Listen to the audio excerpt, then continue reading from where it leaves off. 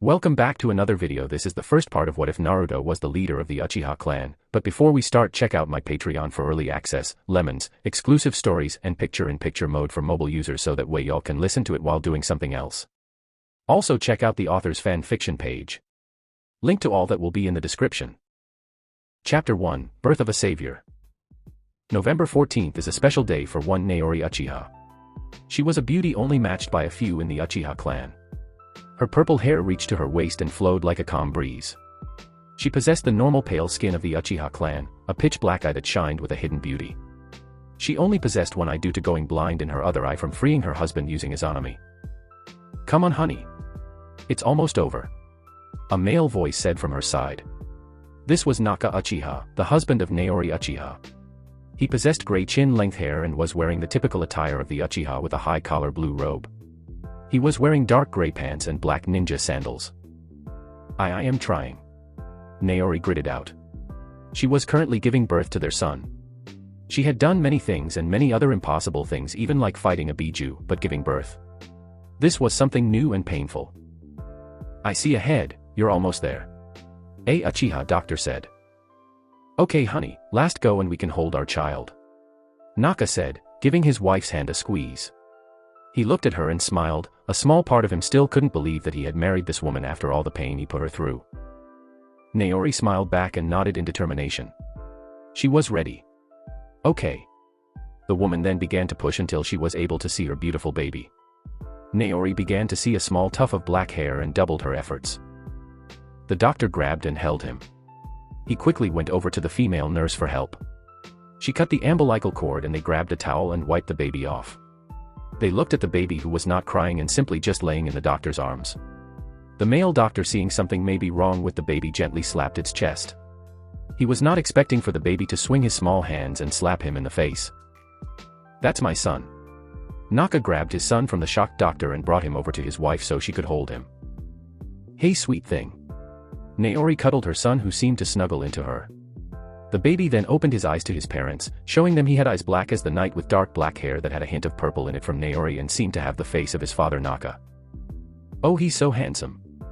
Naori rubbed her face on Naruto's, making him let out a small gurgle that sounded like a laugh. "He looks like me but with your hair. I can see it now, he will be a lady killer when he gets older," Naka said and poked the baby. Naori sent a slight glare at Naka. "My son will be a proper gentleman. I won't let these girls get my son." "You mean our son, Naruto?" Naka said and brought them all into a hug. Naori blushed while smiling. "Yes, our little maelstrom. I hope he will make things better around here." The beautiful family moment was interrupted when they heard Naruto's stomach grumble. "Guess he's hungry." A knock came from the door. Naka went over and opened it, seeing none other than the clan leader and his family. They were close friends. "Hello Fugaku and Mikoto," Naka said with a small smile on his face. This was one of his closest friends, but the relationship had been falling apart ever since the Nine Tails attack. They started to see things differently and even had small arguments from now and then. "Hello Nakasama," a small boy holding a bundle in his arms said. This was Itachi, who was holding his younger sister Satsuki Uchiha. "Sup little man, I've heard a lot about you." Naka spoke to the young rising star Itachi. "Yes, he is very talented and will do great things for the clan," Fugaku said and patted Itachi on the shoulder. Naka noticed the small and almost unnoticeable frown on Itachi's face. "Is Naori okay? The doctors left so we guessed everything was good," Mikoto asked with barely contained excitement. "Yes, everything worked out just fine," Naka said with his own smile and let the family in, more like Mikoto let herself in. "Hey Mikoto," Naori said with a smile. Naruto had finally let up and let out a big burp, making the two women laugh. "Oh, he's so cute, can I hold him?" Mikoto asked. Naori laughed at the all-powerful Mikoto acting like a little girl in front of her son. Mikoto held Naruto in her arms and rocked him back and forth while making baby noises at him. Naruto opened his eyes and gazed at Mikoto as if he was searching her soul. He closed his eyes and allowed Mikoto to keep holding him. Over to the other side of the room, Fugaku and Naka were talking. "Things aren't looking well for us, we are being blamed for the Nine Tails attack. They said there was a Sharingan in its eye," Fugaku said with a blank face. Naka only slightly widened his eyes. He also had a blank face, giving nothing away, much like his friend. That's complete bullshit. The only ones who could put the 9 tails under a genjutsu would be me. And I would never do something so stupid when I'm about to start a family. I know, Naka, but the village council keeps bringing you up and pushing us further out of the village. We can't even walk in the village without people talking behind our backs or pointing fingers. Fugaku clenched his fist at the disrespect to his clan. After everything they did for the village, this is how they treat us. Naka placed a hand on his shoulder. Keep calm, now is not the time for us to blow a casket. We will simply think of another way to solve this and gain our respect back in the village. Fugaku sent a nod of appreciation to Naka. I didn't come here to brainstorm ways to earn our respect back. We have come to congratulate you on becoming a father. The clan head brought Naka into a manly hug of respect. Thank you, Fugaku. Naka said with gratitude, returning the hug to his old friend. Itachi tried his best to listen to the conversation, but they were quiet, and if he tried any harder to listen into the conversation, he would possibly be compromised and punished by his father. Itachi-kun, come look at the baby. His mother called, and he went over to see the baby of his friend's mother. Itachi walked over to see his mother holding young Naruto, who looked comfortable. Naruto looked at Itachi with his black eyes and seemed to squirm away from him as if he didn't want to be close to the young Uchiha. Mikoto, seeing this, only giggled into her free hand. It seems that he doesn't like you, Itachi-kun. Naka came and took his son. Don't worry, Itachi, he doesn't know better right now. Maybe when he gets older he'll play with you. Itachi only nodded at what Naka said and went to stand by his father's side. Naruto then extended his arms to his mother Naori. Naka, seeing this, gave him to her and watched the happy smile come across Naruto's face. The baby then began to play with Naori's purple hair. He ran his chubby little fingers in her hair and pulled it a little. Upon doing this, he noticed the white eye on the left side of his mother's face. Being a baby, he seemed to not pay attention to it, although his father saw Naruto looking and frowned. It was his biggest regret in life. If only he had seen reality sooner and not chased after a false dream. Mikoto, seeing that they spent enough time here, decided it was time to leave. Okay, let's allow the new family to rest. Fugaku and Itachi rose from their seats and walked over to the door. They didn't want to listen to their wife/mother make any more baby sounds. The other family gave them one more goodbye before leaving. Enjoy it while you have it, Naka, things will only get worse from here on. These were the final thoughts of Fugaku, the clan head of the Uchiha. He hoped that his clan could make it through this time of struggle. 6 years later. Naruto Uchiha stood outside covered in sweat. This was not new to him though. He would come outside and train for most of the day with his father or mother. Today was physical conditioning, and he had just got done with a 3K run and 300 push-ups, sit-ups, and squats. Normally a young boy wouldn't be able to do this, but since he used chakra in order to enhance his body, he was able to push a little further. His father, Naka Uchiha, had told him it was important to have a strong body in order to excel in the ninja world. It was the base of all ninja foundations. Whether it be ninjutsu, taijutsu, or genjutsu. If your body wasn't strong enough, you would not be able to succeed. So he practiced his hand-to-hand religiously. There wasn't a single kid his age in the clan that could best him in hand-to-hand.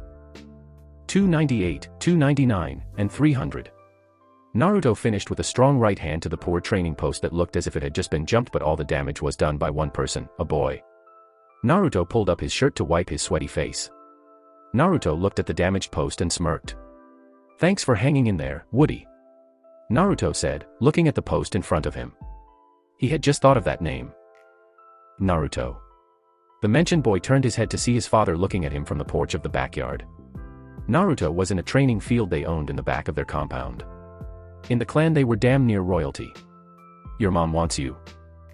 Naruto nodded and drank some water before running off to his father. How was your day today, Dad? Naruto looked at his father with an almost searching look. He was smart for his age and even was called a genius. The young midnight-haired boy was not ignorant to the way his clan was looked at in the village.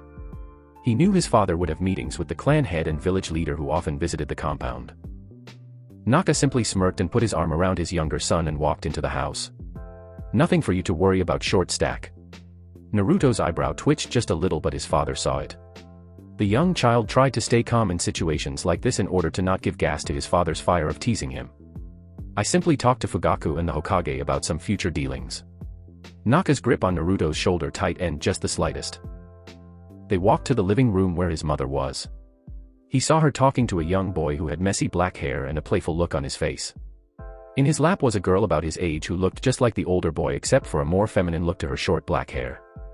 This was Shisui Uchiha and Mira Uchiha, two siblings and friends of Naruto. Mira saw him first. Naruto-kun. The girl jumped off her brother's lap and ran to Naruto and wrapped him in a big hug, ignoring the fact he was wet and sweaty. Naruto had a small discomfort on his face and patted her on the back and pushed her off, making the girl pout. "I wanted a hug, not a back rub, Naruto-kun." "I don't know what you are talking about, that was a hug," Naruto said with crossed arms. Mira, seeing this, opened her arms again and walked closer to Naruto, making the boy take a step back. She pounced on him and brought him into another hug. "If only I wasn't so tired, I could have gotten away." Naruto sighed in his head. He would give the girl what she wanted. The young Naruto wrapped his arms around the girl, making Mira smile in joy. Mira pulled away and smiled. "See, that wasn't so hard now, was it?" "It was incredibly hard," Naruto said sarcastically.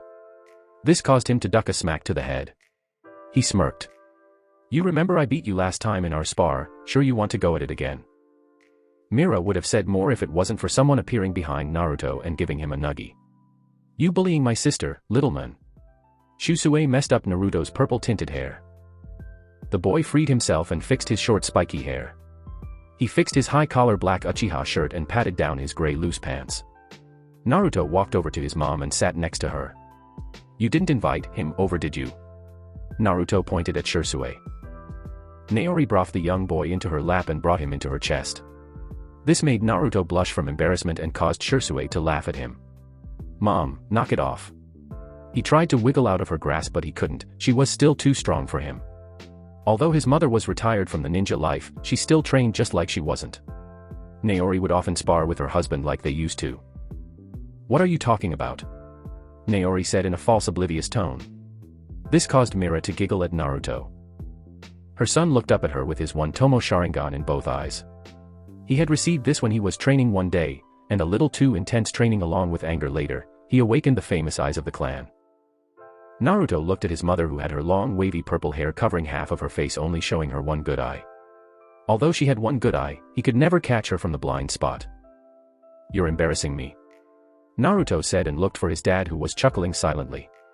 Naruto sent the man a glare, but it didn't do anything with his red cheeks and only caused Naka to burst out in laughter. "Okay honey, I think you've shamed our son long enough." Naori allowed Naruto to get up. He huffed and walked outside the house, leaving his mother to chuckle along with Shisui and Naka. Mira followed Naruto outside the house. Naori stopped and only looked at the back of her son with loving eyes. His Uchiha crest showed proudly in the bright rays of the sun. He would go on to do great things, that she was sure of. She would be there to support him in any way he needed. Naruto was making his way through the Uchiha district. Alongside him was Mira. "You don't have to come with me, you know." Naruto turned his head to look at Mira with his cold black eyes. Mira only smiled back. "I know. But where are we going anyways?" "I'm going into the village so I can look at weapons in this shop." They had to leave the Uchiha compound just to go into the village they helped found. Kicked out of their own village, ridiculous. They bleed, sweat, and cried over the village, and this is how they're thanked. "Oh, well, I will come too," Mira said and grabbed his arm.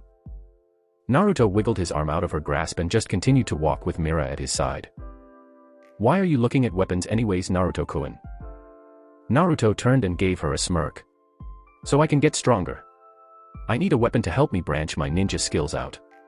Most Uchiha only stuck to jutsu and genjutsu and used little tantos. He wanted to be different and become the strongest Uchiha since Madara. Yes, he had read up on the man and one of his idols after his dad, of course. "A weapon, we are only 6.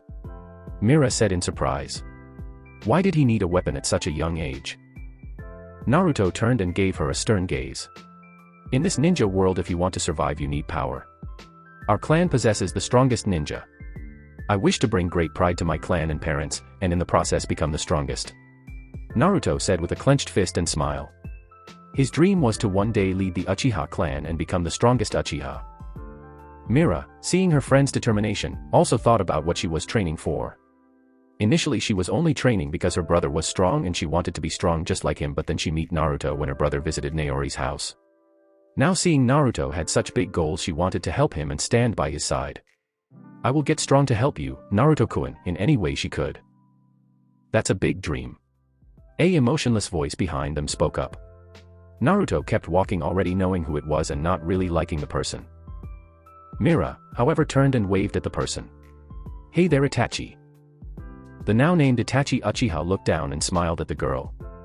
Hello Mira, how are you today? Great, I am going with Naruto-kun to find a weapon. Itachi raised an eyebrow. A weapon? Yeah, Naruto-kun says to help branch out from the clan ways a little bit. Mira told Itachi what Naruto just said. Naruto in the distance turned and looked at both of them. Naruto gazed at Itachi. He never really liked the guy. Naruto was aware of how talented he was in the ninja arts and gave his props because he indeed was talented. However, during this troubling period for the Uchiha, he noticed how Itachi seemed to be at the center of it all. That meant whatever happened to the Uchiha clan would depend on Itachi, who was an umbu of the village and no doubt had extreme loyalty to the village. Itachi looked back towards Naruto, trying to figure out the young boy who seemed to hold some kind of distrust towards him. Ever since a young age, Itachi could never get close to the boy who seemed to have a lot of respect from the other Uchihas of their clan. He had heard when Naruto activated his Sharingan at such a young age, the clan seemed to act as if Naruto just created the sun and called him a prodigy. He didn't even know how the hell Naruto did this at such a young age. He had to see his friends die and Naruto just trained and experienced intense emotion. He must have been in a really high emotional state, or his dad took it too far with training and he would bet on the latter. Mira. Come on or the shop will close. Naruto shouted to the young girl. See ya Itachi, got to go get stronger. Mira then ran to Naruto, leaving Itachi to himself. Naruto Uchiha, what does your future hold? I wonder what will become of you. Itachi then left in a flutter of crows, but not before catching the backwards glance of Naruto. Along the way to the weapon shop, Naruto received bows and greetings from the people. Old and new, they all respected him for who he was. He responded to all of them, while some of the more hostile Uchihas only scoffed or ignored the spiky-haired boy. Naruto and Mira made it inside the Leaf Village and were making their way to the ninja tool shop. Unlike in the compound, they were treated with disdain and scornful looks. They heard mutters behind their back calling them traitors to the village. Mira was getting uncomfortable and hid behind Naruto a little and grabbed his hand for comfort. Naruto, seeing this, activated his Sharingan and glared at the civilians, causing them to back off. He held Mira's hand tighter and picked up his speed so they could get out of this place. Despite the situation, Mira blushed at how Naruto was holding her hand and protecting her. It was just like in the princess stories. Next thing, he would pick her up in his arms and kiss. No. I am too young to be thinking about things like that. Plus, I need to focus on getting strong right now. I want to be a strong kunoichi like Naori-sama. We're here. Naruto's words brought her out of her thoughts and made her look at the shop they were standing in front of. It was called Leaf Weaponry. This is a big shop, Mira said in childish awe. Naruto gave her a smirk while still holding her hand. That means they have a lot of weapons to choose from. Naruto walked into the store and finally let go of Mira's hand, much to her disappointment. A bell sounded, alerting the shopkeeper to their presence. Welcome to the dash dot. He stopped when he noticed it was little kids and Uchiha kids. Out of my store, no kids allowed. The grizzly men from behind the desk said, motioning them to leave. What? There is no sign for that. Mira shouted while Naruto stayed calm and started to look around, ignoring the fool. Well, I am telling you to leave, the shopkeeper said, getting angry. What's your problem? Naruto asked in a calm tone with his back to the men, allowing him to see his Uchiha fan in full detail. My problem is that I have kids in my weapon shop. This is a ninja village, I am sure you have kids come in here all the time. So what is so different about us coming in here? Naruto said and picked up a regular katana. He waved Mira over. Look Mira, do you like these?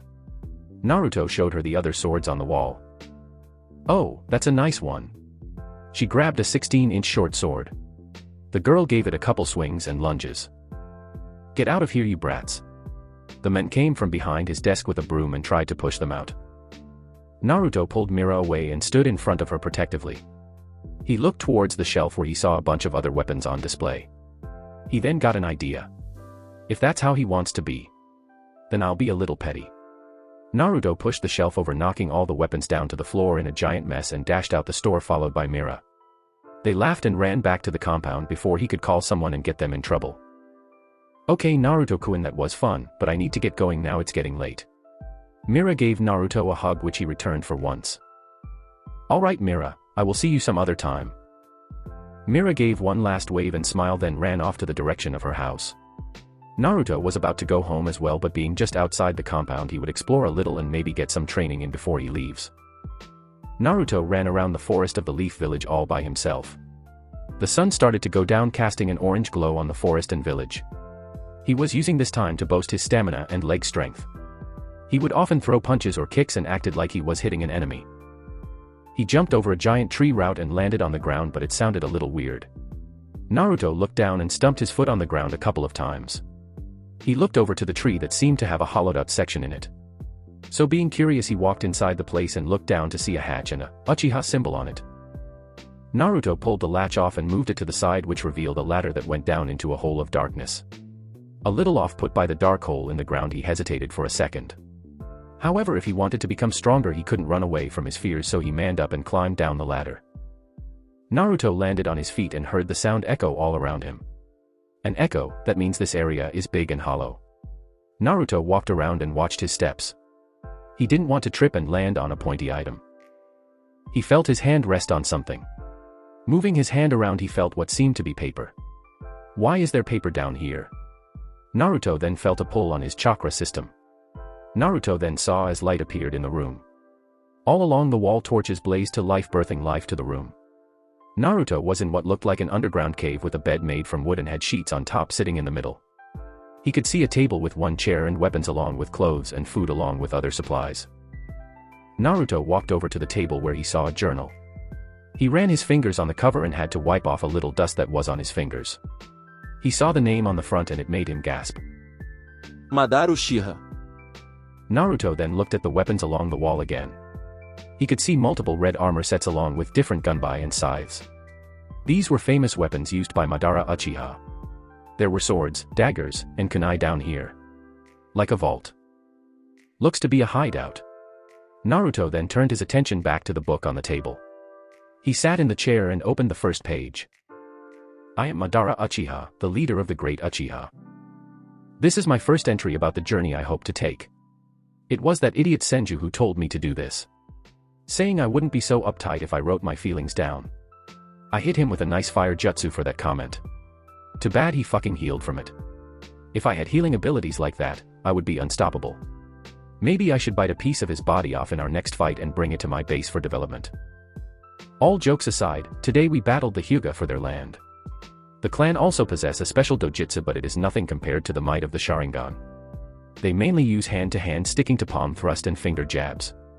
Deadly at close range, especially the clan head of theirs. His name was Eren Hyuga. He danced well, but once I figured out how their gentle steps worked, it was child's play. We lost some good Uchiha today, and I pray that they rest easy knowing we succeeded in our battle today. We showed no mercy to the enemies like it should be. Compassion and loyalty to my clan. I will also be learning how to use a scythe today for future battles. I don't see anyone using it and it also looks badass. I will write down my sword style along with fighting style. This will be all for today. It seems the Uchiha women need a man to dominate them once more, and who better than I, Madara Uchiha. Remember, a leader must take charge and lead with courage and power. Madara Uchiha.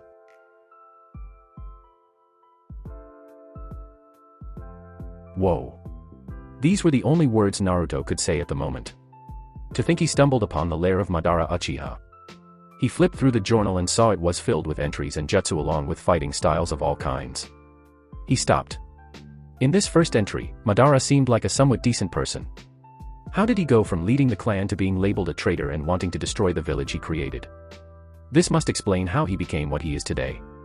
Naruto looked at the jutsu and styles on the other pages. He would use what he had now in order to become strong and make the clan great once again. He got up from his seat and walked back to the paper on the wall. He guessed it was some kind of seal. Naruto watched as all of the light left the cave once again, bathing it in darkness.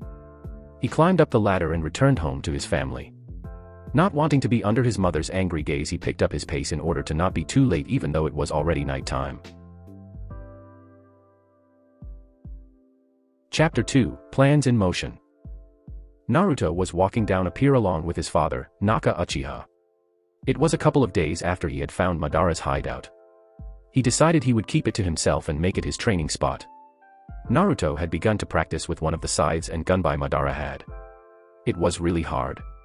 The weapons were heavy and he had a hard time bringing the right amount of force needed for some of the moves. It was good training though, and he wouldn't quit just because things got hard.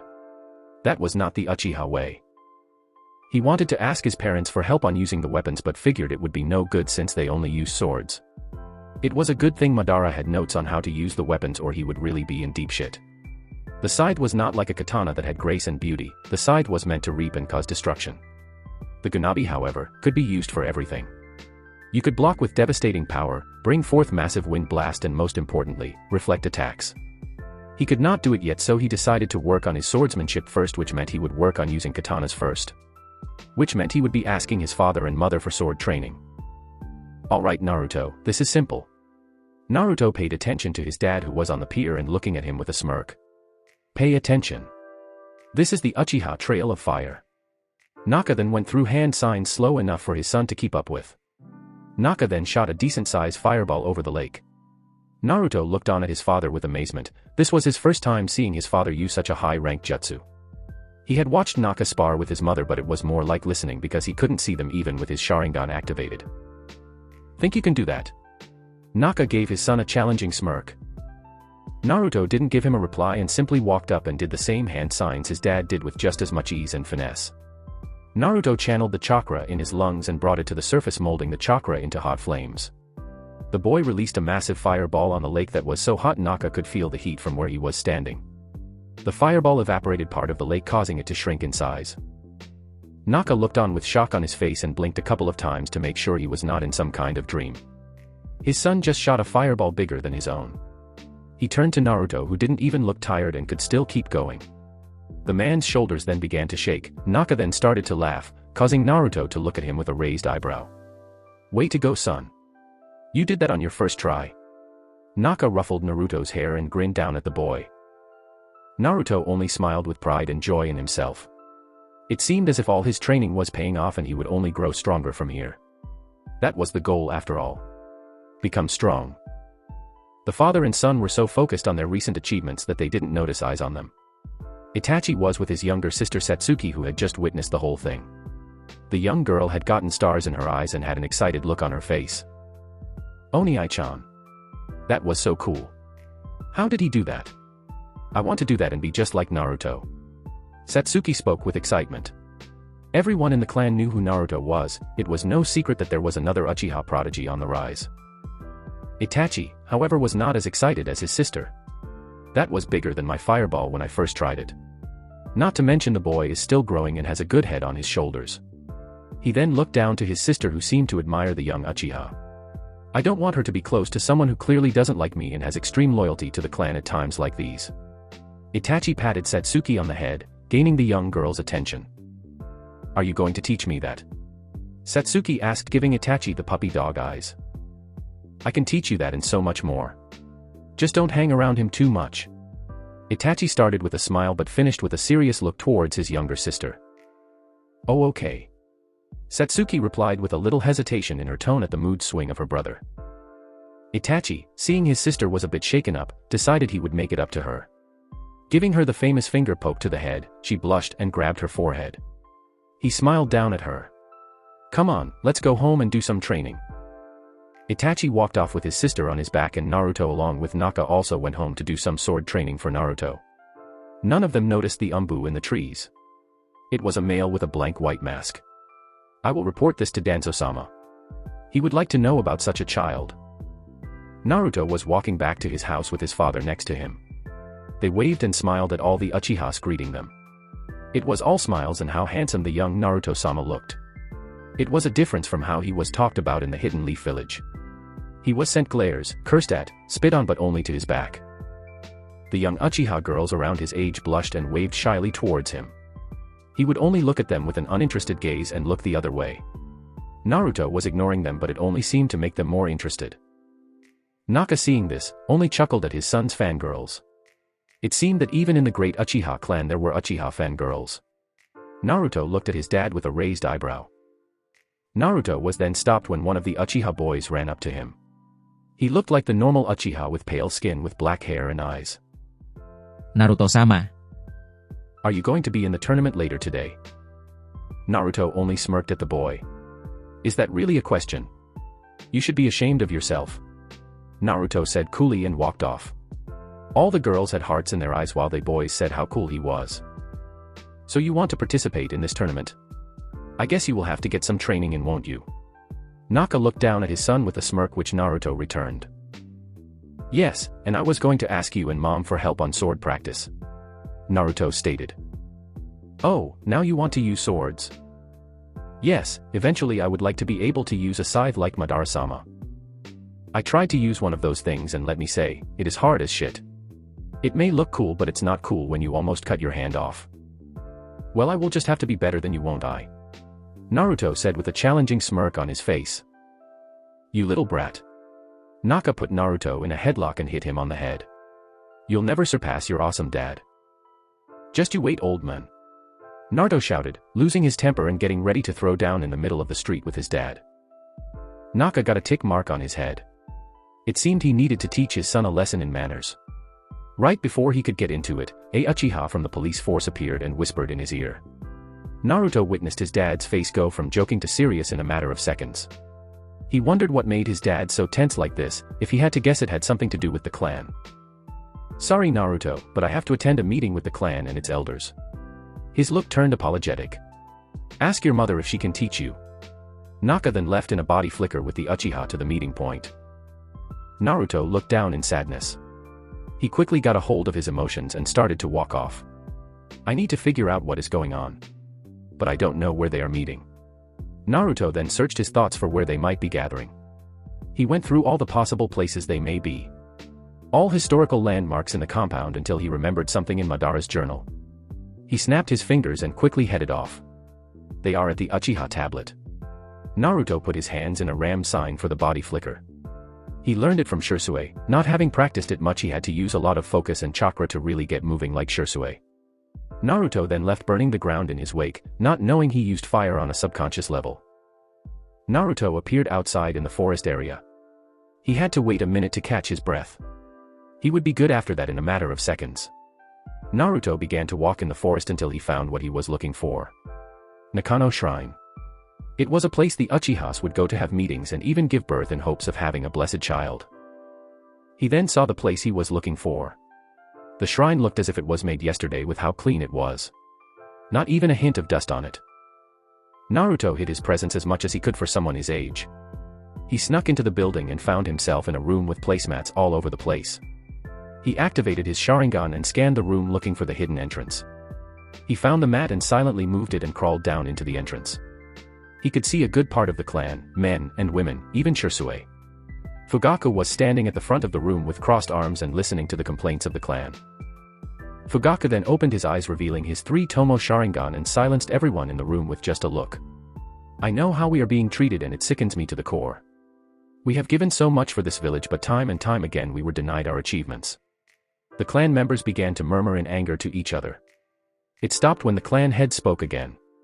I spoke with the Hokage today. He said that him and the council were trying to find a way to figure this all out.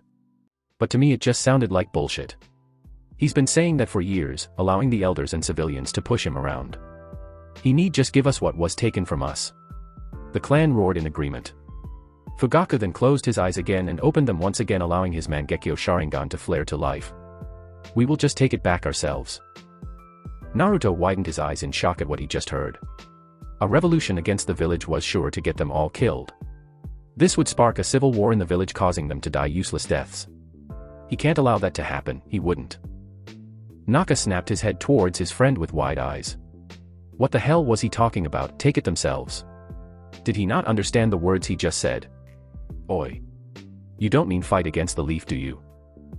That's exactly what I mean. We have suffered under their rule for too long. They won't even let us in the damn village anymore without being watched. Fugaku looked back at his friend with a stern look on his face. There was no backing down from this now. Shit. To think of something so crazy. What will we tell the Hokage now? I could reveal my Manjikyu ability, but that Mandanzo rubs me the wrong way, not to mention how the Hokage seem to not care about their problems. Makes me wonder why I should go against my clan when we have done nothing wrong. This were the thoughts of Shisui Uchiha. He had been spying on the clan along with the village to make sure nothing like this would happen. Foolish. Everyone stopped what they were doing when they heard the shout. They looked behind them to the entrance to see Naruto walking from the back of the room. And Naruto. Naka muttered. What are you doing here, boy? Uchiha shouted, pointing a finger at Naruto. Only to recoil from the heated glare he received from the boy who had his Sharingan. Although he was a child, he Serpsingling could release a good amount of Ki. What is wrong with you? A revolt against the Hidden Leaf Village. Not only will that fail, it will also get us all killed. Naruto raged at all of them with his red eyes beaming in the fire-lit room. The clan members were silent at the moment.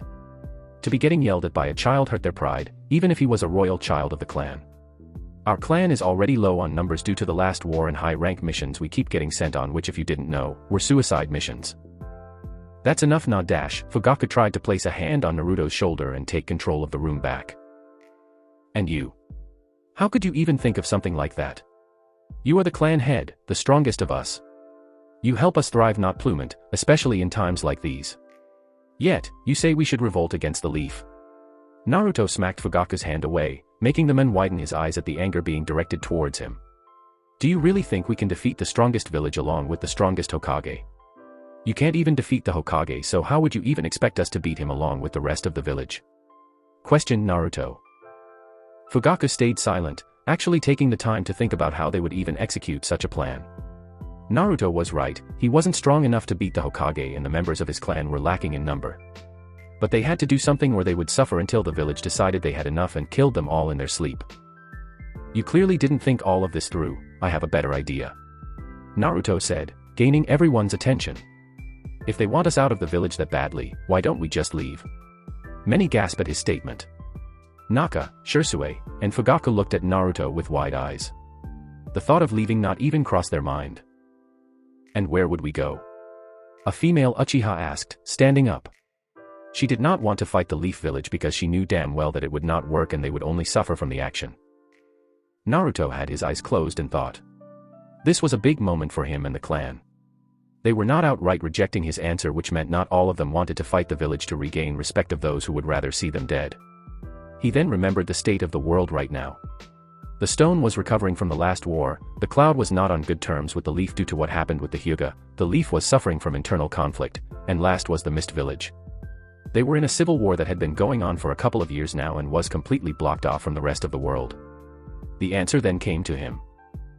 We will go to the hidden Mist Village. Naruto stated simply. Once again the Uchiha were shocked. Out of all the places to have picked, the Mist Village, which was already in a civil war, was just crazy, but compared to what they were about to do, could it really be that much different? I know what you are thinking, and yes, it is a wild idea. But think about it. If we go to the Mist Village, we can help the bloodline users and take charge. If we show up, not only will the people be in our debt, but we can also lead the village once everything is over. Genius, to think of such a plan at a young age. Shisui thought in amazement towards Naruto. You think the leaf will just let us leave? Fugaku asked, a bit interested in Naruto's plan. What are they going to do, hunt us down? No hunter ninja in that village is strong enough to take us down. It would take the Hokage and some of his top ninja to bring us down, and even then the leaf would suffer major losses, making them even weaker. Naruto replied with a proud smirk.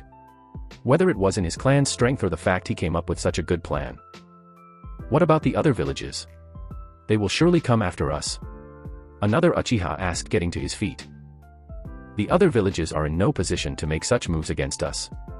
It will be a clear shot to the Mist Village, and all we would have to worry about are Umbu forces and spies. Naruto said, narrowing his eyes around the room with a piercing gaze. What do you mean, spies? Are you saying someone is a traitor to the clan? Fugaku asked with a serious tone. This was something he had been thinking about for a long time and had a feeling he already knew who it was, or maybe he knew but just didn't want to believe it. Yes, I already suspect it to be someone, but I am sure you know who I am talking about. Naruto casted Fugaku a look that said it all. It made his heart sink to think about it like that. Not him. Damn, to think Naruto would suspect Itachi, and it seemed like his father already knew this the whole time but still invited him into the meetings. Should I tell him about this or not? I will keep it to myself. Shisui put his head down in the back of the room in deep thought. Because his head was down, he didn't notice the intense look he was receiving from Naruto. So it seems he was in on it as well, but he seems to not be fully committed. Naruto liked that. As much as Shisui got on his nerves, he was still family and a close friend. Not to mention the brother of Mira. Naruto then looked around at the people gathered. They filled up the whole underground hideout. There were about 70 members down here and they were all very powerful. Still not enough to fight a whole village. They seem to not be behind me fully. It could be because I am a kid and don't hold any real power. Naruto clenched his fist. Again, the lack of power crept into his mind. Naruto knew he had to get strong and earn the clan's respect, and the tournament later would be the perfect place for that. He just needed to be careful or this greed for power would overcome him like his father told him. Naka still regretted what he had done for power till this day and was reminded of it every time he saw his wife's one good eye. Naruto walked back to the exit and the Uchihas created a path for the young boy. They had their heads bowed just the slightest, not even realizing they were doing this. Fugaku looked on with surprise at the young boy. This boy came in here and shocked the place to its core and hammered away some good points which he would have to think about. Naka looked at his son with pride. He was turning into quite the shinobi and would no doubt make his family proud. He would make sure his son thrived in this world. Naruto walked back to his house in deep thought. The things he discovered just now were actually mind-blowing. He felt anger at his clan for thinking of such stupid plans, confusion at why the village would push them so far that it would come to this. He then felt resolute that he needed to save his clan from such destruction. After going through the notes of Madara, he also found a dislike for the Senju. It was for different reasons though. He disliked the Senju because they were being oppressed by the teachings of the Senju. This was what Madara warned his clan about. Naruto had read a little further in the journal of Madara in the search of looking for more teachings. He found life lessons and ways to improve the Sharingan. Naruto decided that when they moved to another village they would have to lead the village. He would take time to think over this matter some more. Putting those thoughts aside, Naruto opened the sliding door to his house and immediately went to the back, not even bothering to take off his shoes. He simply went to the back. "Hey son." Naori greeted her son with the same loving smile she always gave him. She was surprised when he didn't even answer and just went outside. "What's up with him?" Naori got up from her seat and walked to the backyard and saw Naruto knee-deep in training. He was going through katas for the interceptor fist. It was most effective when the Sharingan was activated and you simply predicted the moves of the opponent. Naruto didn't have his Sharingan activated and simply wanted to master the style without the eyes first. So when he did activate the Sharingan, it would be impossible to get the upper hand on him.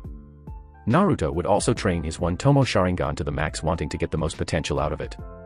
He trained it to the point where the eyes would forcefully be deactivated from lack of chakra. Naruto then went through hand signs for the fireball jutsu. Naori watched in amazement as she witnessed Naruto make the biggest fireball she had seen for such a small child. What was even more amazing was that Naruto did not seem tired whatsoever. He then started to do physical workouts. Naruto would normally do 100 push-up, sit-ups, and squats, but he was going to push it and go for 200 today. Naori watched as her son trained non-stop and didn't give up. That was something you would need to become a successful ninja. However, you also needed to take a break. Naori appeared in front of Naruto and caught his fist, making him look surprised for a little. His mother was also surprised at the force that was carried in that punch. It made her bones rattle just the slightest. "Time to break, Naruto-kun." Naori clapped her hands with a smile. She could see Naruto needed to break or he would pass out.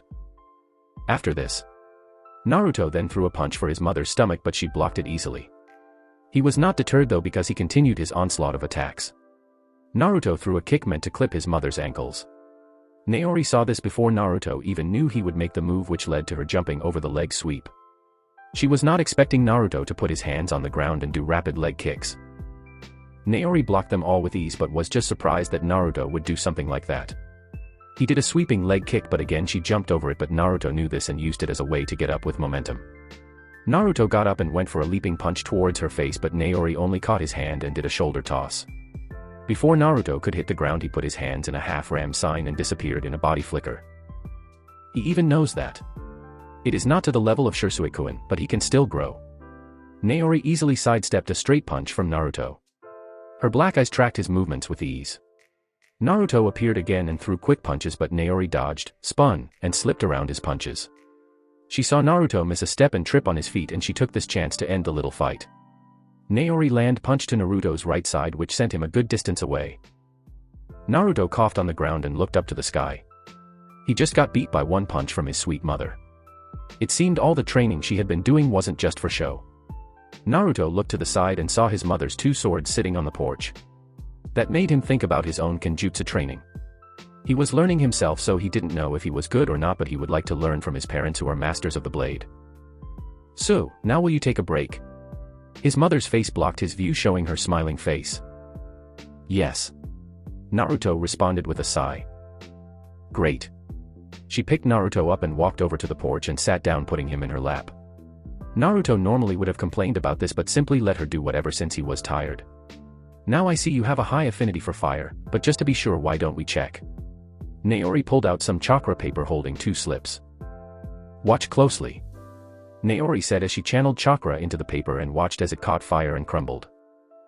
"So you have fire and earth?" Naruto said, more as a statement than a question. "Yup, now let's see what you have." She handed her son the slips, which he took with vigor and all to quickly channel chakra into the paper. Naori watched as the paper caught in a blazing inferno and sparked with lighting that seemed.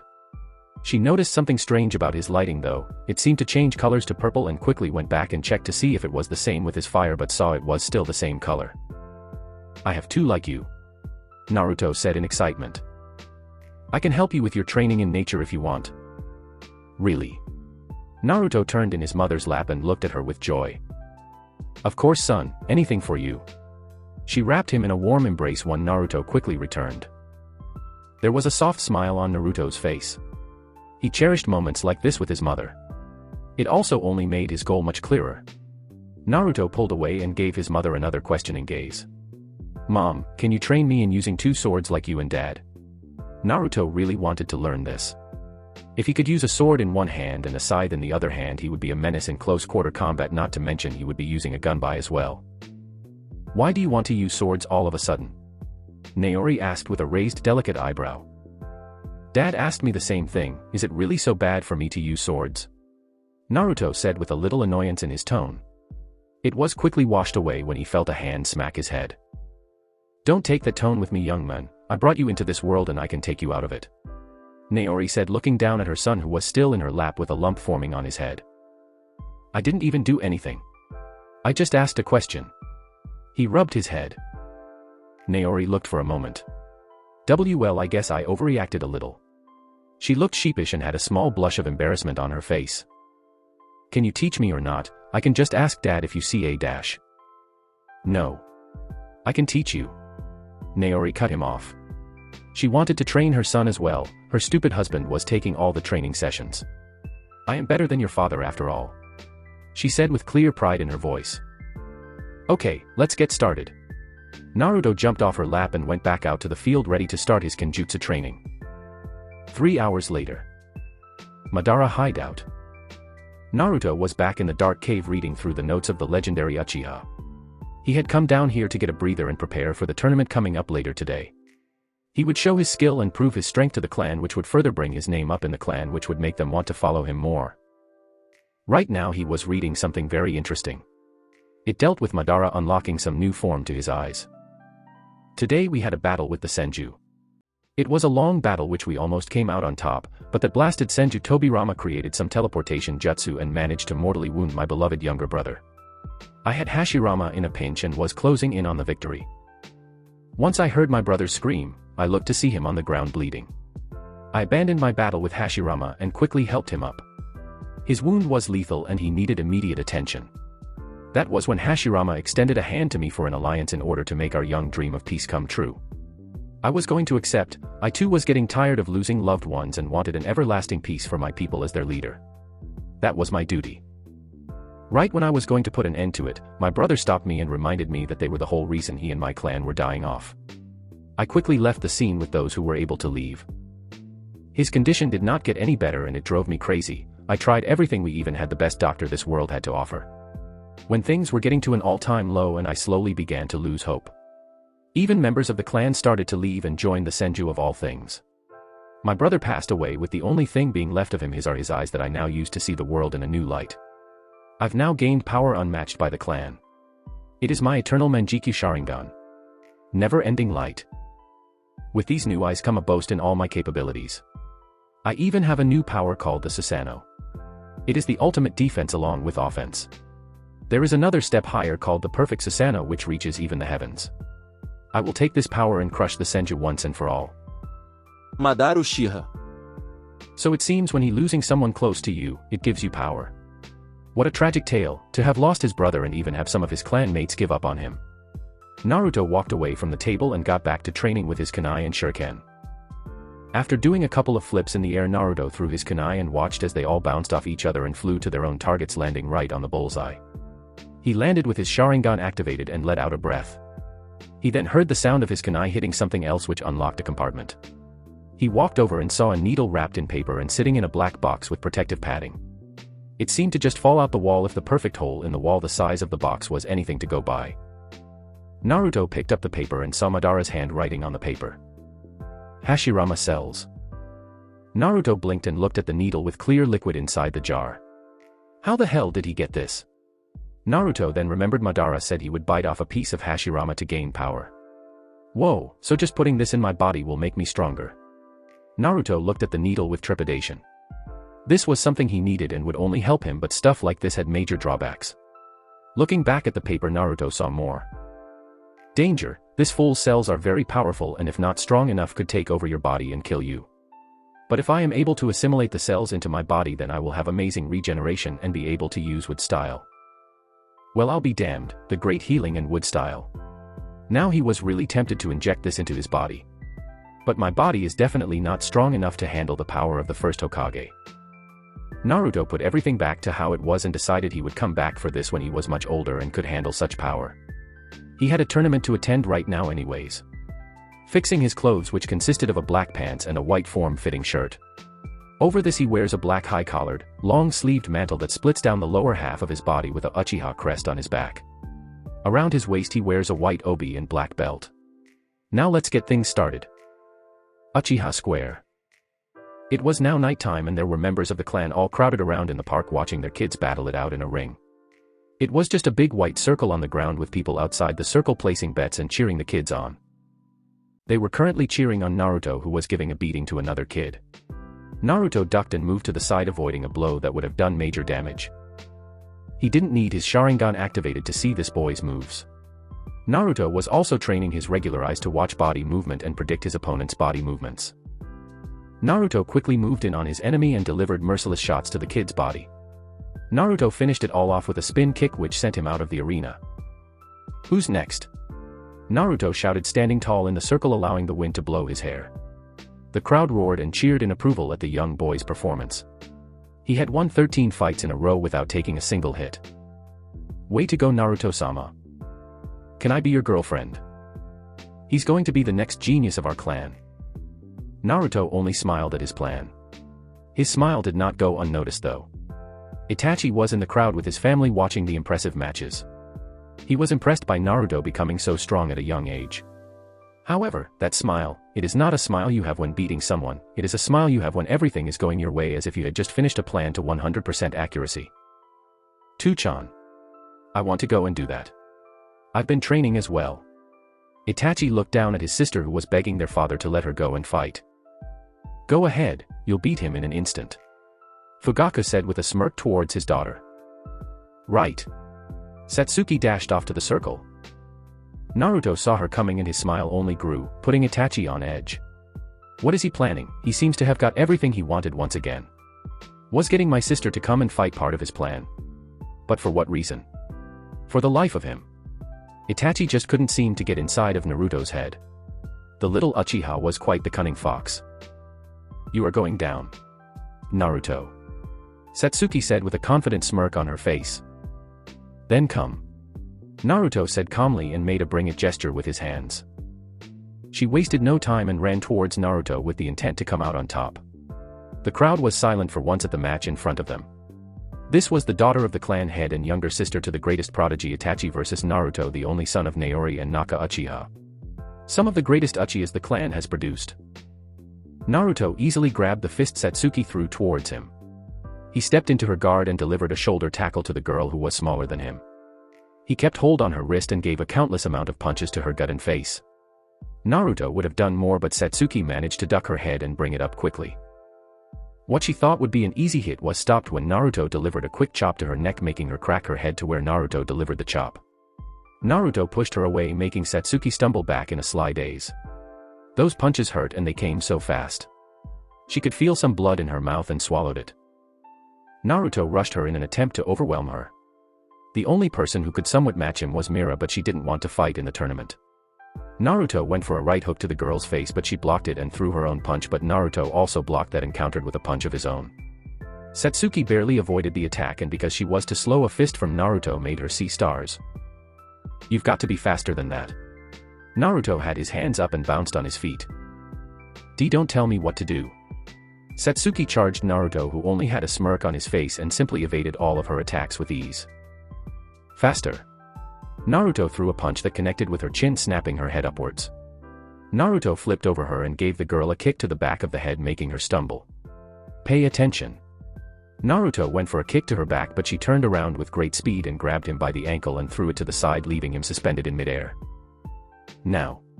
Satsuki shouted inside her mind and delivered a strong punch to Naruto's gut, making him wince a little from the clean hit. Naruto landed on his feet but had a hand on his gut. "Not bad, it seems I took you too lightly." Naruto stood to his feet, all the pain from the recent attack gone. "I'll end this right now." Naruto activated his one-tomo Sharingan, making everyone in the crowd gasp. A boy of only 6 managed to awaken the Sharingan. This was the youngest case of someone unlocking the Sharingan. He would surely go on to do great things in life. No time to be amazed, stay focused. Naruto dashed in with speed far greater than what he was using a minute ago. Satsuki tried to stop him with a punch, but he simply blocked it. He delivered a barrage of kicks, but Satsuki blocked them. She put her hands down thinking it was over until she felt the sandal of Naruto kick her in the face, sending her rolling across the ground. About to get back to her feet, she looked up to see Naruto coming down with a fist ready to knock her out. Satsuki closed her eyes expecting Naruto to hit her in the face, but cracked open one eye to see Naruto smiling down at her. A little dust of pink came to her cheeks from how handsome Naruto looked at this moment. "That was a good fight, train harder and come face me again." Naruto extended a hand to her. Satsuki's family was watching with a mixture of emotions. "Oh my, has our daughter found her a little crush already?" Mikoto giggled into her hand. She lost, and Naruto beat her so easy. Fugaku said in shock. They had been training their daughter in the way of the ninja and she was showing good results. But Naruto beat her like it was nothing, even when he didn't have his Sharingan activated. To think, he could control the flow of the battle so perfectly. He only activated his Sharingan so he could show everyone. Itachi looked on with an impassive face. Naruto stood in the middle of the ring with a satisfied smirk on his face. Everything had gone according to plan, and now was the last part. The winner is Naruto Uchiha. Uchiha walked over and brought Naruto's hand up and watched as the crowd went wild with cheers. He beat the clan head's daughter. Naruto-sama should become the next clan head. Once again Naruto was satisfied. Everything was going just the way he wanted. All he needed to do was to make sure everyone followed his plan when the time came. Chapter 3, Final Straw. One day later. Naruto was returning home after a training session in Madara's hideout.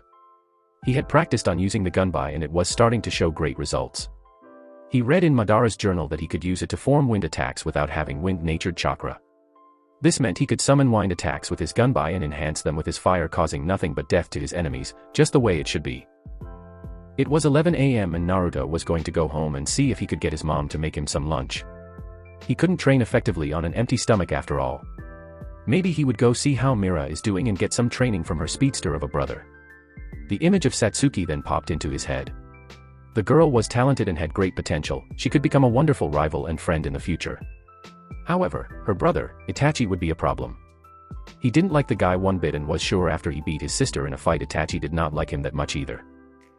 Naruto's thoughts were put to a direct halt when he jumped out of the way of senbon needles that would have knocked him out. Naruto pulled out a kunai and looked around for who that senbon. Naruto activated his one-tomo Sharingan and blocked or deflected a volley of more senbon. When it was over, Naruto lowered his kunai but was still on guard. When lowering his hand he noticed a small cut and felt his left hand get numb. Poison. Damn. I need to work on my reaction time, I was too slow. Naruto mentally berated himself for being poisoned. His red eyes scanned the trees for the slightest hint of movement. He noticed a branch move slightly and immediately launched a kunai at the branch. All Naruto received for his efforts was a log falling from the tree. A substitution. Naruto though quickly and dropped a smoke bomb. Running out of the smoke was two shadow clones of Naruto in different directions. If I make it closer to the compound I will be able to receive help. With that in mind the clones rushed off with speed, surprising the people attacking Naruto. Follow them all, we can't let him escape. Someone spoke from under a tan cloak in the trees, revealing only a lizard mask.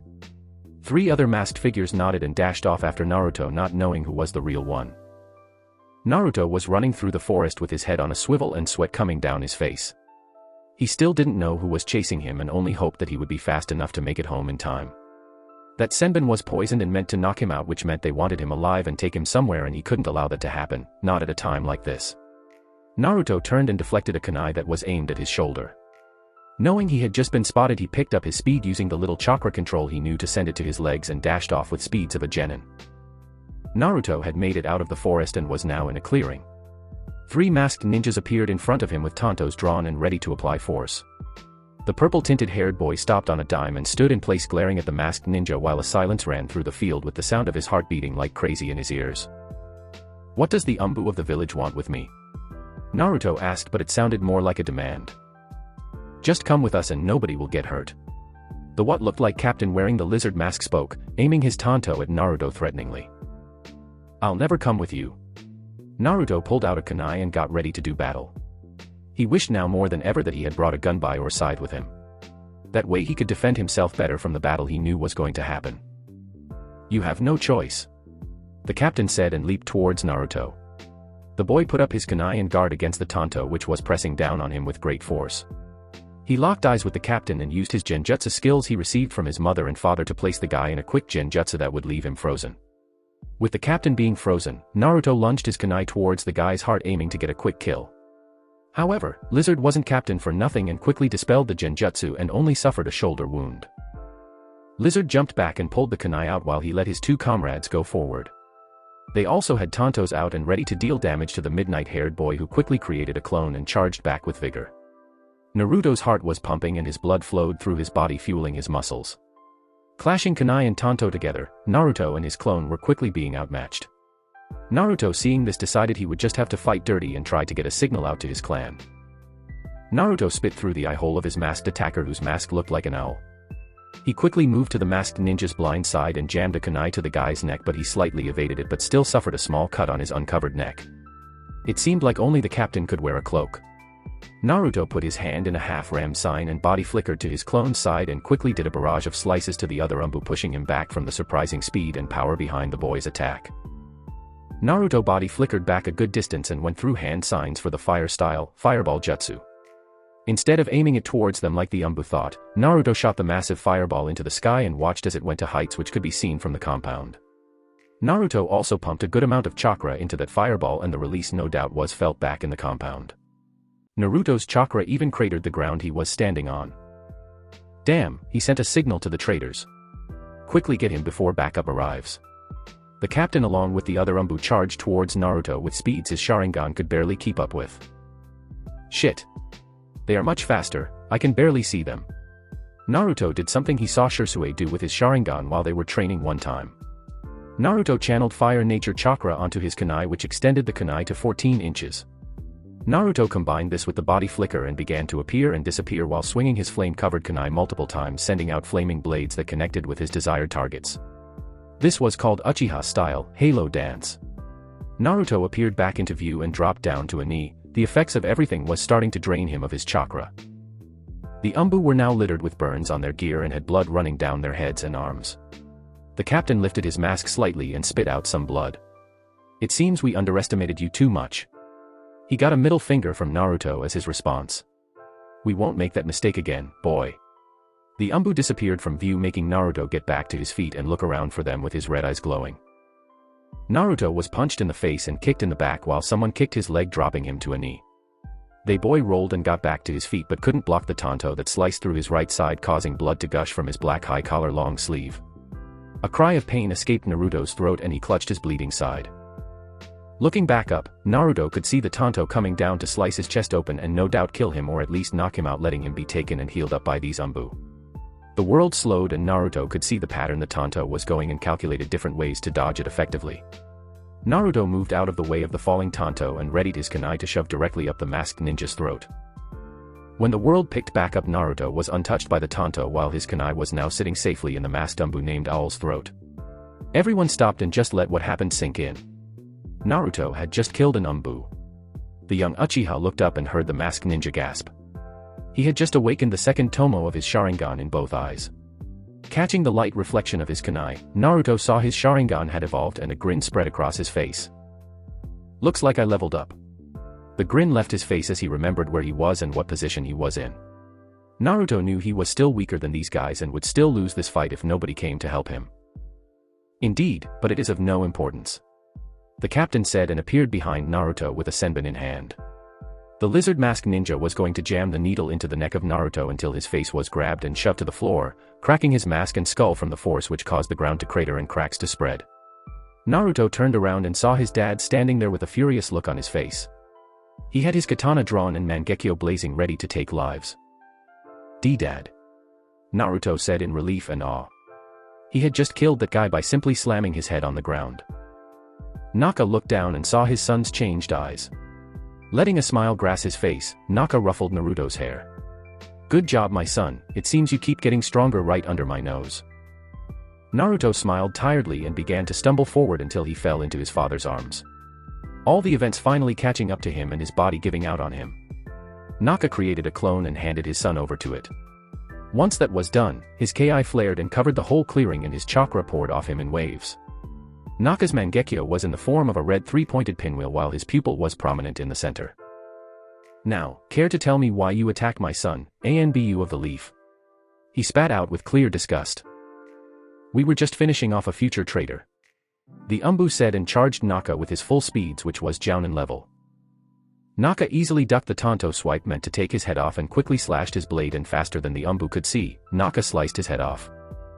Not like it matters anyways, this was the last straw. Naka slid his blade into its sheath and walked over and took his son back into his arms, letting his clone dispel. He gave a kiss to Naruto's forehead and smiled one last time. "You'll go on to do big things, Naruto. Don't let the curse of hatred swallow you up like it did your failure of a father. Never falter from your path, lead the clan into a new age and take care of your mother for me." Giving one last hug to Naruto, he left in a body flicker to the hidden leaf village with a clear goal in mind. A few seconds later, a group of Uchiha appeared with weapons ready, being led by Naori Uchiha, the wife of Naka Uchiha and One-Eyed Empress. The Uchiha scanned the area around and looked at the battle that had clearly just taken place, along with the chakra still floating aimlessly in the air from the leftover battle. That was when they all saw Naruto and the dead bodies on the ground. Naori was at Naruto's side in an instant, checking over him. "Naruchan." She picked him up and saw the bleeding wound on his right side and blood coming from his lip with scratches and dirt all on his clothes. Checking to see if Naruto was still alive before anything else, she placed her fingers on his neck waiting for a pulse. When she felt it, she let out a sigh and wiped the tears that were in the corner of her eyes. Naori picked Naruto up and went back to the clan members that had followed her ready to do battle. They thought it was the Leaf Ninjas trying to send them to an early grave. "Naori-sama." "Is Naruto-sama okay?" a male Uchiha asked, stepping up with worry all over his face. Naori simply smiled at the worry and respect her son was getting from the clan. Her smile dropped and became an angry sneer. "It looks like the Leaf Umbu attacked Naru." Naori's tone was icy and it sent shivers up the other's spine. "But it seems he managed to kill them," one of them spoke up. "No, it looks like Naruto-sama only killed one and the other two died to someone else," an Uchiha said while looking at the dead bodies. "It was my husband, I felt his chakra and Ki on our way here." Naori answered their unanswered question. "But where is he now? Why would he kill them and leave Naruchan by himself? We should hurry to the clinic and heal Naruto-sama of his wounds first," a medical ninja of the Uchiha said, looking at Naruto's injury. "Yes, let us do that first," Naori said and took to the trees, casting a worried glance towards the Leaf Village. Hokage office. Hiruzen was in the office signing paperwork while his mind wondered about the things that had been taking place. The Nine Tails attacked the village, leaving it in ruins and killing the fourth Hokage. People claimed to see a Sharingan in the Nine Tails' eyes, and he too saw the dojutsu of the Uchiha clan in its eyes. There was only one person who was able to control the Nine Tails, and that was Madara Uchiha, but it was no secret that Naka possessed the ability to control Biju, since he did the same thing to the Five Tails during the war when his squad was pinned down and there was no yellow flash to save them. When the attack was over, someone leaked not only the identity of the Nine Tails vessel but also that the Nine Tails was being controlled. He had a feeling that he knew who the person was. He talked to him about it, but nothing seemed to work out and things only got worse. Hiruzen pulled out a folder that was labeled classified. It was about the Uchiha and everything that was going on. Itachi had managed to give him some information containing the clan. He opened the folder and revealed a profile on Naruto Uchiha, the son of Naori and Naka Uchiha. He was the youngest member to awaken the Sharingan at only 6. The boy was showing great skill and was considered a prodigy greater than that of Itachi, who was being called the next Madara Uchiha. Itachi had also sent him a message saying he won the Uchiha tournament last night with ease, which meant he beat the clan head's daughter Satsuki. There wasn't much known about Naruto since he seemed to not like Itachi, therefore the spy was not able to grab any information on him. Hiruzen had asked Shisui to get some information on Naruto, but the information seemed to be lackluster and sloppy at best. It was things they already knew about. Danzo had said that Shisui was a traitor and siding with the Uchiha, therefore needed to be killed for going against the Leaf. Hiruzen agreed with his old friend on some parts. He was also able to notice that Shisui seemed to not be completely faithful to the Leaf like Itachi was, and that could cause problems down the line. Maybe he would send some Umbu to spy on Shisui to make sure his loyalty was to the Leaf. He didn't like doing things like this since he would have to kill him if he wanted to help the Uchihas in whatever plan they were cooking up. A peaceful man he was, and he would try to talk it out first like he had been doing with the clan head, Fugaku Uchiha. However, he always put their issues aside because there were other things he had to worry about of more importance than one clan being pushed outside the village. They should just accept it for the village's sake. I'll talk with Fugaku later. I need to see what the Raikage is talking about. The Hyuga really want something done. I'll call in Hayashi today and see what we can do about this. Hiruzen blew out a ring of smoke from his pipe. He reached into his desk and pulled out an orange book and giggled pervertedly.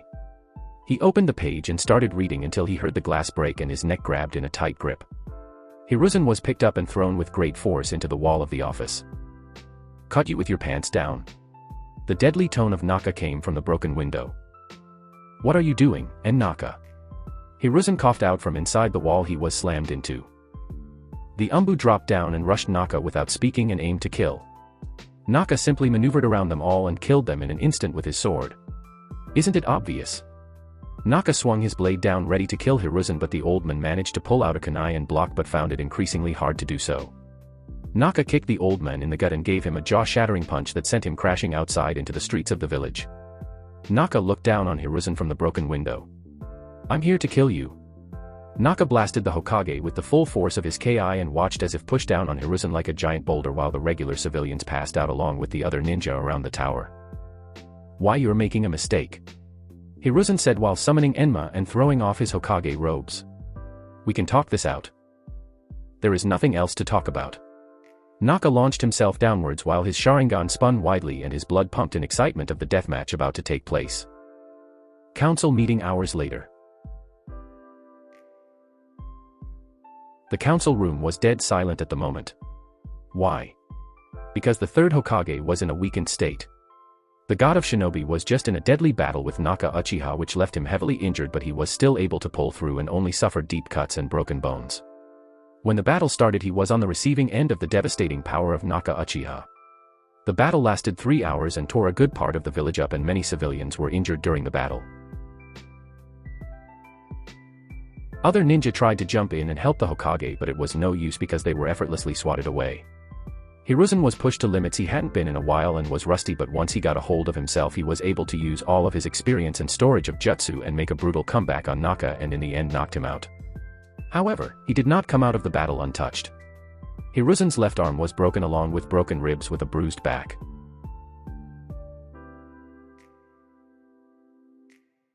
Hiruzen, what the hell happened out there? Koharu shouted at Hiruzen, who was in bandages and small cuts on his face. You saw what happened. The Uchihas have chosen their path. We shall take this chance to strike before they perform an all-out assault. Danzo spoke up with a hidden smirk. Things have gone much better than he expected. It was him who sent the root Umbu after Naruto. He wanted to capture the boy and make him a loyal weapon. But this was also a good outcome. All that was left now was for him to persuade the council into believing the Uchihas were trying to take over the village. But why did he attack you, Hokage-sama?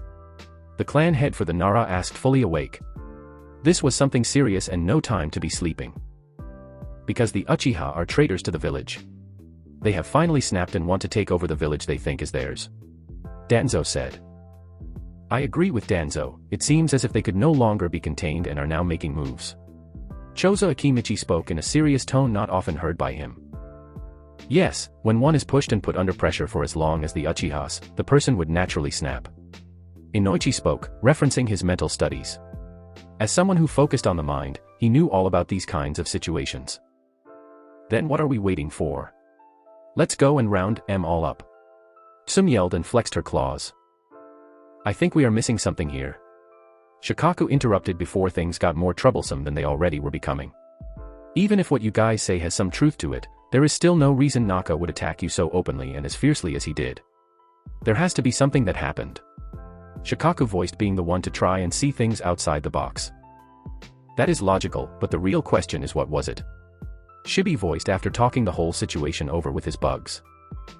Danzo, seeing things were not going the way he wanted them to be, decided he would speak up once again. Does it really matter? They not only attacked the village, but the Hokage. That deserves death without question. That is true. Hayashi said with his emotionless face. Attacking the Hokage is a serious crime.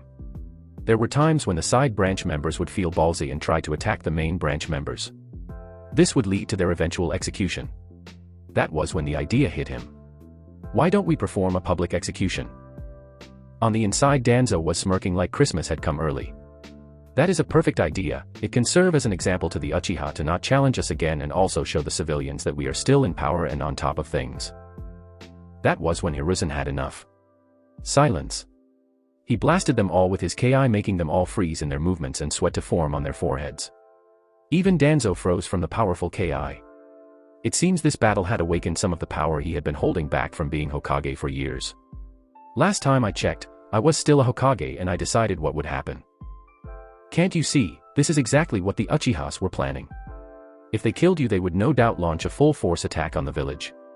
Danzo got out through gritted teeth. Do you hear yourself? Why would they do something so stupid? Hiruzen let up on his Ki, allowing the clan heads to breathe heavily. You're not seeing what's right in front of you.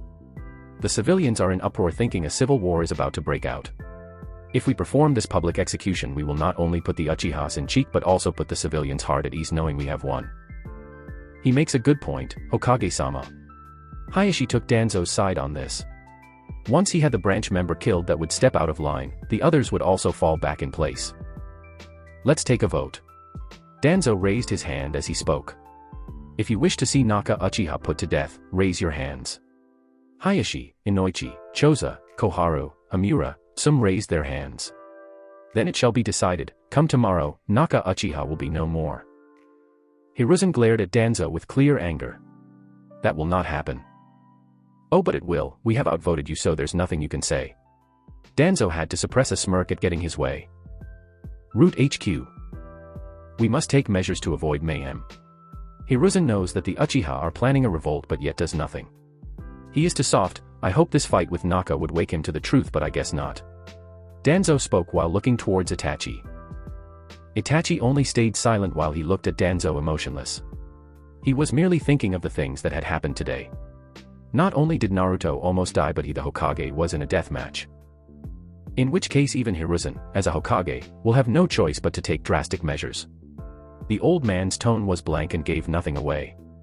In which case the Uchiha will lock themselves into a fate of annihilation. Including your innocent little sister. Danzo stopped to allow his words and meaning to sink into the brain of Itachi, who only stared back blankly. I just want you to make a choice. Either align with the Uchiha, launch the coup d'etat and die with your clan, or side with the Leaf, save your younger sister before the coup d'etat and then help us eliminate all the Uchiha. Danzo closed his eyes and thought out his next words. Itachi, this will be the most painful mission for you, will you accept? It will allow your little sister to be spared. If you care about the village as much as I do. Itachi only walked off with his goal clear in his mind. He had been thinking of this for the past days and finally made up his mind with this last meeting with the elders. He just had to make a visit to the ghost of the Uchiha and maybe speak with his best friend Shisui. When Itachi made it to the forest, he summoned a crow and placed a message in its beak. It was a message telling his plan to Shisui, who would take the information and leave the village with his sister before it was too late. The crow left, leaving him alone in the forest to go speak to Madara Uchiha. Uchiha Hospital. Naruto was sitting in the bed while looking at the ceiling with an angry look. Not even angry, he was pissed off. His dad had gone to go and kill the Hokage, and now he was being held captive. Why did his dad go and do something so stupid? He knew he couldn't beat the Hokage along with the other ninjas that no doubt helped Hiruzen in his battle. This is only setting the clan back and making the village more hateful towards us. Naruto sighed. When I get my hands on that old man, I'm gonna hit square in the jaw. Naruto proclaimed with a smile. A gust of wind blew Naruto's hair into his face and it revealed Shisui with a solemn face. Hey there, kid. The boy walked over and took a seat next to Naruto. Hey Shisui. Here to examine my second tomo. Naruto flashed his red eyes towards the messy-haired boy. Still nothing compared to mine. Shisui showed Naruto his fully mature Sharingan and smirked when Naruto turned his head and pouted. But on a more serious note, I've got some bad news. Shisui's tone was no longer juvenile and was stern, lacking no hint of joy. What is it? Naruto turned and gave the boy his full attention. Shisui reached into his pocket and pulled out the note Itachi had given him. Things have taken a turn for the worse, and Itachi plans to kill the clan. Shisui didn't know that Itachi was now talking to Madara Uchiha about helping kill the clan with him. What? Kill the clan? Why would he do such a stupid thing? Naruto couldn't even comprehend what Itachi could be thinking. To do something like that was unspeakable and went against everything the Uchiha were. A clan that cherished family more than anything in this world. He says it is a mission from the village elders and council. All he asked was that his sister, Satsuki, be kept safe. Shisui said, holding his head down. There were better ways to handle this, and Naruto's idea to leave the village didn't seem like such a bad idea anymore. He had suggested to just use his Mangekyo ability and convince the clan head to put a halt to all of this, but that would only delay the problem for a certain amount of time and cause them to still be wiped out. I always knew there was something funny with that guy, and this just proves it. To think he would take it this far. Naruto was in his bed shaking with rage while his new Sharingan blazed with intensity. I want you to take my sister and leave with your family. Shisui said, causing Naruto to whip his head around. What are you saying? You want me to abandon everyone else and leave you here to die? No way, I can't, I won't. Naruto, listen to me, what are we going to do? He is going to come after us. Some of us will die and there is nothing you can do to change that. We leave. Naruto said simply. It says he is going to execute the plan tomorrow night and we will use that chance to get away. Shisui looked at Naruto with shock written all over his face. To think Naruto conviction would still hold true after all that has happened today. He felt as if Naruto was born to save the clan, a born leader, someone they could all turn to in a time of need like this.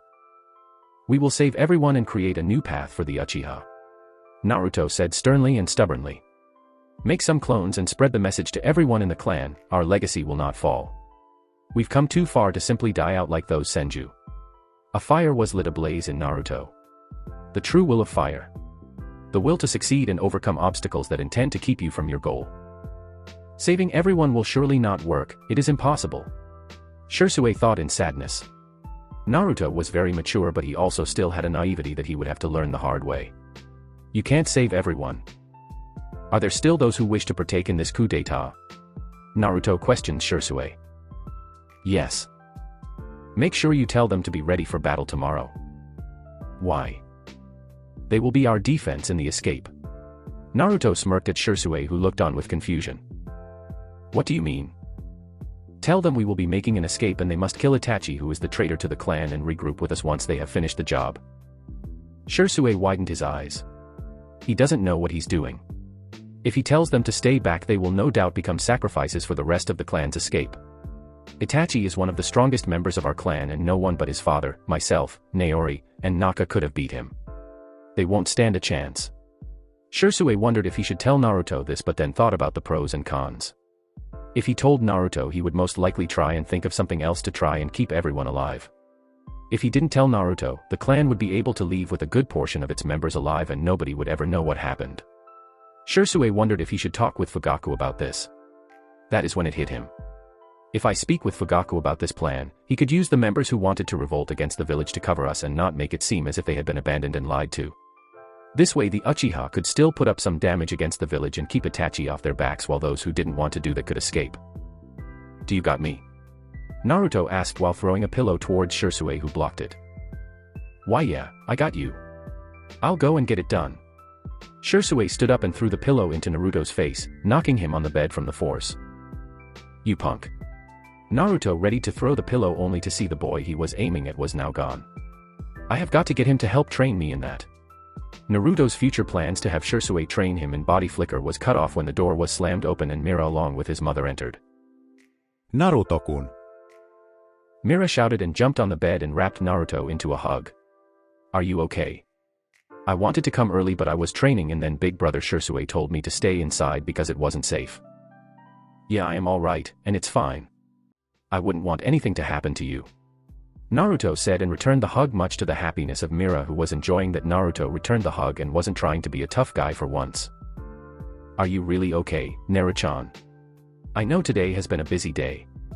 His mother came in and placed a comforting hand on his midnight purple hair. I'll be fine, how are you? Mom. Naruto grabbed his mom's hand since Mira had released him from the hug. I'll be fine honey, thanks for asking. She pulled Naruto into her chest and gave him a tight hug. You just had me really worried today, and not to mention your idiot father going off and attacking the Hokage of all people. Naori knew what that meant for her husband and had cried in this hospital room when she was alone and Naruto was asleep. Well, I do have a scar on my right side now though. Naruto told his mother, who felt sad that her son had to receive such scars at a young age. Don't worry Naruto-kun, next time I'll be there to protect you. I was having my brother teach me kenjutsu.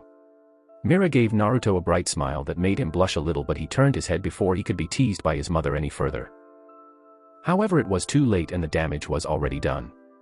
Naru-chan, are you blushing? Naori asked in a teasing tone, causing Mira's eyes to widen. And no. He made the mistake of turning, showing his red cheeks. Mira's eyes widened in delight. You are. I knew you were a big softie. She began to nuzzle their faces together, causing Naori to laugh while Naruto tried to get her off of him. Just leave and let me rest. Naruto was able to get Mira off of him and pulled the covers and got under them and turned over. I'll sleep here with you. Mira got under the covers with Naruto and smiled. I'll keep you company.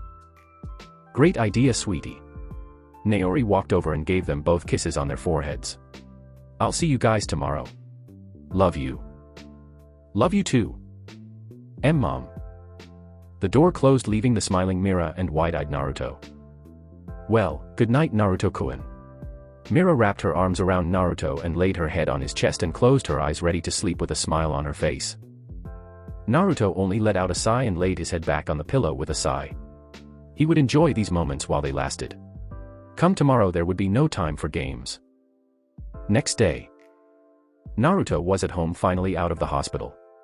His mother had come back to find Mira laying on his chest while he had an arm around her protectively. She teased them, saying they looked like a married couple, causing Mira to go red and run home, while Naruto only huffed and walked away, not giving his mother the satisfaction of seeing him blush. Naruto was finishing some moves with his two wooden swords. He was learning the two-sword style that his mother would use. The hardest part was using two swords at once, since he was right-handed, and that meant he had to work with his left hand a bunch to make it just as good as its counterpart. Naruto performed a double thrust to the imaginary enemy. His body was occupied with training while his mind was on Madara's journal. He decided to pack everything of importance up and bring it with him. He was going to destroy the hideout to buy some more time for their escape. But what he learned in the journal was correct. Madara had said that the clan would be shunned by the village for past actions, therefore not being trusted. Hashirama was going to make Madara the Hokage, but due to the village being a democracy and not a dictatorship, the people voted for Hashirama. Madara tried to break the alliance and leave the village with his clan so they could form their own village, so they wouldn't be shunned and forced to serve as lapdogs to a village that hated them. They called him a madman and a warmonger, but it was far from the truth. Madara would have formed an alliance with the Leaf Village so peace could still last, but the Uchihas didn't want to believe in him. So he left. It was then that Madara came back with the 9 tails under his control. That is what really shocked Naruto. He had heard whispers around his dad being able to control the tailed beast, but to think it had some truth to it. Naruto had flipped through the pages for more information on the tailed beasts and found a definition by Madara. The tailed beasts are nothing but rampant beasts with power too much to handle. They are simply wild beasts looking for someone to help them with a purpose. Nothing but servants to those of visual prowess. They range from 1 to 9 tails, going from weak to strongest. 1-tailed sand raccoon. Uses sand and sealing jutsu comparable to a weaker Uzumaki. 2-tailed hellcat. It is a cat made completely of blue fire and fast for its size. 3-tailed turtle with a thick shell to crack. My Susanoo ripped right through that weak shell. It has a great water affinity and uses coral to fight. 4-tailed ape. It jumps around a lot and uses lava along with its great strength to smash things around. 5-tailed horse with a dolphin's head. The thing was an eyesore. It has 2 horns on its front head and kept ramming into my Susanoo and used steam to melt all the things around it. 6-tailed slug. It is pretty slow but has acid slime that could melt my imperfect Susanoo. It is also capable of releasing a poisonous gas similar to the 5 tails. 7-tailed beetle.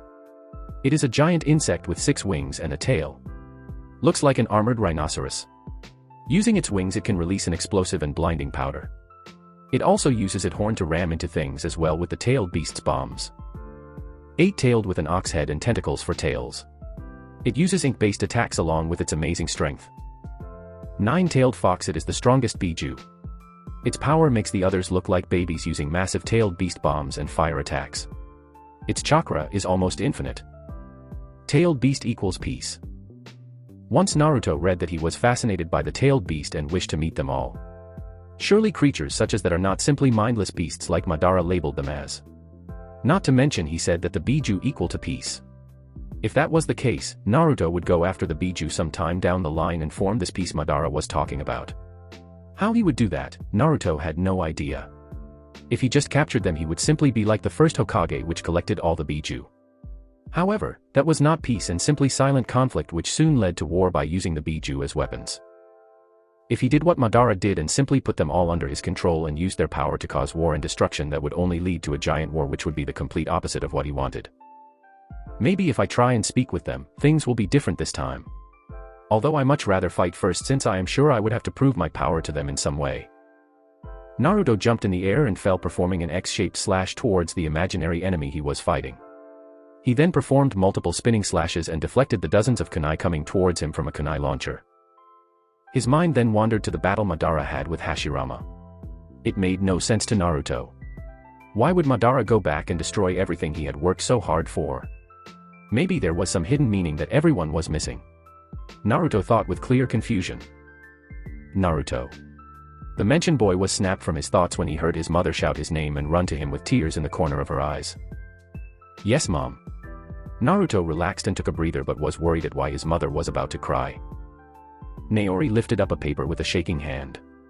She handed it to Naruto while holding her tears back. Naruto took the paper, which was an urgent message that was sent to everyone in the village. Naruto took the paper and read it with a sinking feeling in his gut. His eyes scanned the paper and his bottom lip began to tremble. The wooden swords dropped to the ground as his black eyes flashed a deep crimson red. The public execution of Naka Uchiha in the village square in 2 hours. The paper read in big red letters with a picture of Naka beat up and in handcuffs with a seal over his eyes. His heart began to beat rapidly while drops of tears began to fall on the newspaper. The times he spent with his father began to flash inside his mind on replay. His breath became shallow and denial started to grow in his mind. Why, he isn't some war criminal or thug. He's my father. Naruto crumpled the paper up and let angry tears fall from his eyes. His dad was going to be killed and there was nothing he could do.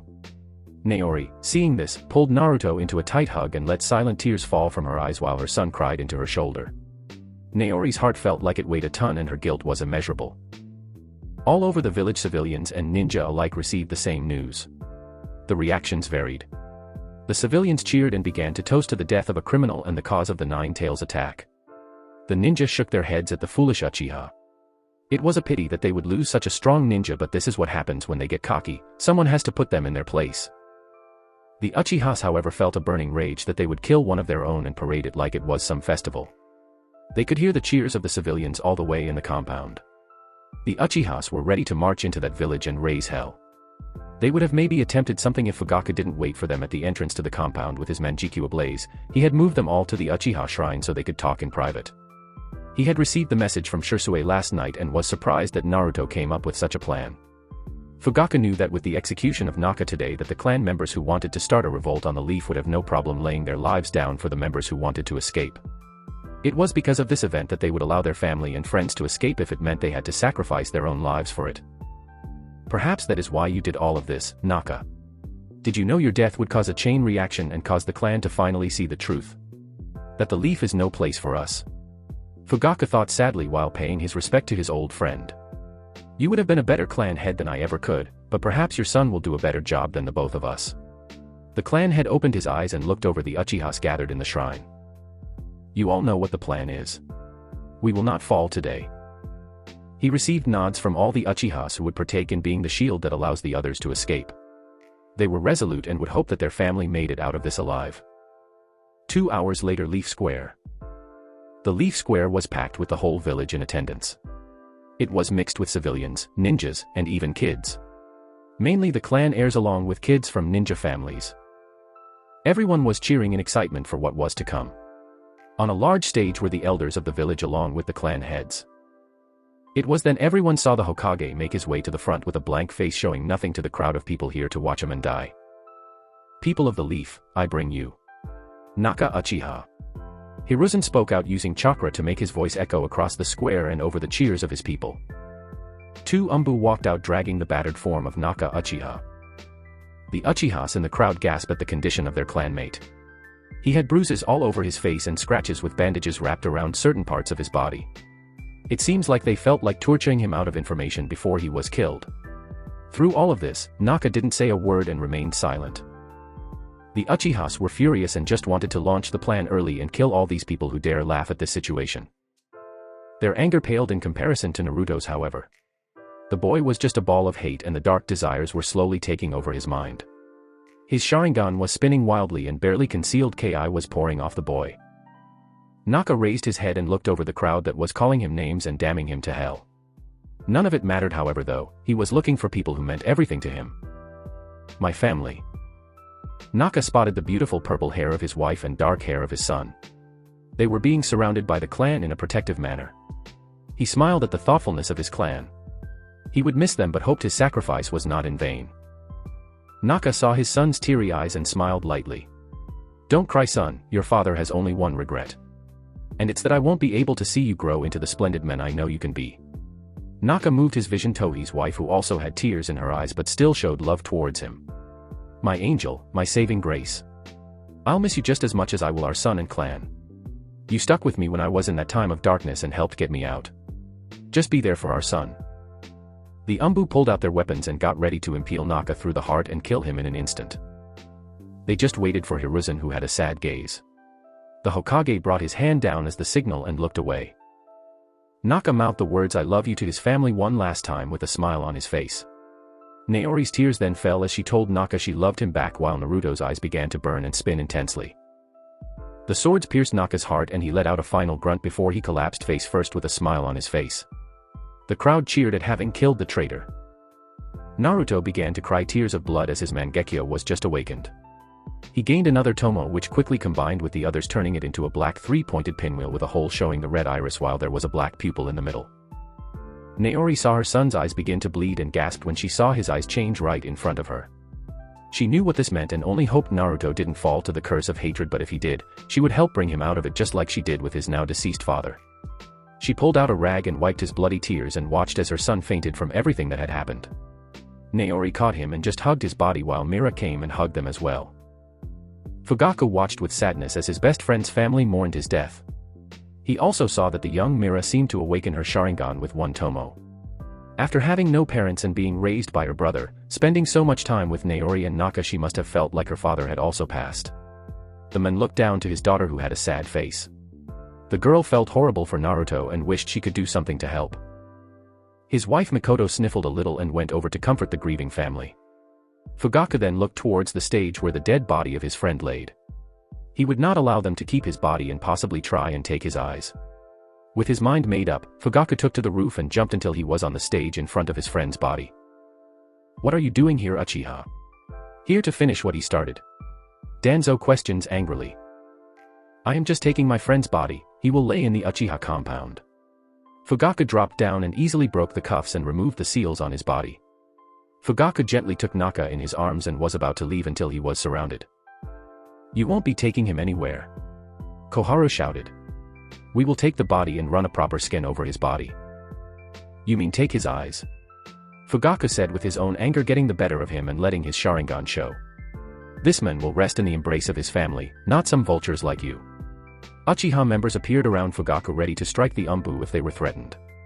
Fugaku left in a column of fire and was followed by the Uchihas who left in body flickers. The clan head appeared over Naori, Mikoto, Naruto, and Mira. Let's give him a good resting place. Thank you, Fugaku-sama. Let's. With her words said, she picked Naruto up and held the hand of Mira, who was wiping away her tears while her Sharingan deactivated. Shisui was on the roof overlooking everything while keeping his emotions in check, not allowing the tears he wanted to fall to be shown to the world. He was with his friend Itachi. It was then he spoke. Now do you see? We are clearly not welcomed. They only wish to see us dead. But we must protect the leaf. We are shinobi of the village hidden in the leaves, and as an Umbu captain, I will do my duty to the end. Itachi said emotionlessly. Shisui looked at Itachi with sadness. He just couldn't understand why his friend would want to protect people like this. Well, you do that. Shisui got up and walked to the edge of the roof.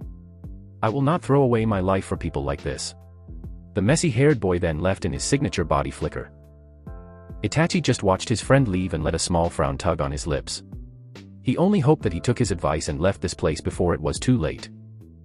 Midnight. Are you all ready? Fugaku asked, looking at his clansmen who will be the distraction for the last time. Yes, we are. They all answered resolutely. He smiled proudly towards them. I will see you on the other side. He gave them all a bow and left for his house in a body flicker to wait for his son. The Uchihas left the shrine and waited for Itachi to arrive. Outside Madara's hideout. It's time. Naruto said, looking over the Uchihas who would be leaving the village. It was 70 in total. 50 of them were all ninja while 10 were children and babies and the other 10 Uchiha civilians. Let's move out. Shisui quietly said and began to run through the forest with the Uchiha soldiers who would go ahead and make sure the path was clear. And like that, the Uchiha began to flee the village on a path straight for the Mist Village. Uchiha Gates. Itachi walked up to the gates in his Umbu gear with his sword drawn and ready to kill. Let's get this over with. Itachi walked into the gates, but he wasn't expecting to be met with the hateful eyes of his clan. Madara's hideout. Naruto got a good distance away and activated all the paper bomb seals he had placed in the base. Having grabbed everything of importance, he felt there was no need to keep it standing anymore. Right when he was about to activate the seal, he saw a swirling vortex open and watched as someone in an orange mask and long hair appeared. Naruto activated his Mangekyo to get a better look on the person. That was when he felt his eyes tingle and he unknowingly copied the ability of the man's Sharingan. Naruto didn't know who this was, but if he knew about this place, then it was best if they didn't breathe anymore. So he finished his hand seal and watched as the place went up in explosions that would no doubt wake up the entire village. The strange thing, however, was that the person only phased through everything and was untouched, which shocked Naruto. Neruchan. He was pulled back to attention when his name was called. Now that you blew that place up, the village will no doubt send ninjas to investigate, so we will have to pick up the pace. Right. But I was looking for Fugaku-sama and his wife, but I didn't see them. Naruto looked over the Uchiha once again to see if he had just missed them. He couldn't even see their daughter, Satsuki. His heart then dropped. Mom, where is Satsuki? Naori looked confused and searched for the head family, but she didn't find them. Oh no. Uchiha compound. Itachi was crouched on a street pole and covered in the blood of his clan. He looked around for who caused that giant explosion. That was when he saw his sister running back to the house in a panic. Oh man! What is going on? Satsuki said in panic while running back home. She was out training late and then she heard the explosion and ran back home. Itachi looked down on his sister with hidden sadness. He hated what he was going to do. Having found out that Shisui must have told the clan about what he was going to do and escaped with the rest. Itachi would not follow them since he would not be able to kill them anyways if Shisui was there. He then moved to his home, missing the look his sister cast to the street pole. Itachi's house. Itachi was in the dojo of his home with his blade shaking and tears falling from his eyes while he gritted his teeth in sadness. "Don't fear it, son, our pain will be over quickly compared to yours." Fugaku spoke sagely to his son while he held his wife's hand. "Just take care of your sister, Itachi-kun," Mikoto said, not showing how much this was tearing her apart. I will," Itachi said, and cut his parents down and watched as their dying bodies fell on top of each other. Itachi fixed his crying face and got his emotions in cheek. He could feel his little sister coming. Satsuki opened the door with tears coming from her eyes. "Oniai-chan. What happened? Who did this?" the girl cried, about to rush over. Until she was stopped by a kunai slicing her cheek. "Foolish little sister, isn't it obvious?" "I did it," Itachi spoke in a cold tone. What? Why would you do that?" she yelled angrily. "To test myself. I needed to see how strong I was." How could you do something like that?" "Like this." Itachi activated his newly awakened Mangekyo he got from killing his parents and clan. He then looked his sister in the eyes and used Tsukimi to force her to watch him kill the clan. However, he didn't just make her watch. Itachi told her about the other half of the clan leaving her behind and that it was all her idol's fault. Naruto Uchiha. Satsuki screamed, and this trauma forced her eyes to awaken into a one-tomo Sharingan. The girl then fell to the ground after having watched her own brother kill her clan along with being abandoned. Itachi left her with final words. "When you possess the same eyes as me." Itachi showed her his Mangekyo. "You will get these once you have killed those who abandoned you. Come face me and avenge the clan." Itachi was going to have Satsuki kill those who escaped, since there was no doubt in his mind that the others would want to strike back and destroy the leaf. Satsuki fell to the ground unconscious, and Itachi left the house and went to check if Madara had kept his word. If the dead Uchiha police force was anything to go by, then he guessed it was a success. Outside of the leaf, Naruto was running through the forest with the rest of his clan. They had made it out the village undetected, and it was looking like a clear path to the Mist Village. He was just worried about what would happen to the clan head's family. They would most likely die if they weren't dead already. Not to mention they forgot Satsuki. He wanted to go back and look for her, but that would only lead to him being captured or worse, and the clan members did not want that. Naruto just hoped that everything worked out and this would all lead to a better future. Chapter 4, Escape. In the middle of the night, a group of figures traveled in silence. The group was large and moved like trained soldiers sneaking into an enemy camp. They were dressed in black and blended in with the night like camouflage. "How are we doing on time?" "We have been traveling for 3 days while counting the 4 times we stopped to allow our non-ninja rest." "Are we getting close to our goal?" "We will reach Wave in a couple minutes, where we can take a boat to the mist." The two people who were talking were Naori and Saito Uchiha, a former officer of the Uchiha police force. The men stood at 6 feet tall, possessing a lean and fit frame, a long face with pronounced cheekbones and tear troughs. His eyes were piercing and coal-black, with his short black hair slicked back except for the 4 bangs over his forehead. Saito was considered the lone wolf of the Uchiha, not because he was an outcast or anything, but because he preferred to run solo missions and looked like a wolf with his fierce gaze. "Okay, the leaf no doubt has sent Umbu out to search for us in some hope of bringing us in or killing the last of us." Naori's voice was uncharacteristic. Her normal soft tone was gone and replaced with a cold tone that could freeze hell. Naori spoke like this when she was in the wars and had to lead a group of ninja off into battle. "I have come to the same conclusion. We have done a perfect job at covering our tracks. If they bring the Inuzuka, they might catch the smell of the babies, but by that time we will be in mist and the leaf wouldn't dare go there since they refuse to help the rebels," Saito said with a cruel smirk on his face. The man was a genius at hiding his emotions and followed the ninja code to the grave. A ninja should not allow his emotions to control them. However, he was an arrogant man. These characteristics did not restrict him from being a powerful ninja. Naori looked back and saw Naruto running a little back next to Mira and the other kids his age, leading them like some kind of messiah to the promised land, which was the Mist Village. The boy had a calm gaze, giving nothing away, face keeping his emotions concealed. But she could read her son like a book and knew he was troubled and hurting. There was no doubt a hurricane of emotions going on inside his brain. Next to him, Naori could see Mira looking at Naruto with worry. It seemed the young girl also knew something was troubling Naruto. Mira was a great friend and she really appreciated that about her. The group then stopped when they arrived at a port which had multiple ships docked and people walking around trying to catch a boat. All we need to do is catch a boat to Wave and then another boat to the Mist Village and our goal will have been reached. Shursue told the group of Uchihas with a smile. They would have cheered out if it wasn't for it being nighttime and some being too tired for all of that. Well, what are we waiting for? Let's get us a boat. Mira proclaimed happily. This was some of the best news they had gotten so far and the little girl couldn't suppress the smile on her face. Everyone smiled at the girl's contagious happiness. Even Naruto let a small smile graze his lips, which was noticed by his mother and Mira. I'll go fetch us a boat, Saito said and left in a body flicker. This let the others relax until Saito returned with good news. Many sat down and let out happy sighs at everything going smoothly. Many had expected that they would be caught by the Umbu and killed or forced to return. Naruto sat down and leaned up against a tree. The boy let out a deep breath. Things were really tense for a few hours after leaving the village. He closed his eyes and relaxed, getting a few seconds of peace and mind. I'm tired. That was until Naruto felt something fall on his shoulder and opened his eyes to see Mira laying her head on his shoulder. The girl was wearing a black high-collared shirt which had long sleeves. Dark gray pants with black tape on her ankles and black ninja sandals.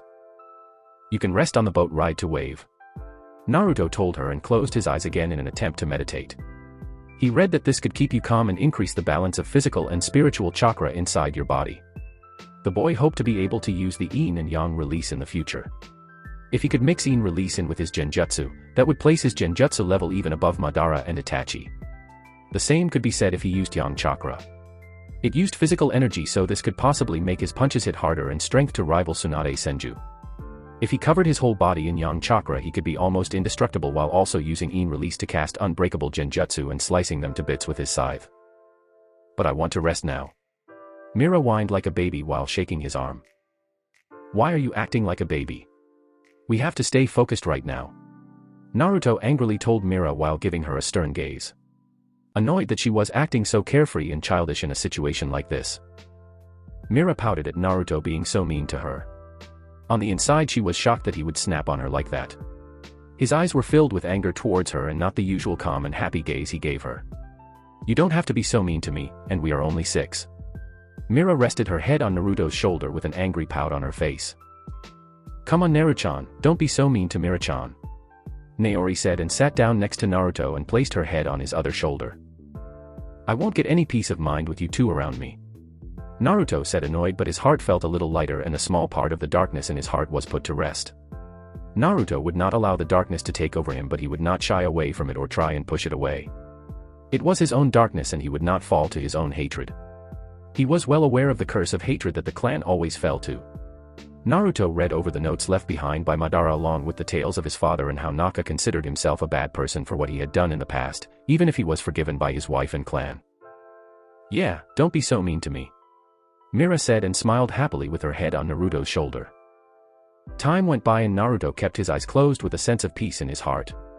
He was able to meditate while Mira had fallen asleep and his mother was just resting but still fully aware.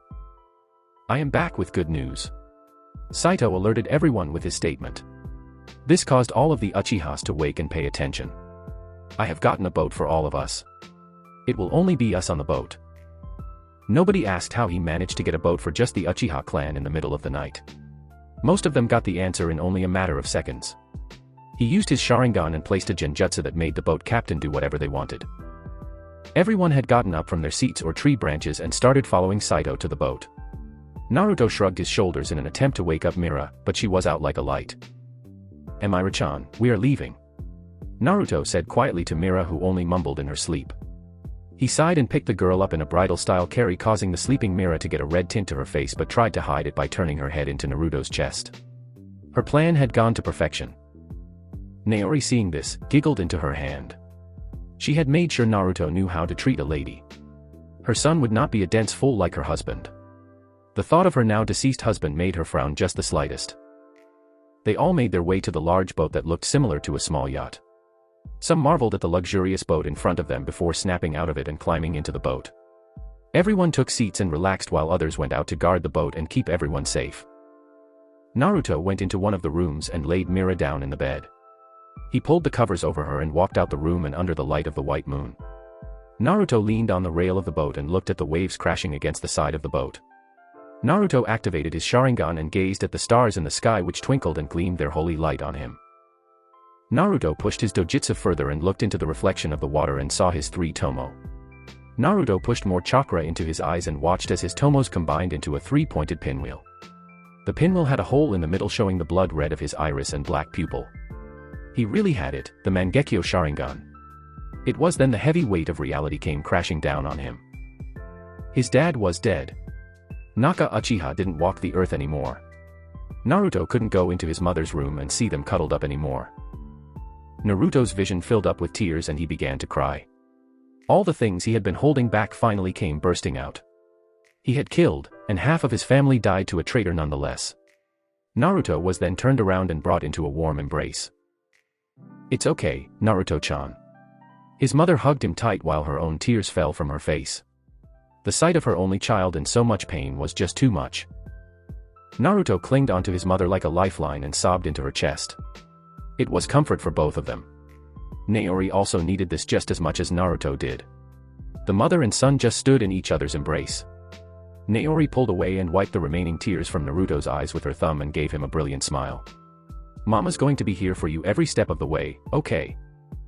Naruto brought his hand up and wiped away his mother's tears, allowing her flawless pale skin to shine brightly under the moonlight. "I'll be here for you as well." Naruto did something he didn't really do and gave his mother a kiss on the forehead since she was crouched down. Naori smiled happily. "And I appreciate that." She then pulled Naruto inside to the bedroom where Mira was sleeping and left Naruto while she went into the bathroom to change. Naruto took off his black mantle showing his form-fitting white shirt underneath. He kicked off his ninja sandals and laid on the sofa with a blanket. The bed would be for his mother and friend. Naori came from the bathroom in a purple form-fitting shirt similar to Naruto. It hugged her generous bust perfectly while showing her slim and fit figure of a kunoichi. Naori had on mahogany thigh-high shorts. "Naru-chan, why are you on the sofa?" his mother asked with her hands on her hip. "So you and Mira can sleep in the bed." Naruto replied to the question while fixing his pillow and got ready to go to sleep. "Nope, you are going to sleep in that bed."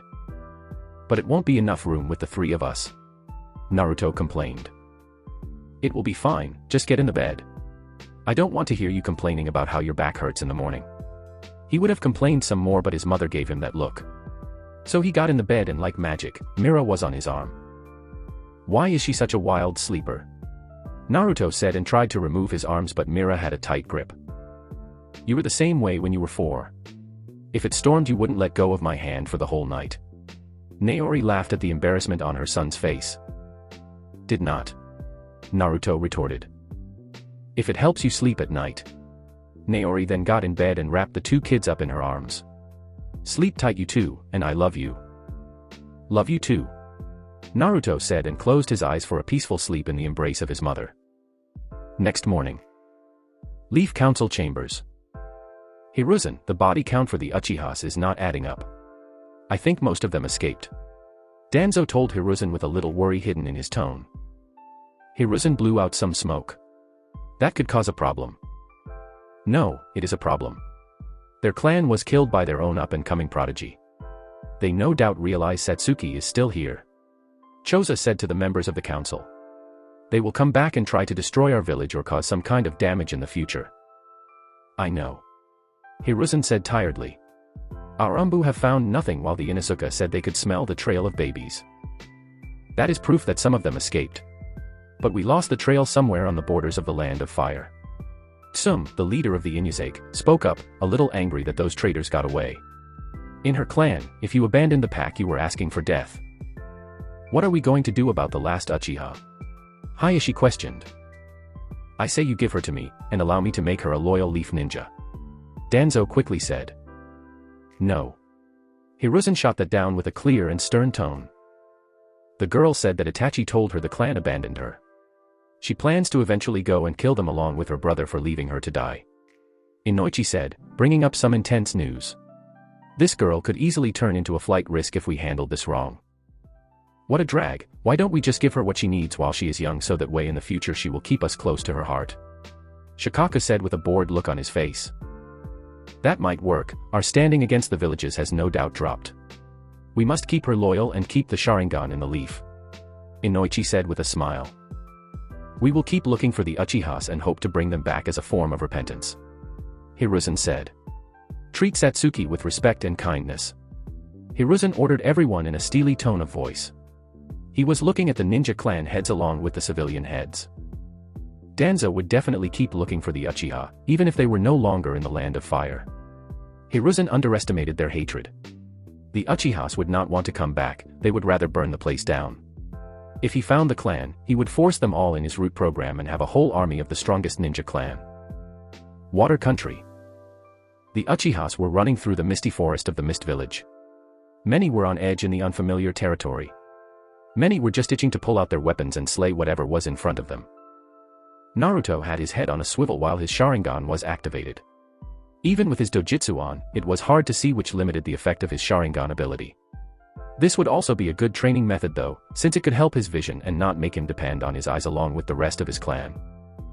Naruto had 2 standard katanas on his waist horizontally like his mother. He was not a master in the sword arts and still a novice if he was being honest. The story was different if he used his gunbai and scythe.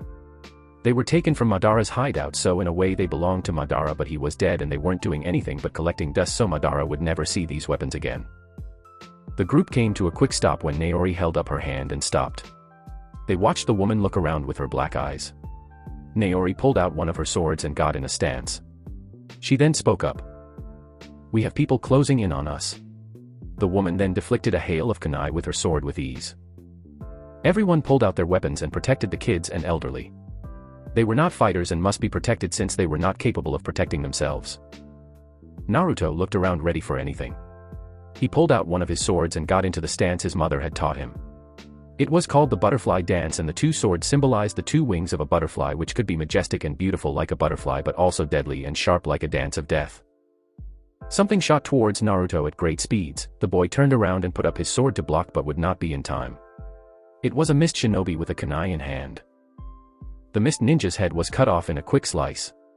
It revealed Saito Uchiha behind Naruto in his Ishiki stance. His right back and holding his sword in a position that looked like he was about to lunge at his opponent. While his left hand rested on the tip of his blade and his black eyes sharp. Watch your back in this mist, it will be our greatest weakness along with our fire nature chakra. The mist ninja no doubt are well equipped with water techniques. Saito told Naruto while speaking loud enough for everyone to hear. With the death of their comrade being slain in front of them, the mist ninja jumped from the trees, revealing it to be 20 mist jounin and chunin. Their mist headband on their foreheads while their own swords were drawn and ready to spill blood. What are you doing in Water Country? One of the mist ninjas asked. Not like it mattered anyways, they had just killed a mist shinobi. None of your business. Naori told them coldly. If she revealed they were looking for the rebels, it would only end bad for them and make things worse. It is our business when you kill one of our ninja. Another mist ninja said and lunged at Naori in an attempt to take the women out in a swift move. Naori's hair blew in the wind, allowing her milky white eye to show.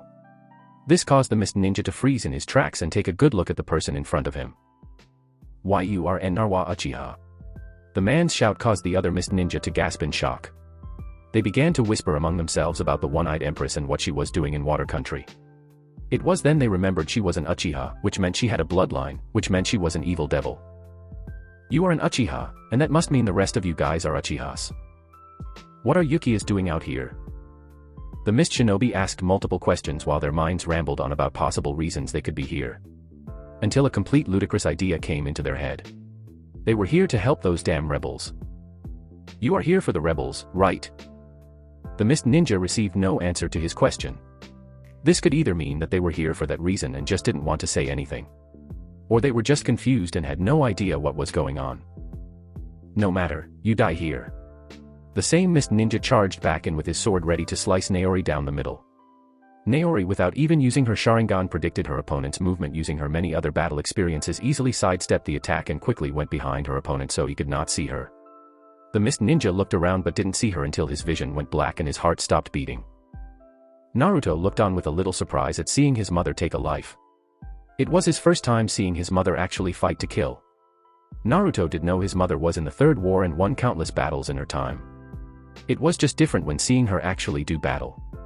It was then anger took hold of him at these mist ninjas trying to take his mother from him. Black eyes quickly turning red and Mangekyo blazing, Naruto gave out an order in a cold tone. Kill them all.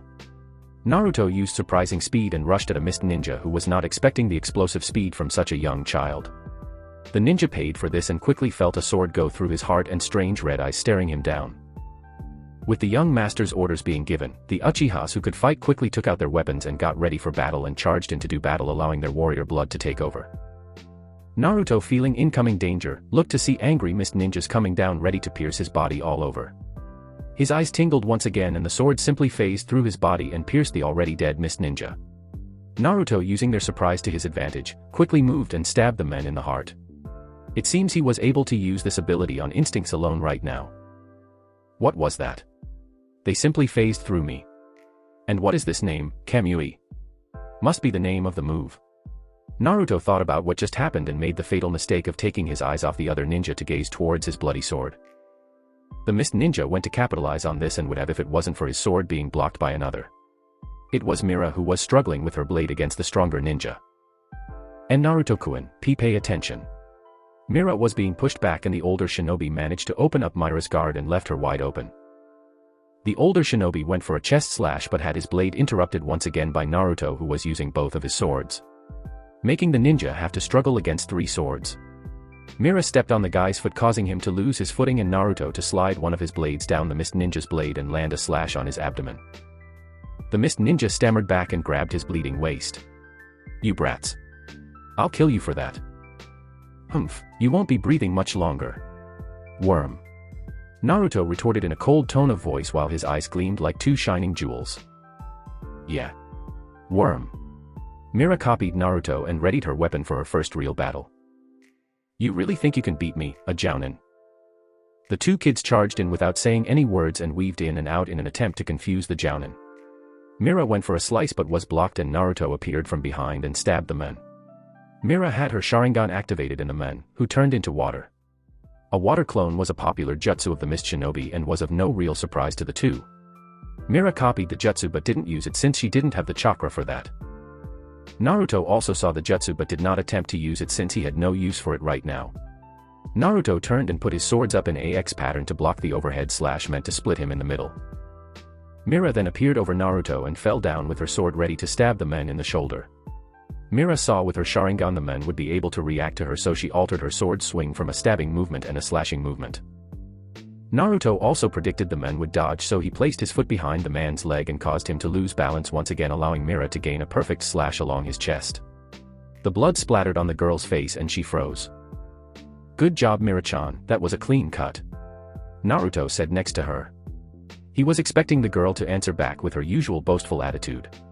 He received nothing and noticed that she was shaking and reaching up to feel the blood on her face. "Mira. Snap out of it." Mira jumped from the shout and gripped her shaking blade. Sorry, I am good now. You kids are really getting on my nerves." The Mist Ninja went through hand signs and Naruto also went through hand signs to counteract the jutsu. Water style, water bullet. Fire style, fireball jutsu. Bang. The 2 huge constructs of chakra connected with a loud crashing and immediately filled the area with a thick steam that already made it harder to see. "Damn. Now we can barely see." Mira frantically looked around with her Sharingan, attempting to find her enemy and ease her nerves. She was starting to freak out and the stress was getting to her. "We need to try and stay calm, we won't be able to think straight if we are frantic," Naruto said in an attempt to calm his friend down. "Alright," Mira said and calmed herself. The 2 were on guard and got back to back ready for anything. Naruto pushed Mira's head down while also ducking, evading a slash that was going to take their heads off. Mira rose up with a vertical slash at the Mist Ninja coming. He was able to block it and push the girl back, but Naruto was on him like white on rice, not allowing the men to rest. They traded blows, causing sparks to fly from their blades and the dangerous dance of death to take place. Mira was feeling left out and joined in putting the odds in the favor of the 2 Uchiha kids who were caked in sweat at this point, with the battle starting to take its toll on them. "Copy my moves, Mira-chan." Naruto took the lead and began to display great sword work for a novice. He was trying his absolute best to perform the first move of the butterfly dance. Mira used her Sharingan to copy the moves of Naruto and mimicked him the best she could with her One Tomo Sharingan. Naruto used his 2 swords and delivered quick slashes to his opponent. He took 1 step and jumped into the air while his swords were outstretched to his sides. Mira also took a step and jumped into the air and did the same things with her blades. Naruto then brought his swords and got ready to fall but seemed to float in midair for a second. In a rapid series of slashes enhanced with chakra, Naruto fell to the ground and moved forward with elegance. Falling wings. Naruto whispered calmly and executed the technique. The mist ninja received cuts all over and glared down at Naruto with hatred. It was then he made a fatal mistake and locked eyes with the young boy. Naruto let a ruthless smirk cross his face and casted a paralyzing genjutsu on the men who froze. Mira did the same move that Naruto just did and performed the same slashes just to a less extinct, but it didn't matter as she had managed to cut the man's head off his body with her volley of slashes. Mira looked on with horror at what she just did and dropped to a knee and began to shake. Mira-chan. Not now, we have to finish this battle first. Save your tears. Naruto said and pulled the girl back to her feet. Some appeared behind Mira ready to slice the girl. Naruto was about to block the attack but someone was faster than him and sliced the man's chest open with a flaming tanto. It was Shisui who had his Mangekyo activated and walked over the screaming man who was grabbing his burning chest and screaming bloody murder. Shisui sliced the man's neck, putting an end to his screams. I had that handled, but thank you. Naruto said while getting on guard for the next attacker. No need to be ready, we finished the rest of them off. Shisui ruffled Naruto's hair and had a smirk as if he did not just kill someone in front of his sister. Naruto looked from his battle and saw that all the mist ninja were laying in a pool of their own blood. They had won and a sense of achievement filled his body at having won such a large-scale battle for the first time. He also felt better that his enemies were now laying dead at his feet and cursing him in the afterlife. They were nothing compared to us. Naruto said with a cold tone and look in his eyes. I like your style, young master. Saito said with a smirk of his own. You shouldn't let this go to your head. This was only a small unit and the battle ahead will be much tougher. Shisui told Naruto in a stern tone. Arrogance is a ninja's downfall. Not arrogance, it's just confidence in myself and us. Naruto said. Let's get moving on. We shouldn't stay here too long. Naori said and swung her sword, getting the blood off her blade before sheathing it. With her words being spoken, everyone collected themselves and began to run off on the misty road, leaving the bloody road behind. Naruto looked to see Mira on Shisui's back while she shook a little. He hoped his best friend would get over it. Naruto would be there to help her like she was for him. He couldn't bear to see his normally lively friend in such a sad state. Naruto ran alongside his mother at the front of the pack with serious faces. This was just the beginning and they would face many other struggles in the future. But even if the path became challenging, Naruto would not sway from the path. He would only savor the feeling of accomplishment he got at the end of the path. The Uchiha continued on their path. They had no idea where the rebel camp was but assumed it would be somewhere on the outskirts of the country since they didn't want to be caught. The group would have continued if it wasn't for a kunai landing in front of them along with someone else. Move no further. Chapter 5, Victory is a must. I don't own anything I may use. Move no further. The calm but commanding voice sounded from a man who looked to be in his mid-30s and landed in front of the Uchihas. Around them several other ninja landed and surrounded the Uchihas in a strategic manner. The ninja were wearing the standard striped gray suit of Mist Ninja. On top of this he was wearing a green kimono which possessed white trimmings on the front and went halfway down his body. The man's left eye was blue and the right was covered up by a black eye patch. There were talisman on each of his ears with the kanji for humble on it. Blue hair shaped upwards in a neat manner. Long time no see, Ao the Byakugan killer. Shisui said, stepping up with a taunting smirk. He remembered this guy well since he had ran away with his tail between his legs after he mind-fucked his comrades. Ao turned a glare towards the 15-year-old Uchiha in his vision. Shisui the teleporter. The blue-haired man growled out with hidden anger. You're a long way from home. Ao noticed that Shisui wasn't wearing a leaf headband nor were any of the other people wearing headbands. Judging from how they all looked and were wearing similar clothes, he went out on a whim and guessed this was the Uchiha clan. But why was the Uchiha clan all the way in water country? Well, that's kind of the reason we are here. Shisui told Ao in a playful tone, hoping to ease the tension. What? You are not making any sense. Ao answered Shisui. What was he going on about looking for a home out here? Did they not know a war was going on in this country? What he is trying to say is... Naori chose this time to step forward with a kind smile. We would like to find some place to rest, as you can see. Naori motioned her hand towards everyone behind her, which revealed the tired kids and elderly. A place to rest? For what reason? You have a whole village to rest in. Ao proclaimed to them. He pulled out a katana that was on his waist and got into a ready stance, which was followed by the others. Naruto had enough and decided to speak up. You are in the way of our goal. You will move or be moved. Naruto's voice was indifferent and cold. There is no need to be friendly to your enemies. This was something he was taught by his father during training. So Naruto would not be friendly to these mist ninjas until he could trust them and safely call them comrades. And who are you, brat? Mind your place, the grown-ups are talking.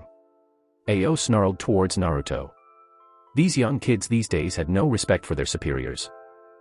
Naruto let out a cold humph and activated his Mangekyo Sharingan and casted an intense gaze towards Ao. Throughout heaven and earth, I alone am the honored one. Naruto pulled out his two katanas that were horizontally on his back like his mother. Humph, arrogant brat. We have other matters to attend to than to babysit a dying clan. Kill them all. Ao ordered coldly and engaged in battle with Naori, whose gaze was hard and ruthless. Naori's vermilion-colored skirt bustled in the night air and she engaged in a fierce battle of kenjutsu with Ao, who was finding it increasingly hard to best the one-eyed empress. But he should have known better. This was the same woman who could defeat Kushina Uzumaki in an all-out battle and outperform the clan head of the Uchiha. Naori had also battled two Jinchuriki and came out of the battle alive and barely injured. Ao was simply not on her level, and he was finding that out the hard way. If the bleeding slash on his chest was anything to go by. Stay on your toes, we must survive this battle. Naruto told everyone behind him before he quickly blocked an overhead strike from a mist ninja. Naruto would have countered if it wasn't for a blur appearing in front of him and chopping the ninja in the back of the neck. We will take care of the older ninja, just focus on the younger ninja with the rest of the young cats from the clan. Shisui ordered Naruto and all the other young warriors of the Uchiha. It was young genin, teenage chunin, and 6 to 8-year-old kids. Why didn't you kill him? Naruto asked, looking at the knocked-out mist ninja. We have found who we needed. They will help us find the rebel camp. Shisui smirked and threw a kunai which deflected another kunai that was aimed for the elders being protected by other Uchiha. How so? Naruto asked in a crouch. Shisui smirked and then laughed. It seems you aren't all-knowing after all. He got an irritated look from Naruto. Alright, look at these guys' foreheads. Notice something missing. Naruto casted his eagle-like vision on the battling ninja and noticed they all were not wearing headbands. No mist forehead protectors. Correct. These are the rebels we are looking for, so leave them alive or that will only make things harder for us later. Shisui patted Naruto on the shoulder before he left in a body flicker which Naruto was able to track with the slightest of movement. It was thanks to his advanced Sharingan. Victory is the only outcome for us. Mira shouted and boosted the morale of all the Uchiha fighting. She charged the mist ninja who were rushing towards them with clear signs of murder in their eyes. That's right, it is. Naruto said from her side calmly and firmly with a steely resolve in his eyes, along with the other young Uchiha who were following the two Uchihas in front of them. Naruto and Mira were the first to lock blades with the enemy in front of them. The others soon followed around them, but the two were focused on their opponents in front of them. You're in the way of our promised land, worm. Naruto voiced coldly to the 9-year-old boy in front of him. The boy Naruto was clashing with had short tuffy light blue hair and dark eyes. He was wearing square-rimmed glasses connected to a black ear protectors. A blue striped long-sleeve shirt along with white camo pants was the outfit of the boy. He was also wielding two blades just like Naruto. Sorry, it is not my intention. The boy's voice was soft and shy. He lacked self-confidence and it was obvious he was scared since he was shaking under the eagle-like gaze of Naruto. Then move. Naruto slid his blade along the glasses-wearing boy and got his blades free. He delivered a sharp kick to the boy's gut and sent him sliding across the ground. Get it together, Chojuro. You'd better not lose. The girl Mira was facing shouted to Chojuro. This was a mistake and Mira capitalized and used surprising strength to push the girl's blade aside and attempt a thrust that was barely evaded by the blonde, who suffered a small cut on her waist. Don't take your eyes off me. Mira said with a smirk at her small victory. Are you okay? Chojuro asked in a worried tone. Focus. We're going to kill these two. Bunten casted a wary glance towards the two Uchihas in front of her. Bunten was a girl the same age as Naruto and Mira, which was 6 with pale skin much like Mira. She had straight combed back blonde hair, blue-colored eyes, a beauty mark above the right of her upper lip. She is wearing a red pinstriped shirt tucked into black tight pants and white ankle tape along with black ninja sandals. Remember Naruto, don't kill them. Mira reminded Naruto. Don't worry, I didn't forget. Naruto rushed to meet Chojuro head-on with his blades gleaming in the moonlight while his once red eyes faded to black. He was going to battle with his regular eyes and would only activate his Sharingan if his opponent was worthy enough, and right now, this boy was nothing to worry about. They clashed in the middle and sparks flew from their blades before they brought the blades together again and again in intense and deadly strikes. Naruto was not trying to kill and neither was Chojuro, but that did not mean they were holding back. Naruto switched his grip on his right sword and held it like a dagger and swung it upwards. Chojuro managed to narrowly dodge and only lost a couple of blue strands of hair. She said not to kill. Chojuro said shakily. That doesn't mean I can't hurt you. Naruto told Chojuro cruelly. And why are you so scared? You seem to not want to fight and lack confidence in yourself. Naruto noted with clear irritation. If this boy was a coward, he had no reason to be on this battlefield. What? I am not. Chojuro said and gripped his blades. A coward like you does not belong on this field, nor should they block my path. Naruto performed a leap and swung his blades down in AX motion. This was called crossing wings and an attack he was able to pick up from the butterfly dance he was learning from his mother. Naruto fell like an avalanche off a mountain and connected with Chojuro's blades, which shook violently and the ground under his feet cracked. My god, his attacks are heavy. I can feel my arms shake from the force of this kid's attack. He's only 6 but can attack with such strength. His physical frame must be crazy. Chojuro thought in admiration about Naruto's power. Chojuro managed to escape the blade struggle and brought up his blades in a whirlwind of slashes. Clank. Cling. Clang. This was the sound of Naruto matching the swings and slashes of the older ninja in a rapid succession. The area around them began to get littered with cuts and small tears on their clothes began to appear. Naruto's calm visage seemed to unnerve the timid Chojuro. He felt like the prey about to be killed by the predator. However, something inside of Chojuro began to stir and he felt the blood in his body began to flow faster and the sound of his heart pounding in his ears began to become overbearing. His scared face began to be covered by a determined young warrior. The shift in personality seemed to come as a shock to Naruto as he began to get overwhelmed and lose ground in the battle, which he was just winning. What happened to him?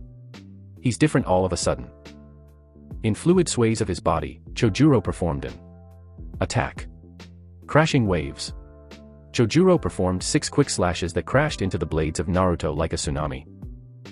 Naruto managed to block all of the attacks except one and suffered a cut on his right shoulder which sprouted blood like a fountain, causing Naruto to shout in pain. His shout alerted the battling Mira.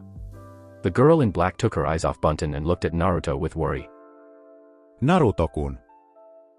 Her opponent, Bunten, smirked and threw a kick which hit Mira in the head and sent the girl crashing into the ground. Keep your eyes on me. Bunten mocked with a savage grin. That's what you said, right? Mira's shout alerted Naori, who was calmly attacking Ao, who was covered in shallow cuts and breathing heavily. The woman looked over to where the shout came from and saw Naruto on the ground gripping his shoulder. Her protective mother instincts kicked in and she would have dashed off to help her son, but had to put up her blades and block Ao. That must be your son, he's as good as dead. Ao told Naori in a calm but slightly arrogant manner. That's Chojuro and he is one of the prized ninjas we have in our ranks. Your son is a goner. Naori casted a death glare towards Ao and turned to face him fully. She was going to finish this battle and get Ao to take them to their main camp. This battle has raged on long enough, injuries on both sides and the Uchiha could not afford any deaths right now. When this is over, you will take us to your leader. Naori channeled chakra into her right hand and a pink skeleton hand began to form over it. Naori threw a jab at the speed of lighting towards Ao, who was struck and sent flying in a great explosion. Naori rushed after the one-eyed men in chase. Naruto rose from the ground. He took his hand off his shoulder and saw the blood. His heart began to pump and a fire lit ablaze in the pits of his soul. This is a real battle now. Naruto placed his swords back in their black sheath that rested horizontally on his lower back. Have you given up? Chojuro asked calmly and all signs of nervousness was gone. Don't be foolish, the real fight starts now. Naruto pulled out 2 scrolls from his ninja pouch. He sent some chakra into it. A puff of smoke and out came 2 terrifying weapons. In Naruto's right hand was a scythe bigger than Naruto on a chain link connected to a white gunbai with red Magatama marks. The blade of the scythe, which was a shiny silver, gleamed in a threatening manner. Naruto slammed the white gunbai on the ground and stood imposingly. Naruto's 3 Tomo Sharingan flared to life. He had now deemed this ninja worthy and would give it his all. His black clothes fluttered in the night wind, making his form look like a god of war who had descended from the heavens. Huddled together in the back were the elderly Uchiha. They were looking at the young form of Naruto. Do you see it? Yes, these old eyes see it clearly. That boy. He looks just like Lord Madara back in the day. The elders talked between each other. The way Naruto stood with his back straight and head held high and his 2 weapons on his side ready for battle. Naruto looked just like Madara Uchiha, who had led them into intense battles just like this one, with that same confident aura, as if there was nobody who could bring him down. Within their old bones, they felt the urge to take up their weapons again and assist the young Uchiha in battle. Naruto's courage was really inspiring and something to behold. But the elders were not the only ones to feel this way. The other Uchiha felt the shift in the night air and saw Naruto standing proudly. Naruto-sama, he's really an overbearing young man. I want to be just like brother Naruto. With young brother Naruto backing us, there is no way we will lose.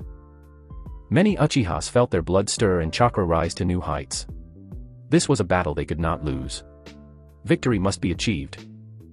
Just like Lord Madara, the skill to boost morale and spirits with little effort was something Lord Fugaku just didn't possess. Rather it be with his inspiring words that could get the laziest moving. Or whether he was flexing his monstrous power. Yes, but young Naruto seems to have all of that wrapped up in one.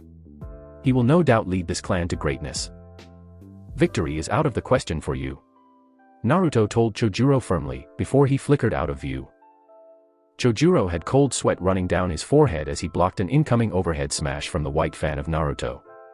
He's stronger now, and his chakra seems to have become more dense and intense. Once again Chojuro's mind was filled with positive thoughts about Naruto. He was really outstanding. Naruto brought his scythe up from the side and easily knocked away the 2 blades Chojuro had. Naruto did a thrust and folded Chojuro over the gunbai before Naruto swung the fan into a tree, sending the blue-haired boy crashing into the tree. Chojuro did not have time to think as Naruto appeared and swung the scythe and cut the tree clean in half. That could have killed me. Chojuro thought in panic before his blades were enveloped in a blue glow, and he thrusted them towards Naruto and watched as multiple arrows made from water were launched towards Naruto. This was launching bows, a C-rank water ninjutsu. Naruto released a cold humph and simply held the gunbai in his hand and watched as a white glow covered the gunbai and it began to hum from the power chakra of Naruto. When the arrows connected with the fan, the gunbai glowed brighter before Naruto placed his palm on the back of it and pushed it forward. Uchiha reflection. Naruto said calmly before the arrows were blown back towards Chojuro with twice the power and force. Chojuro was engulfed in the explosion caused by his own attack and blown back with great speed. He landed on the ground several meters away and coughed up blood. His clothes were now bloody and his body littered with cuts, and his ear protectors fell to the ground in pieces. What was that? It is a secret skill of the Uchiha clan. The indifferent voice of Naruto made its way to his ears. The short form of Naruto stood over him as Naruto had the gunbai raised over Chojuro and his 3 Tomo Sharingan looked down on him. I won in the end, just like I said I would. Chojuro. You fool, how did you lose to this punk? Buntin yelled in anger at the injured boy. Mira, hurry up and finish her. Naruto said calmly. Oh. You think this girl can beat me? After I am done with her, I'll come and cut you to bits. Buntin shouted aggressively. A lot of bark but no bite. Naruto turned his back to them and jumped off to help the others who might need it. There was no need to worry about Chojuro since he had passed out and won't be going anywhere. I already hate that guy. Buntin gritted her teeth in anger. Mira laughed at Buntin. She really understood how Buntin felt since many other kids suffered the same fate when they would speak with Naruto. If he didn't like you, then it was like talking to a brick wall. You get used to it. Naruto is not the most sociable person. He won't be socializing with anyone once I am done with him. Buntin went through hand signs and yellow lighting sparked to life before it took the form of 3 balls that flowed around her. Lightning balls. Whoa. Mira shouted and leaped out the way of a lighting ball. You're done for now. Buntin threw her hands forward with mad laughter and watched with glee as the lighting balls connected with the position Mira was standing. Now where is that other Uchiha? Before Buntin could jump off in search of Naruto, she felt cold metal on her neck. No more wiggle room for you, worm. Mira said in a tone similar to Naruto. Being surrounded by battle and seeing the deaths of others began to change the girl and make the once naive and innocent girl much more awake to reality and the ninja lifestyle. What Bunton thought she blew up was only a false truth, a simple genjutsu. Bunton had sweat run down her forehead and her legs shake from fear. She began to panic and wonder if she was going to die. "You'll never be anything in life." The harsh and uncaring words of her mother came to the front of her mind once again. At home her mother was harsh and did not love her at all, saying she ruined her life and would be nothing just like her father. "Am I going to die? Like this, ain't nobody." "Relax, I'm not going to kill you. I did say no killing, remember?" Mira said and patted the blonde on the back. What? Bunton stuttered out in shock. "I'm not going to kill you, go and help your friend. He needs it." Mira walked off before she turned around and gave Bunton a confident smile. "It's been fun, Bunton-chan, I'll see you around." Mira jumped off to help the others. Bunton looked at where Mira left confused. That was the first time she had been called Chan. It felt strangely good. This feeling was strange to her and now was not the time for it. This was something to ask her dad about, if she ever got to see him. Pink flames at the feet of Naori began to simmer down and her chakra became calm once again. "It's over now. Take us to your leader," Naori ordered Ao, who was on the ground shaking. What was that monster just now? Its power was out of this world. And how did nobody see that? She must have casted some wide-range genjutsu. Damn, she is really living up to her S rank. Ao thought while on the ground bleeding. If someone like Naori helped them in their civil war, they could turn the tides in this war of theirs. That boy, he will truly become something terrifying in the future. He beat Chojuro, who is a kenjutsu genius. With his final thoughts, Ao resolved to take them to their leader. Naori pushed the bottom of her sword on the neck of Ao in a threatening manner. "Well," Naori said expectedly. "Okay, I'll take you guys." Ao breathed out. Things did not go the way he wanted them to and his battalion was defeated. "Great. Let's get moving right now." Naori put her sword on her back and walked away happily. "Everyone stand down," Ao shouted to the rest of his comrades who were fighting. "We will be going to base with these Uchiha." Ao staggered to his feet and stood on shaky legs. The mist rebels lowered their weapons and chakra, still looking at the Uchiha with suspicion, and had their weapons ready just in case. "Humph, consider yourself lucky, witch." Saito lowered his stance as his gleaming red eyes became black. His high-collared shirt was a mess and blood was splattered all over the ground surrounding the two. In his mouth he could still taste the blood. "Ah! You're the lucky one. If I had my babies with me, you'd be a fried corpse." Amiri Ringo lowered her to blades. If she had the Kiba blades, this little war would have a different outcome. Amiri was a 15-year-old teen, rather short with long red hair and black eyes. On the side of her head were red hair bands. This allowed two parts of her hair to be pointed upwards like horns on the side of her head, while the rest just flowed down her back. For clothes, Amiri was wearing a loose tan-striped kimono that was open, revealing some of her chest. Black pants that became looser towards the bottom. Her teeth were jagged like the 7 ninja swordsmen. She had on navy blue leg warmers and ninja sandals of the same color. "You think just because you're in the 7 ninja swordsmen I'd be afraid of you?" Saito asked in a mocking tone. Those 7 ninja swordsmen were nothing to the might of the Uchiha. Well, at least the ones that are with the rebels, and not dead. "Well, okay, tough guy, why don't we spar again when I get my blades from the shop? Unless you're scared." Amiri expressed with clear amusement and bloodthirsty while those sharp teeth were stretched out in a grin. "Humph, little brat. You'd need to train for 100 years to challenge me." Saito gave the teen his back and walked away without saying anything and only pulled out a cigarette and began to smoke. "Those cancer sticks are going to kill you before I do." Amiri put her hand above her nose and walked next to Saito. "You want one?" "Yeah." The teen began to spit it out a second later and downed a whole bottle of water. Saito just chuckled at the amusing teen beside him. Newbies always reacted like that.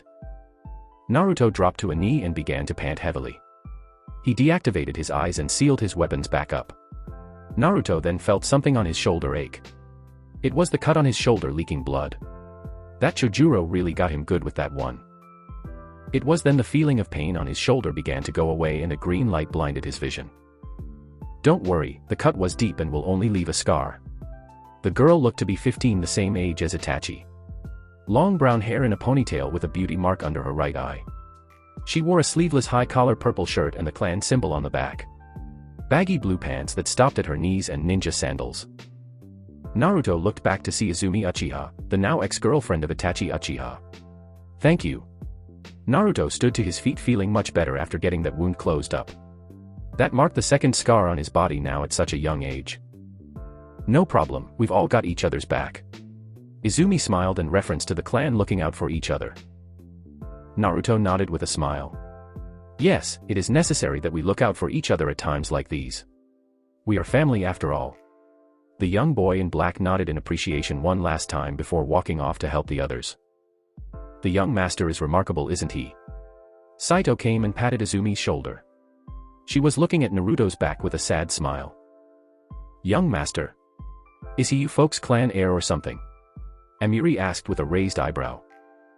Might as well be, our other clan heir is a bastard and the one after that one is in enemy territory right now. Saito said and laughed. Wow, you guys are a shit show. Amiri laughed along with Saito while Izumi got a sweat drop. Naruto stumbled and almost fell but was caught by his best friend. Mira Uchiha. I've got you. Mira put Naruto's arm over her shoulder and began to walk off while supporting Naruto. Thanks Mira, I can always count on you. Naruto said with a grateful smile towards Mira who was always there for him. You've got that right. Mira gave a triumphant grin. Naruto's mother then landed in front of them with a smile on her face. Good job you two, I'm so proud of you. It to be expected when you're as cool as I am. Mira said with a puffed out chest. Way to be modest. Naruto deadpanned at Mira. You're one to talk. Naori pointed out her son. After what you said to Ao, where did you even learn to say something like that?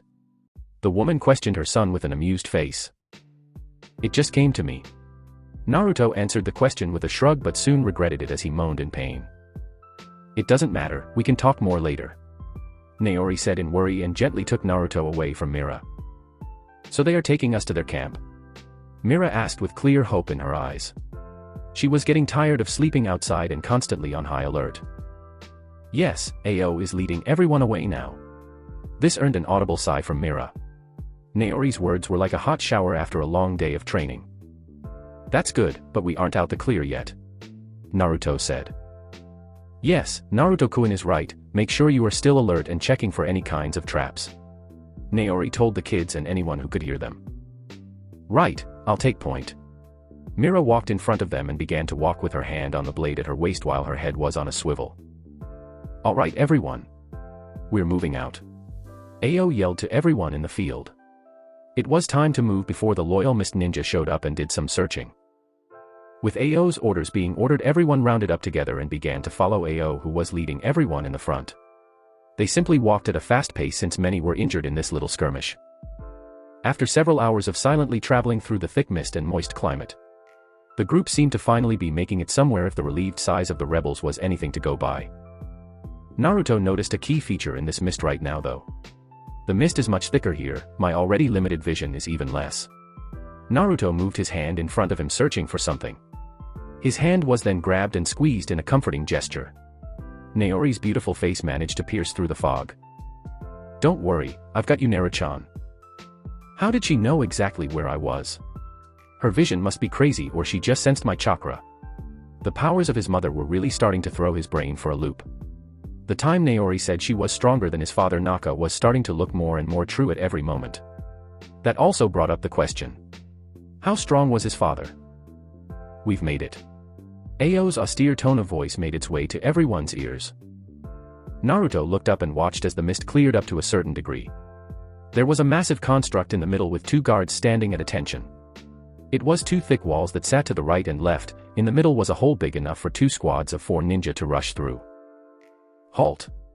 A guard stepped out in front of them. Captain Ao returning from a border patrol. We picked up these people on our way back. And who are they? Uchihas. Naruto watched the two indulge themselves in conversation about his clan. By the guard's shocked face, he could guess Ao just told them they would be going to talk to their leader. The guard obviously didn't trust them if the heated glares he was sending was anything to go by. If you say so, Captain. Ao nodded in appreciation. Let's go, our leader is over here. Ao walked inside past the guards and moved through the mist like a pro. The rebels who were next to them all began to disappear. Now that their mission was over, there was no reason for them to still hang around. In front of Naruto, the mist cleared and he could now see everything in front of him. He looked down to see he was walking on a bricked path. To his left there were all kinds of plants lined up in an organized manner. It seems they have been at this place for a long time if the height of the plants were anything to go by. Scattered through the plants were small windmills and spinning generators. Even at night time, people were still out managing these crops.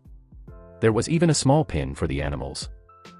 Naruto released his mother's hand and saw her give him a pout. He would not be seen holding his mom's hand in front of all these ninja.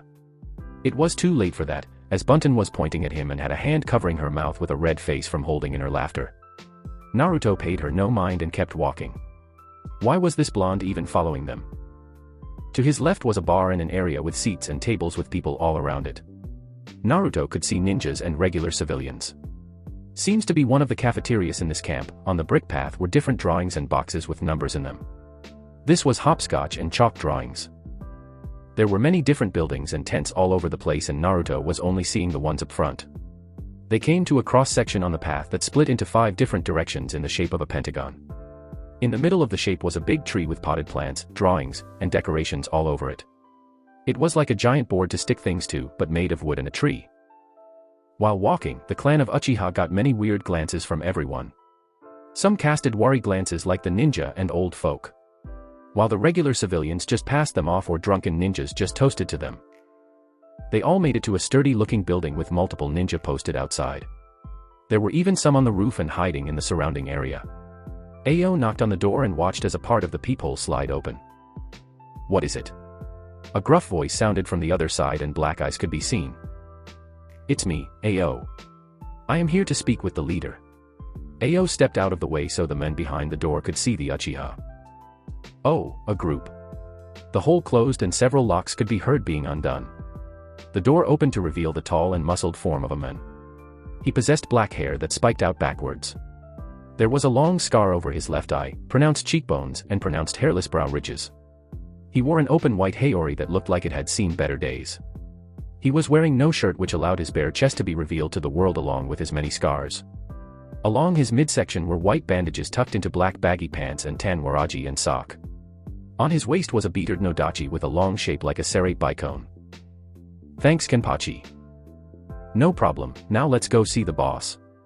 I am curious as to how things will play out," Kenpachi said in glee while looking at the Uchihas until someone caught his vision. "Saito. Is that you?" Kenpachi walked into the group and got a better look at the policeman. "It's been a long time Kenpachi, I see you're still as savage as ever," Saito said with his black eyes looking more brutal than ever. "You're one to talk, you manslayer." Kenpachi met Sato's hand in a firm grip with a savage grin. "Please stop bringing up my past." Saito waved Kenpachi off with a small smirk on his lips. "Come on, I'll introduce you to our leader." Kenpachi put an arm around the man's shoulder and walked him down a corridor and soon down some steps. "Wow, he knows Kenpachi Zaraki, the first Kenpachi," Amiri said in awe of Saito. "Who's that?" Mira asked, wanting to know the savage-looking man. "He's called the first Kenpachi. This means he can't be killed." Amiri enlightened all the Uchihas. "Humph, if you aim for the head he'd die in an instant," Naruto said, not buying into the whole folktale. "It's not a folktale, brat," Amiri yelled and got all in his personal space. "You don't think people haven't tried to cut his head off? They never get the chance because he ends up killing them." "Whoa, he sounds super strong," Mira said in awe. "Let's go, I am sure you will learn more about him later," Ao said and put everyone back on track. "Right, I am interested in learning who leads this very organized camp," Naori said with a respectful tone. They followed the path Kenpachi took and walked down the hallway. A flight of stairs that led downwards came and the group quickly walked down and could hear the sound of talking. A doorway appeared and they could all see a spacious area with several boards with maps on them. They had sticky notes along with red threads and kunai jammed into pictures of people. A long table sat in the middle and chairs were on the side of the table. Some were occupied while others were empty. Filing cabinets were all stacked up in a neat manner. "This is my pal Saito. He's the one that gave me this scar over my face. He was really trying to kill me," Kenpachi said in an excited tone while laughing loudly. Lady May, I have returned. Took you long enough, I was starting to think you had died. An uncaring voice sounded from the table. It was a girl in her late teens, looking to be 18. She was slender and beautiful, possessing long light blue hair and eyes. She was wearing an all-white general's apparel that was opened at the front, letting her generous bust to breath, with long sleeves and buttons on her arms. There was a blue choker on her neck and was wearing high-heeled boots. She was the current leader of the remaining Yuki clan, which was her and some other boy who was currently missing. Leaning next to her was a weapon Naruto had never seen and only heard of in books. It was a rapier sword that was great in length and shined in deluxe silver. The handle was wrapped in a soft white leather. Back in my day, kids like you respected their superiors. Ao said with a tick mark on his head. These kids just kept getting more and more disrespectful. Let them be, he seemed to have run into trouble. The other teen said, gesturing to the Uchihas. Whatever Harabelle. Esteth rolled her eyes at the busted blonde being correct. Tear Harabelle was a teen the same age as Esteth. She has caramel skin, aqua green eyes, thick eyelashes, and short messy golden blonde hair with 3 braided locks. Tia is wearing a white high-collared jacket that covers the lower half of her face, only revealing her eyes and the 3 blue marks that look like fish gills under each one of her eyes. The jacket has a zipper running all the way down and keeping her large breast at bay. For pants she wore what looked like the bottoms. She wore a white version of a shihakusho and left all of her midsection and sides exposed. On the collar there are 2 beige air filters on the side allowing her to breathe. The jacket completely envelopes her arms, ending in black gloves that seem to be attached to the sleeves, with the hand being white and the fingers black. Tear was the current clan head of the Hoshigaki clan, which was only her. Leaning on the chair in arm's reach was her sword. It's unusually wide, and has the distinction of being completely hollow in the middle, essentially consisting of nothing more than the edges of what would otherwise be a normal sword. Its handle is purple, and its guard is as wide as its blade, with 3 small holes on either end, which Harabelle uses to unsheath it. The sword is longer than its sheath, and is worn horizontally on her upper back. Yes, Lady May. Ao turned to a tall and slender woman with fair skin. She has green eyes, and ankle-length auburn hair styled into a herringbone pattern at the back, a top knot tied with a dark blue band, and with 4 bangs at the front. 2 bangs are shorter than the rest, with 1 covering her right eye, and 2 are long, crossing each other on her bust, just below her chin. Mei Terumi is wearing a blue kimono that goes to her upper thighs and stops above her knees and is tied by a black band. The kimono is open, revealing a generous amount of cleavage. Kimono had a split on the side revealing the mesh shorts underneath that was covered by the blue kimono. On her knees were fishnet sleeves with blue trimming. On her feet were black ninja sandals and painted blue toenails. Well done Ao, you can go rest now, I can see you've had a long night. The women said in a humane and gentle voice with an eye smile. You are too kind. Ao bowed and was about to walk away until he got a question from his leader. Where is young Chojuro-kun? Mei remembered Ao saying he would bring the boy to the next briefing since he would become a future leader. He was defeated and needed medical attention. Ao responded. Really? By who? Mei asked in a curious tone. Whoever defeated that boy must have been a skilled older ninja who had seen many battles. You're gonna want to pay attention to this part. Saito whispered into Kenpachi's ear with a grin. The spiky-haired man did as his friend said and watched closely. This kid right here. Shursue said and pushed Naruto out in front of everyone. The boy stumbled for a second before he straightened up from the intense gazes of the older and stronger ninja in the room. Naruto began to feel nervous under the gaze of such powerful ninja combined with everyone in the room. Sweat formed on his brow before he got his emotions under control and raised his head in a confident way. That's right. I, Naruto Uchiha, defeated him. You're joking, no way this brat beat Chojuro. Esteth didn't know if Ao was pulling one of his old people jokes, because if so it wasn't funny. She had seen Chojuro fight before and a timid boy he may be, but when he got serious it was lights out for the enemy. I can show you, if that will help you understand better. Naruto said with a dark smirk crossing his lips. To add on to his intimidating appearance, Naruto activated his 3 Tomo Sharingan. He's gotten much darker in such a short amount of time, but this darkness in his heart does not seem to be overwhelming. As mature as he is, my son is still a child, so the damage can easily be minimized. Naori thought in concern for her son, who was becoming a rather cruel individual. He had given orders to kill a bunch of people at only 6 and is willing to kill at any time. This was a real cause for concern. This kind of upbringing will have lasting effects on him and might scar him for life, causing Naruto to be a broken mess. However, a part of her was proud that Naruto seemed to be handling everything and still trucking on. He just needed to stay strong when things got worse. Oh wow, did he just threaten her? I like this kid already, Kenpachi said with a grin and was itching to find out how Naruto did it. TCH, cocky brat.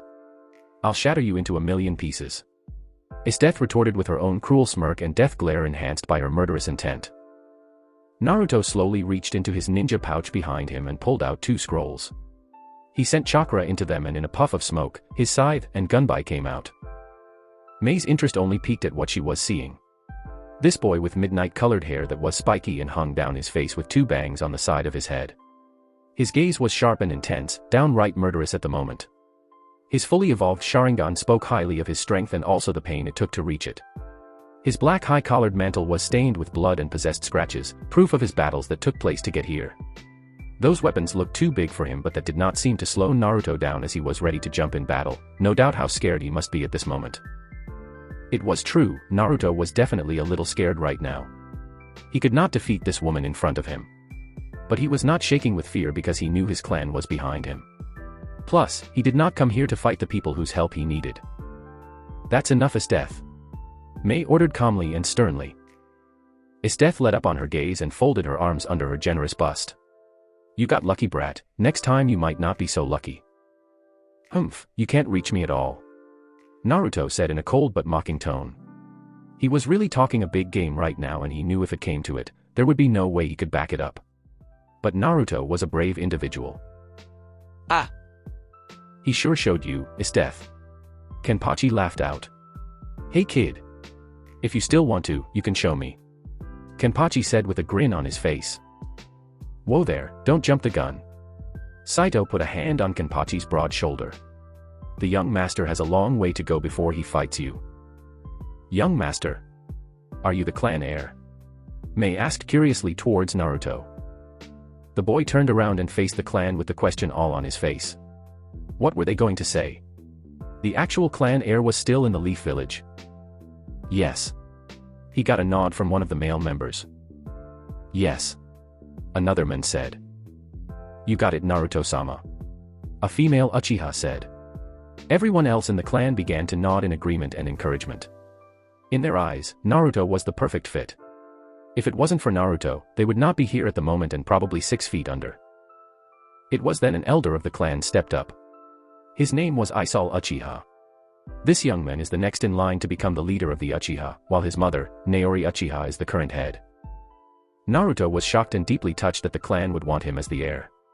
His plan had all worked out, and although it was a little bumpy on the road to get here, he still arrived at his destination. He smiled with joy and firmly nodded his head. It was then that an image of Satsuki came into his head.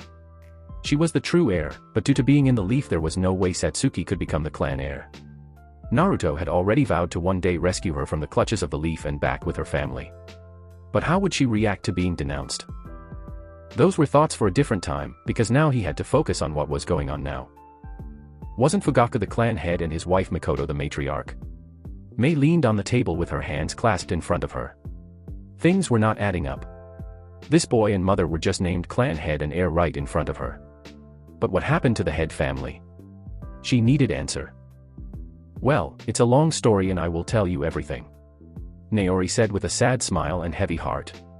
The mist ninja noticed the angry faces and sorrowful gazes of the Uchiha. The aura of the room suddenly became depressing and heavy. Start from the beginning. You have made it this far and no doubt have some kind of goal in mind. I need to know the full circumstances of your situation, Mei said and leaned back, getting comfortable. Mei was smart and was already able to conclude that the head family is either dead or staying in the leaf right now. But whether it was by choice or force was the real question. Right, I'll tell you everything, Naori said and began to tell the ninjas in the room the tragic tale of her clan and how they ended up where they are now. Like Naori said, the tale was long and detailed. The mist rebels sat at the table with baffled expressions. It was a long and twisted story indeed. A tragic tale of a clan that once had it all, but was now runaways looking for a home. Now I'm kind of glad the leaf didn't help us, Harabelle's emotionless voice sounded. The woman was glad such traitors were not helping them. Yes, now tell me. Mei leaned in and portrayed an imposing image. Here it comes. Saito said with a grin to Kenpachi. The ones who shall guide you are the Uchiha. Naruto activated his Manjiki Sharingan and gently held his hands out in a grand manner, allowing his clan behind him to shine. The clan looked ready to cause mayhem and their power was immaculate. So cool. Mira thought to herself with stars in her eyes.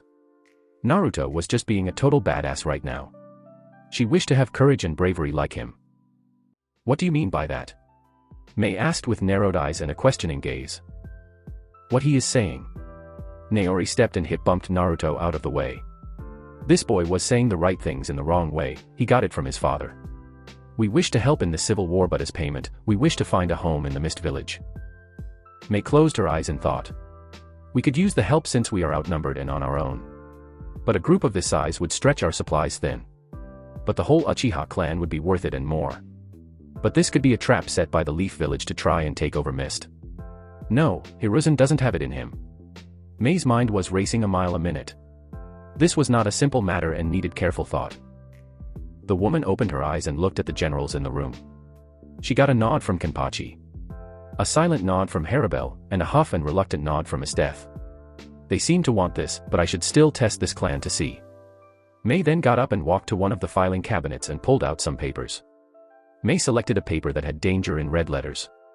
She went back and sat down at the head of the table. Mei then slid the paper towards Naori, who was on the other side of the table. Naori grabbed the paper and gazed over it with her one good eye. A control point. Naori said in surprise. Yes, this is a low-level control point that we plan to take over in 2 days. But this will serve as a kind of test of loyalty for you guys. Mei said with crossed arms under her bust.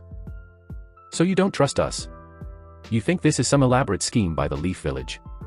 Naori questioned with her own narrowed eyes. Did this girl really think the Leaf would go through all this trouble just to try and take over this war-torn country? She calmed herself. Mei was just doing her job and being careful. It should be easy for someone of your stature, one-eyed empress. Mei said with a flirtatious smirk that had the male Uchiha blushing. Fine, in 2 days' time this camp called Thriller Grand will be ours. Naori guaranteed with complete confidence. Naruto smiled at the proclamation of his mother. She was really awesome and the strongest person he knew. He hoped to be a great leader just like her one day. Great, and while you wait for the day to arrive. Mei motioned for Ao, who had never left, to come over. She whispered in his ear and handed him a slip. Ao will direct you to your sleeping barracks. They all began to follow Ao out of the office and upstairs, leaving the captains to talk about it. So you really don't trust them? Kenpachi asked with a serious voice.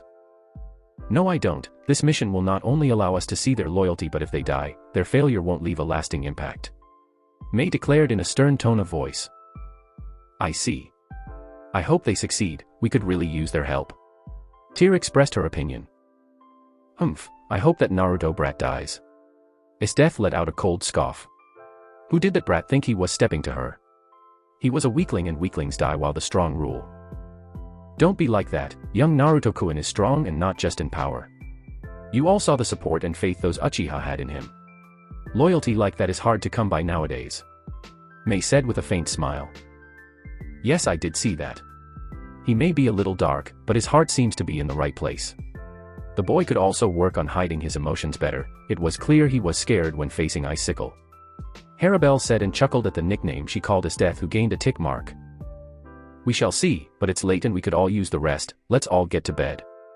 Mei dismissed everyone and for the night. Ao led the Uchihas to an enclosure surrounded by steel gates and had several barricades all over the place. Behind the gate were tents scattered all over the place.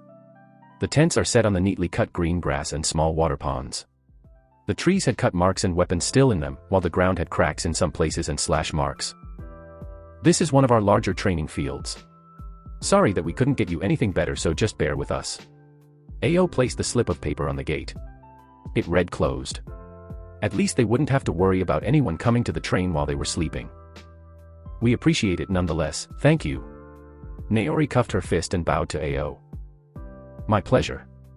Ao did the same thing before he left in a water body flicker. Alright everyone. Pick out your tent and let's head to bed. Naori ordered all the Uchihas. They all walked inside the gates and began to choose their own tents. In only a matter of minutes half of the clan was out like a light. Naruto was in a tent with his mother and only in his white form-fitting shirt and black pants. He laid back in his sleeping bag and just looked at the ceiling of the tent. Naori entered the tent and let out a tired sigh.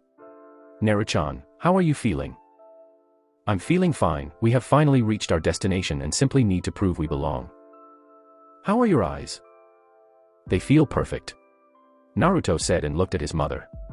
"Can you help me train mom?" "Of course I can, sweetie, I'll make you the strongest ninja to come from the Uchiha." Naori gave him a heartfelt smile and began to undress. "Mom. Don't do that in front of me." Naruto quickly turned with a red face from embarrassment. "Oh please, I used to give you baths and change you." Naori waved off and kept changing her clothes. She was now in a form-fitting shirt like Naruto and short athletic shorts. "I was a baby then, I don't want to see you changing." "Whatever son, just get some rest." Naori got into her sleeping bag. "Sleep tight and I love you." "Love you too, good night." Chapter 6. In the misty field of the now named Uchiha training ground, Naruto in his tent was waking up. The sun was just shining its light on the world. The giant masses of water around them shined with the reflection of the sun, while also gaining an orange tint to them. He rose from his sleeping bag and looked over to see his mother also beginning to wake.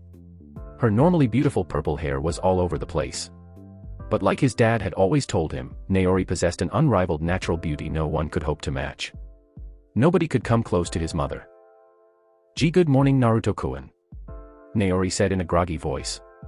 She held her arms open and Naruto went over and gave his mother a hug while she kissed his forehead. "Did you sleep well?" "As well as you can on the rough ground in a sleeping bag," Naruto replied in a sarcastic tone of voice. Naori chuckled. "Well, you're gonna have to get used to it, a good ninja can adapt to any situation." "Yes," Naruto answered astutely. "Now let's get some morning training in, it will help work off this morning drowsiness," Naori told her son. She followed his lead and also rose to her feet and was about to get ready. Naori slipped out of her athletic shorts and placed on black biker shorts and pulled up her usual maroon skirt. Since it was morning and very thick with mist, she would keep her black form-fitting shirt on. Naruto was in black pants that were tucked into black ninja sandals that had white stirrups. Like his mother, he left his Uchiha robe off and just kept his white form-fitting shirt. Once he was done getting ready, he opened the flap to his tent and walked outside. "The air here is much different," Naruto said, referring to the smell of sea water in the air. "Well, we are outside of fire country, so of course things will be different," Naori said and ruffled his hair. She then got a good look at it. "Son, maybe you should let me braid your hair." Naori cheered and had a twinkle in her eyes. Naruto imagined himself with braided hair. Even when he tried to have his Sharingan activated, he still looked like a pushover and bottom feeder. Absolutely not. Naruto completely shot down the idea with no intention of having it ever brought back up. Naori felt as if an arrow was just shot through her heart and the mental image came crashing down. Why must her son be so cold? Naruto walked over and tried to sense the chakra of Mira and her brother. This would be a good exercise. Naruto tried to expand his chakra out and picture his surroundings by creating a mental image of all the things he was able to touch with his chakra.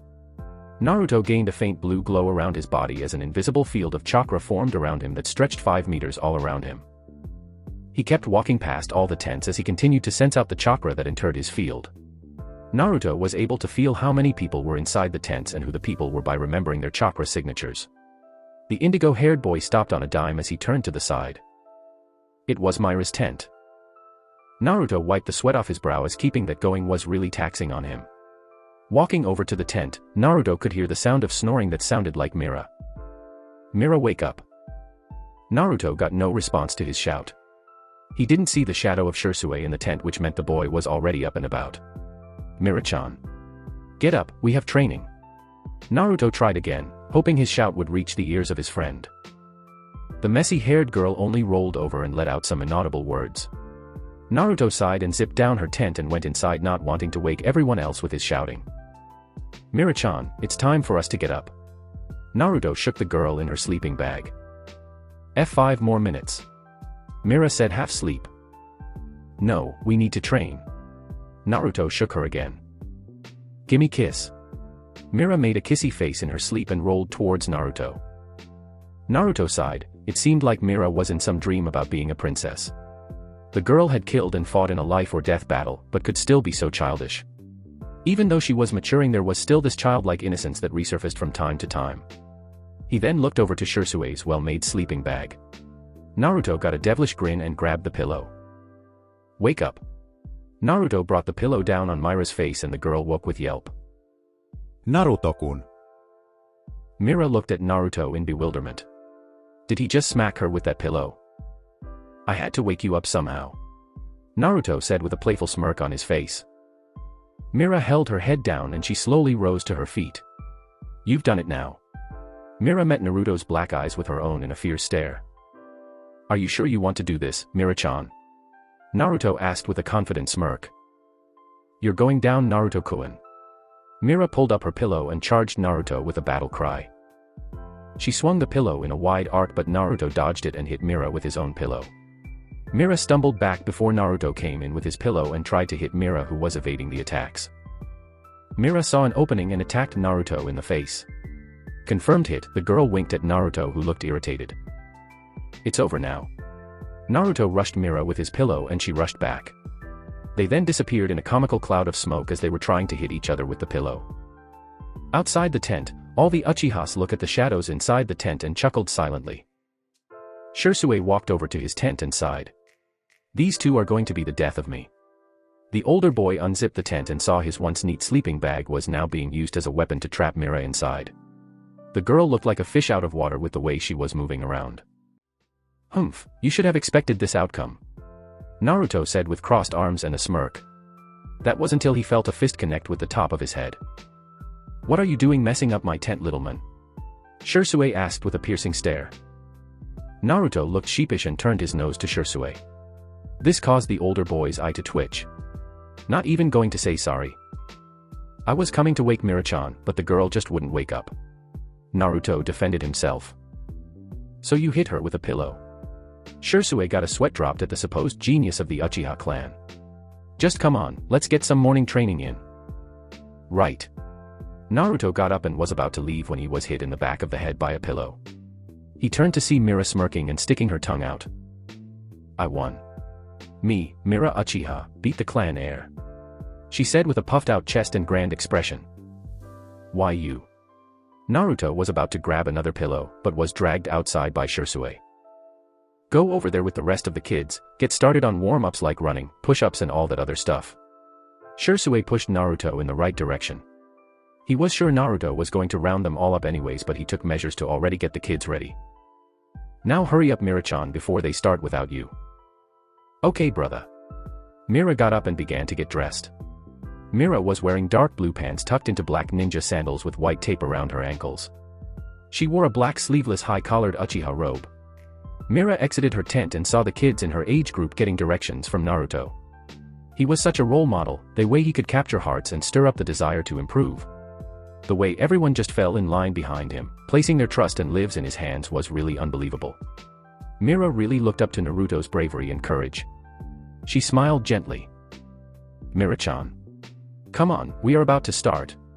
Mira saw Naruto shout and wave her over. "Coming." She ran to join the group for morning training. "So glad you could make it," Naruto told Mira with a smile. "Now, we are going to do 50 push-ups and then run around this training ground. Then once we get back, it's 50 pull-ups, sit-ups, and squats." Naruto ordered all the kids. They groaned in protest. That sounded like a lot and no doubt would lead to them passing out. Plus, that was a lot of running. The field was 120 yards long, including all the trees and holes in the ground, which would make it hard to navigate. Naruto's features became stern. "No complaining, we made it all the way here. Do not feel threatened by this task, we have faced many challenges just to make it to the next day. Do not get lazy on me now." His voice echoed over all the kids and even the adults heard his short speech.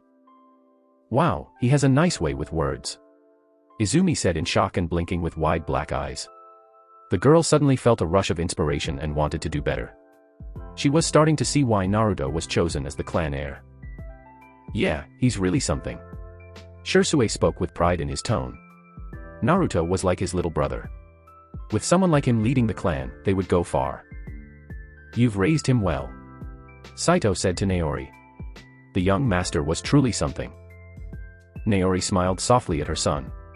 Yeah, we raised him the best we could. Let's go. Naruto said and took off running while the young Uchihas followed him.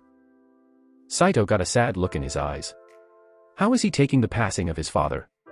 Asking Naori in the softest tone someone like him could muster. Like most kids, he cried and it hurt him, but he is trying to overcome this and grow stronger from it. Naori answered Saito's question. Well, that's good, but what about our training? Shursue asked, wanting to change the mood and get off this sorrowful topic. Naori nodded. We will basically do what they are doing, but much worse. She said a little too happy. 100 push-ups, sit-ups, squats, pull-ups, and 10K run. They all groaned at the list. This wasn't training, it was torture. Let's get moving or the kids will be done before us. Naori dropped down and got started on her push-ups. Naruto was leading the pack while Mira was running slightly behind him, breathing a little heavy.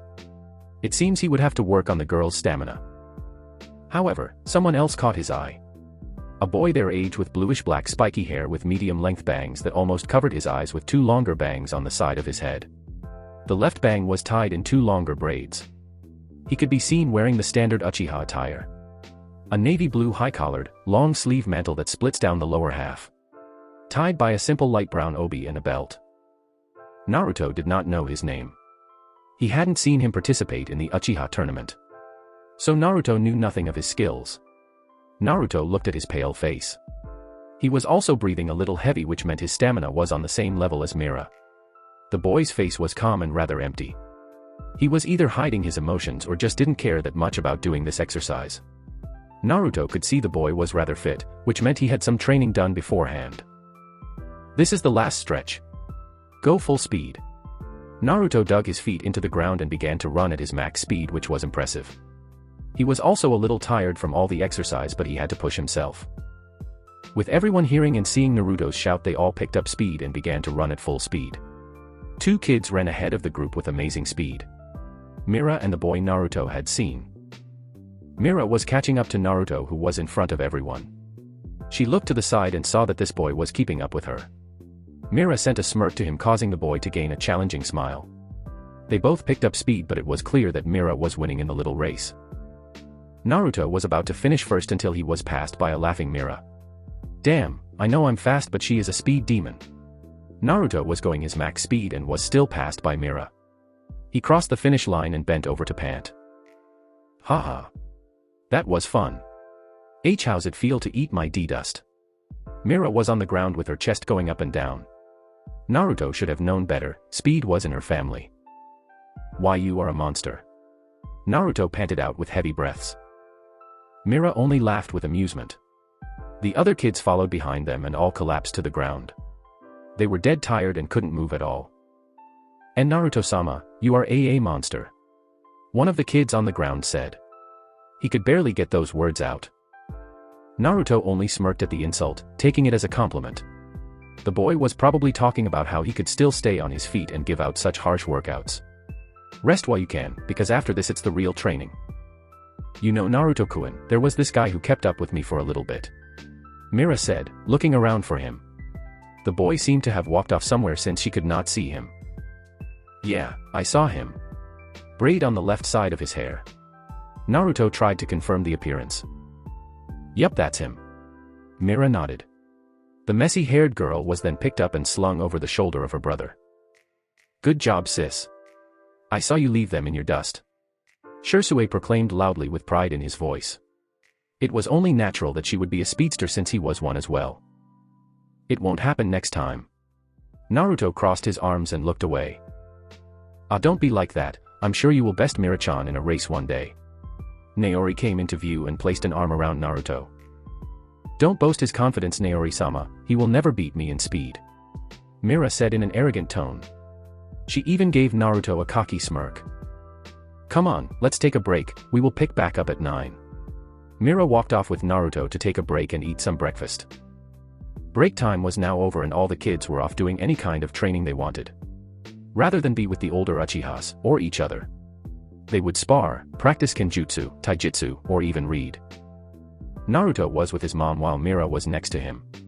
They were going to get some training from his mom, just like she said she would. So what are we going to do first, Naori-sensei? Mira exclaimed with clear giddiness. Naori chuckled at the girl's enthusiasm. It was a stark contrast to her son's calm visage. Glad you asked, we are going to work on your sensing ability and combat without your Sharingan. What you mean, sensei? Mira tilted her head in confusion. We are in the depths of the mist, our eyes will not work like they used to. The mist ninja will use a jutsu called hidden mist jutsu. This will make the already thick fog even greater dash, making it harder to see. Mira cut off Naori with her shout.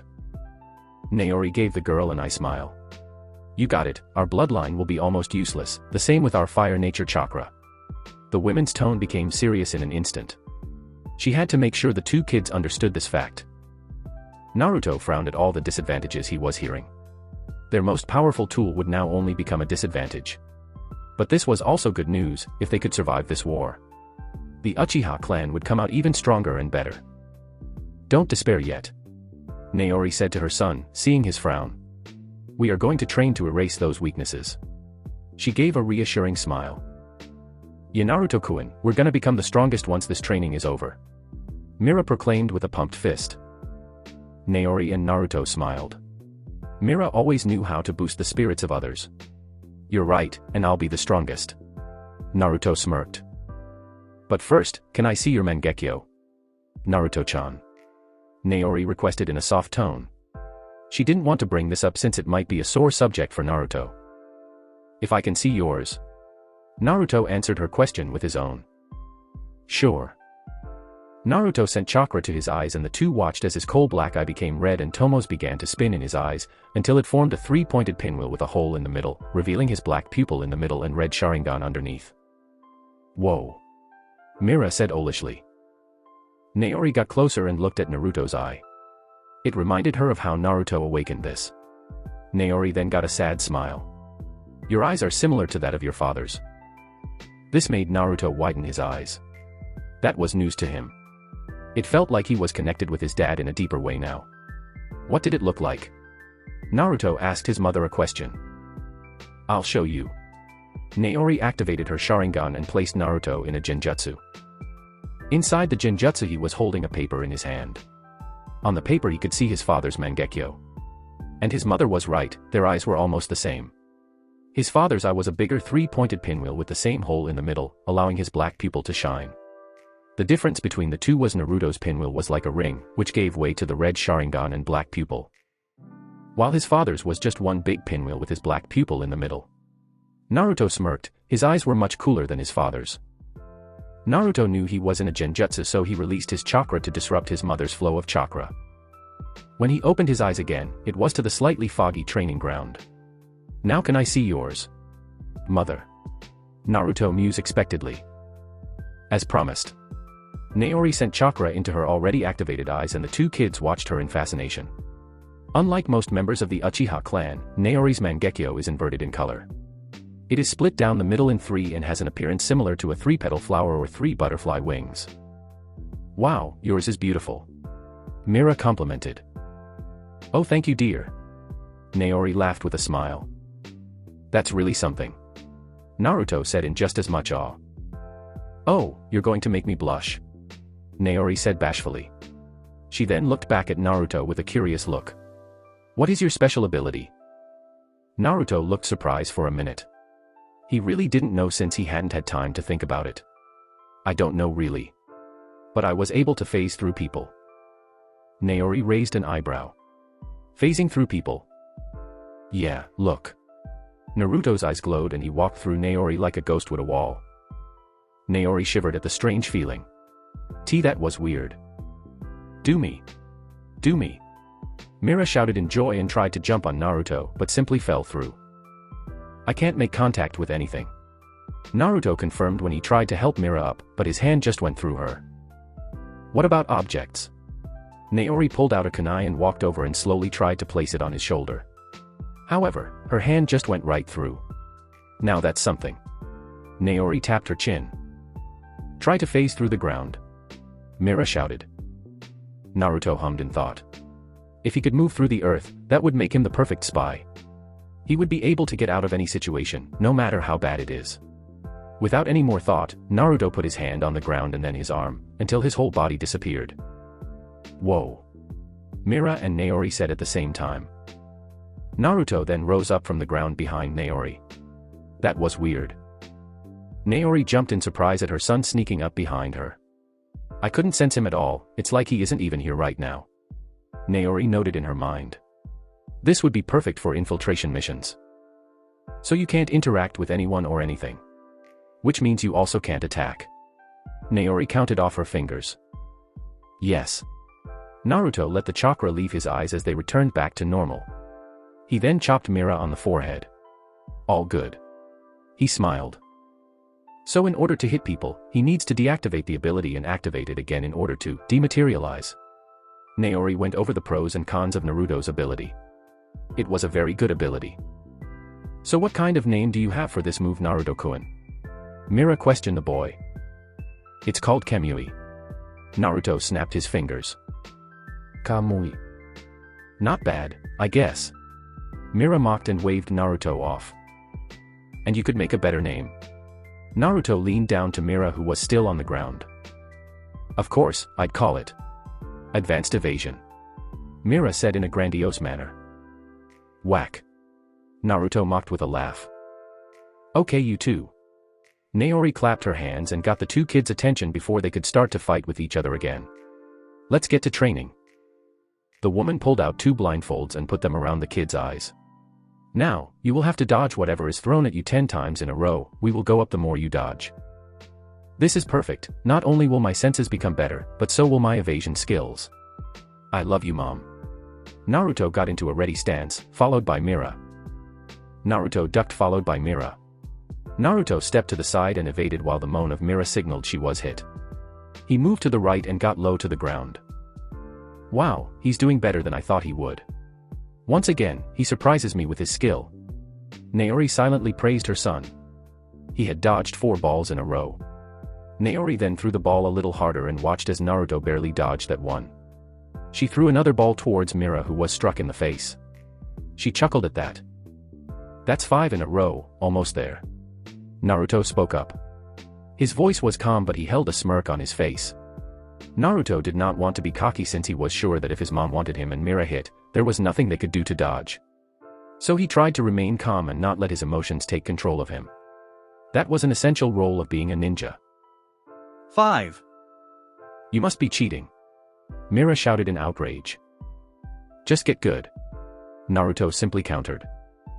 If I could see you right now, I'd hit you. Mira huffed and got ready to dodge again. Naori activated her Sharingan and looked at Naruto. These last 5 would be the hardest ones to evade. It was then she saw it. Naruto had a bubble of chakra around him that stretched out 5 in all directions for 5 meters. A chakra field. How can he do that? It's a Chunin level sensor ability and he can expand it to 5 meters. Only the best of Chunin can make it go that far, while a Jounin could sense several miles and a great sensor the whole village. Her son was truly an abnormal monster in terms of his raw talent. There was no doubt in her mind, Naruto would truly become something to fear in the next couple of years if this monstrous progress continued. Alright son, try to dodge this.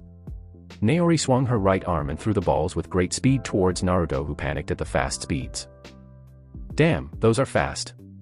Naruto shouted internally as he prepared to dodge the balls coming towards him. Naruto jumped and turned in diagonally and sensed as the balls went past him. He's flexible, nice. Naori complimented her son. Let's see if Mira is. Naori threw the same kind of balls towards Mira, but slower since the girl was hit and needed to restart. Mira surprisingly did the same dodge as Naruto, but it looked more fluid and natural. So Mira-chan is naturally flexible, while Naruto-chan has to force his body to be flexible. Naori took a mental note of this in her mind. It would be something to work on when training. With just a flick of her wrist, Naori threw a volley of balls towards Naruto and Mira at the same time. At last, Naruto was struck by the ball. Mira also suffered several hits and fell to the ground. Naruto sighed in defeat and took off the blindfold. Dang, I almost had it. Geez, how did you dodge so many? Mira said next to him on the wet ground. Don't worry, you will get better over time. Naori's smiling face blocked their view and only allowed them to see her. Now get up, we have more training to do. Hours later. Naruto and Mira were walking through the rebel camp. They had been done with training for now. Mira had convinced Naruto to come and explore the hideout with her. More like gave him the puppy dog eyes and begged him. They were now walking in what looked like a town square. It was the same place where they walked through when they had just shown up. Naruto-kun, I'm getting hungry. Well, we can look for something to eat while we are out here. Like what? I don't know, this is new to the both of us. Naruto turned to Mira, who was rubbing her belly in hunger. Do you think they have chicken tenders here? Mira asked with hope. Those were her favorite after all. Well, just look for some. Naruto rolled his eyes in irritation. This girl and chicken tenders. They were good, but not everyday good. The two kids turned a corner and Naruto ran into something soft and heavenly. It was round and firm with a little bounce to them. It was softer than his pillow for sure, and it was as if Naruto's head fit perfectly. Naruto was head first into the breast of Tear Harabel. The dark purple-haired boy pulled his head back and looked up to see the cold eyes of Tear Harabel Hoshigaki. Enjoyed yourself? The blonde woman asked with what sounded like amusement in her monotone voice. Naruto was sweating internally. Oh no, did I really just walk into her breast? I hope my mom doesn't find out about this. Naruto panicked. If his mom found out, he would no doubt get a lashing and called a pervert. My apologies. Naruto told the teen in front of him. Harabel looked at Naruto behind her high collar. Her eyes cold and piercing, able to make her enemies shake from just a glance. She watched Naruto internally panic. He did a good job at hiding it, but to her trained eyes it was easy to spot. This meant he wasn't a pervert and simply ran into her by accident. Harabel could probably imagine that Naruto was panicking, thinking she would attack or tell his mom or something. The beautiful woman then spoke up. It's okay, this was just an accident. Naruto damn near sighed in relief.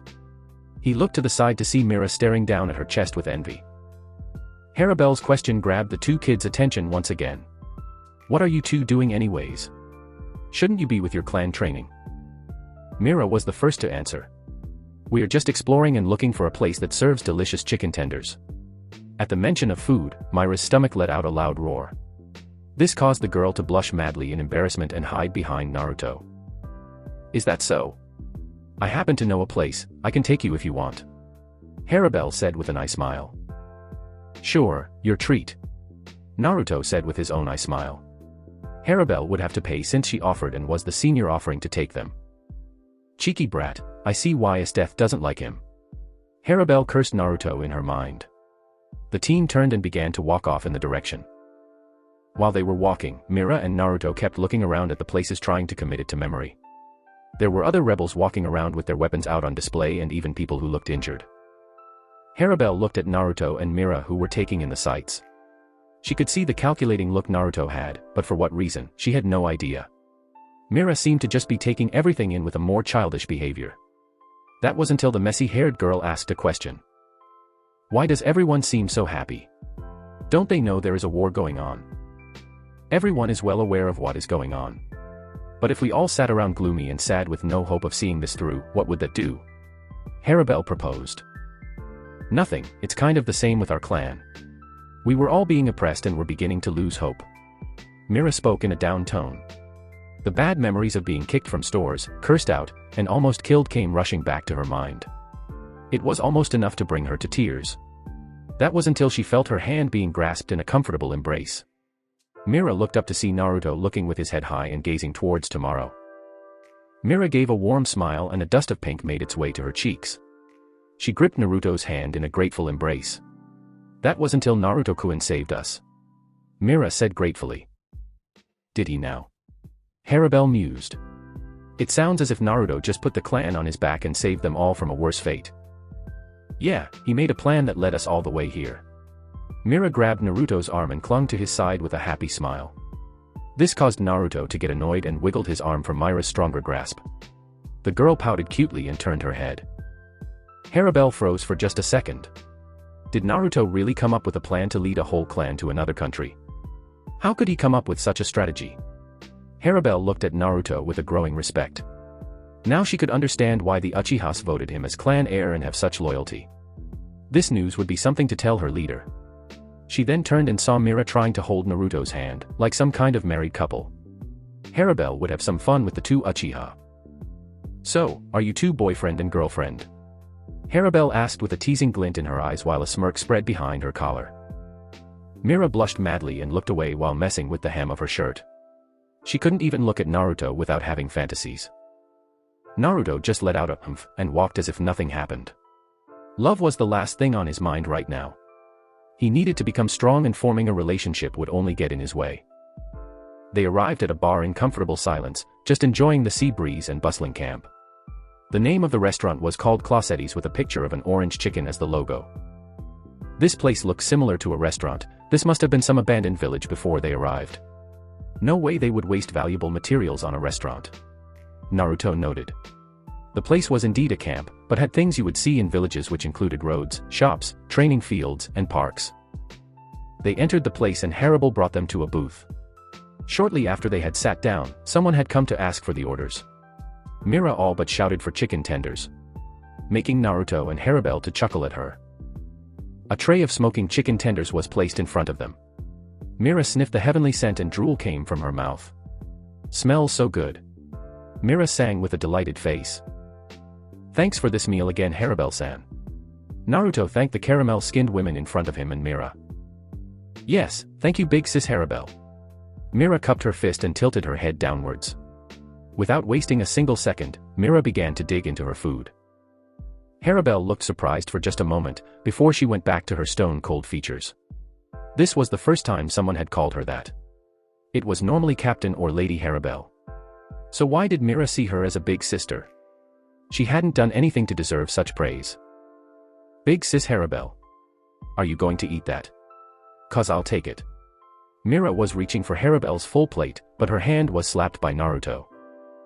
"Where are your table manners? You weren't raised like this." Naruto scolded Mira like she was a baby. "Sorry," Mira said cutely. Harabel picked up a chicken tender and removed part of her golden rebreather. She placed the chicken tender in the small hole and moaned silently at the great taste. Naruto picked up one of his own before Mira could try and snatch them away. He placed it in his mouth and widened his eyes. "These are good." Naruto gave his opinion on the golden crispy tenders. Time goes by as the two keep eating and enjoying the midday meal. The group of three walked outside with full stomachs and satisfied looks on their faces. "Thanks for that, sis. It was great." Mira thanked Harabel once again by cupping her fist and bowing. "Thank you." Naruto thanked the blonde in a more polite manner, although he did not bow like Mira. "It was my pleasure." Harabel waved them off. She rather enjoyed the time spent with the two. However, now she had some information to share with her leader about Naruto and the Uchihas. Plans on how to explain to Mei that Naruto is the reason the Uchihas have made it this far. The two kids began to walk off while Mira waved goodbye with a happy smile. "So where to now?" Mira shot a questioning look towards Naruto. "I want to look around a little more." "Well, I am ready to go back. I've got to work off this food." Mira patted her stomach. "That way I can be stronger than you are," Mira said with a challenging look on her face. Naruto gave his own arrogant smirk back. "Humph, you'll never be stronger than me." Mira then elbowed Naruto lightly. "Oh yeah, that's why I beat you in a race today." Mira wiggled her eyebrows with a foxy grin on her face. "Don't get used to it." Naruto crossed his arms and looked the other way. Mira laughed. She then took off running to the direction of the field. "Be Naruto-kun?" Mira's shout echoed from the end of the street. Naruto just walked around with no clear direction in mind. Now he found himself looking over a pier in a large body of water. But he wasn't the only one. Sitting down swinging his legs was the boy from the morning training. This was a rather particular situation Naruto found himself in. He wasn't one to go out and make friends. Mira normally did that, which ended with her introducing him to all her friends. His best friends always told him to socialize more, and now would be a good time to try. "You were pretty good with training this morning," Naruto told the sitting boy while looking over the large lake. "It was nothing compared to that speed demon Mira," the boy said in monotone. "Yeah, but speed runs in her family," Naruto replied in the same tone. "Triple A, yes, her famous brother, Shisui the teleporter," Naruto sneered. "He's not worth the fame." "Ha ha ha. Sounds like you're jealous to me," the boy jeered at Naruto. "What is your name, Uchiha?" Naruto asked the million-dollar question. It's Jinkasu, Naruto-sama. Jinkasu finally turned his head towards Naruto and looked at the clan heir. Like Jinkasu, Naruto finally looked towards the younger Uchiha. I'll be counting on your strength in the future, don't let me down, Jinkasu. Jinkasu nodded in affirmation. But now that he has Naruto here one-on-one, he would ask him a question. Why did you go through so much trouble to save us? I am sure you already knew about what was going to happen, but yet, you stayed and escaped with everyone. Why is that? Naruto removed his serious eyes from Jinkasu as he looked over the lake, his features becoming soft. It's because I would have been just like Itachi. Naruto retorted with silent fury. To leave his clanmates to die when he could save them was just like bringing the blade to their neck. Itachi Uchiha. Jinkasu exhaled. He is not a Uchiha anymore. Just Itachi. Naruto declared with finality. Well, I know where he stands on the friend list. Jinkasu noted in his mind. Until his face became sad. Itachi killed my parents and now I'm alone. Naruto felt pity for the boy next to him. He too lost a parent in this whole ordeal. Jinkasu was a clansman, a brother. He had to let him know that. You are not alone. Jinkasu looked at Naruto confusingly.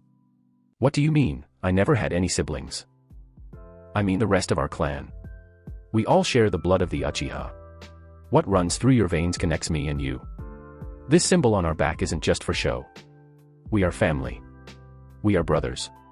We are a clan of warriors. We are soldiers. Naruto proclaimed in a passionate voice. His words struck the very soul of Jinkasu, whose eyes were wide in shock. Naruto's words seemed to serve as reassurance. Is that why the others call you brother even though you are not actually brothers? Jinkasu asked, but after what he just heard, the boy already had his answer. That's right, which means you are also my brother. Naruto said, looking down at Jinkasu with a smile. And don't worry about Itachi, we will make sure to get it back in blood. Naruto's face lost the smile in an instant and his eyes became cold and unforgiving. So you hate him? I do. Naruto said, looking over the lake. But he is not my focus right now. There are things bigger than that fool at the moment. Like proving our worth to these people. And surviving this war. Yeah, you're right about that. Jinkasu nodded as well. But I also hate Itachi. Jinkasu clenched his fist. He didn't have the best relationship with his parents since they were more like warriors than actually parents. The time they spent together was during training. His parents were always out on dangerous missions looking for heart-pounding battles. He loved them and they loved him, but the relationship was not like you would imagine a parent and child.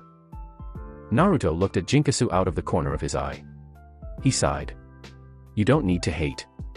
I will shoulder all of your hate and walk in front of you, taking all the pain. And that goes for all of the clan. What? Jinkasu looked towards Naruto with surprise once again.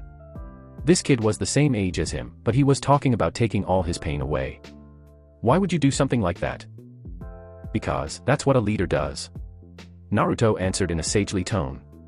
But these are the words I would like to tell you. But it wouldn't be fair. I'm not following.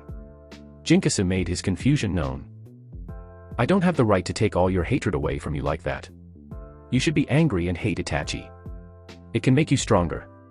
A life with no hate or anger seems like one of the plots for a princess movie Mira-chan would watch. Naruto chuckled. But if I can stop the clan from falling into the curse of hatred like so many before us, then I will. So I ask you. Naruto turned his serious gaze towards Jinkasu. Will you let me walk in front of you? Next day. Naruto was back on the same pier. It was midday and the sun shined down with its powerful heat waves. He had come over here after all the morning training, which included the same exercise they did yesterday. A race which Mira won again. Naruto had to listen to the girl brag to him. It also didn't help that her brother was gassing her up. Naruto went through the 50 easy exercises, but once he got out here, he did a solid 200 without chakra and did an extra 100 with the use of a lot of chakra to keep his body going.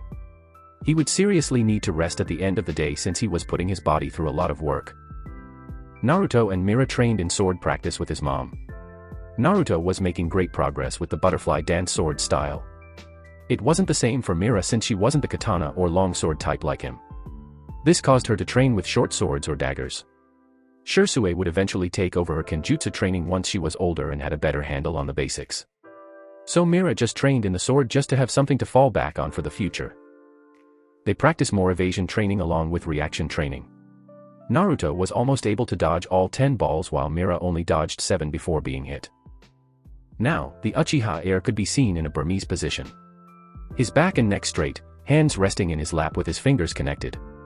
His breathing was steady and calm. Naruto's chakra flowed inside his body like a relaxing river, his chakra points rich and flushing with life. A faint blue aura surrounded his body as the chakra manifested outside and covered him like a blanket. His chakra core was glowing in excitement and his yin and yang chakra began to divide itself into their two halves. The boy tried to push further, but the two halves were being stubborn and refused to flow into his chakra system and simply sat in place like rocks at the bottom of the ocean. The wind blew his dark purple bangs and his black mantle bristled in the wind. Naruto slowly opened his eyes revealing his Mangekyo Sharingan to be in full effect. He slowly stood to his feet and walked on the edge of the pier. I can't walk on water, which will be a major disadvantage in this place. I have a lot of chakra for my age, so this will be difficult. But due to my chakra being perfectly calm right now, it will be easier to control. Naruto took off his black mantle and white shirt leaving his bare and slightly scarred chest. He slid out of his ninja sandals and walked on the grass and laid his clothes out and got to the border between the grass and water. First step for men. Naruto placed his bare foot on the cold water and had to fight the urge to yank his foot back from the low temperature. Alright, don't lose focus. Naruto placed his other foot on the water. He now had both feet on top of the water, and a grin slowly creeped up on his face. That's when his feet began to sink and he quickly leapt back onto shore. I lost focus, control yourself Naruto. Naruto smacked his cheeks and got a focus glint in his eyes. It was then a thought hit him. Maybe if I use my Sharingan to see how much chakra I send to my feet, it'll make things easier on me. A good ninja uses everything in his arsenal to succeed after all. Naruto's 3 Tomo Sharingan lit to life and he saw the chakra being sent into his feet. This will do. Naruto stepped on the water and knowing the exact amount of chakra needed, it made things much easier. Naruto walked on the lake with one foot at a time and was able to stand on the moving water. This was much harder than climbing trees and that was for sure. Naruto then looked out and saw a 3-meter wave coming his way. The wave was causing the water to ripple and him to lose balance and focus of his chakra. Stay calm. Just adjust my chakra properly when the water comes. Naruto relaxed himself and focused intently as the rush of water moved him up and down. His feet began to sink and the cold water touched his skin, it felt like the cold touch of death. Soon Naruto's left foot felt underwater and right after, the rest of his body. Cold. Naruto quickly swam to the top and crawled on the grass and laid back first. That sucked. Naruto panted out. The breeze made him shiver from the wet water on his body. His black pants were soaked along with his underwear.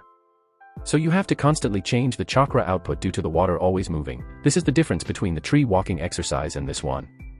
Naruto now understood what needed to be done, and it was only a matter of putting his mind to it. The boy got back to his feet with a look of determination.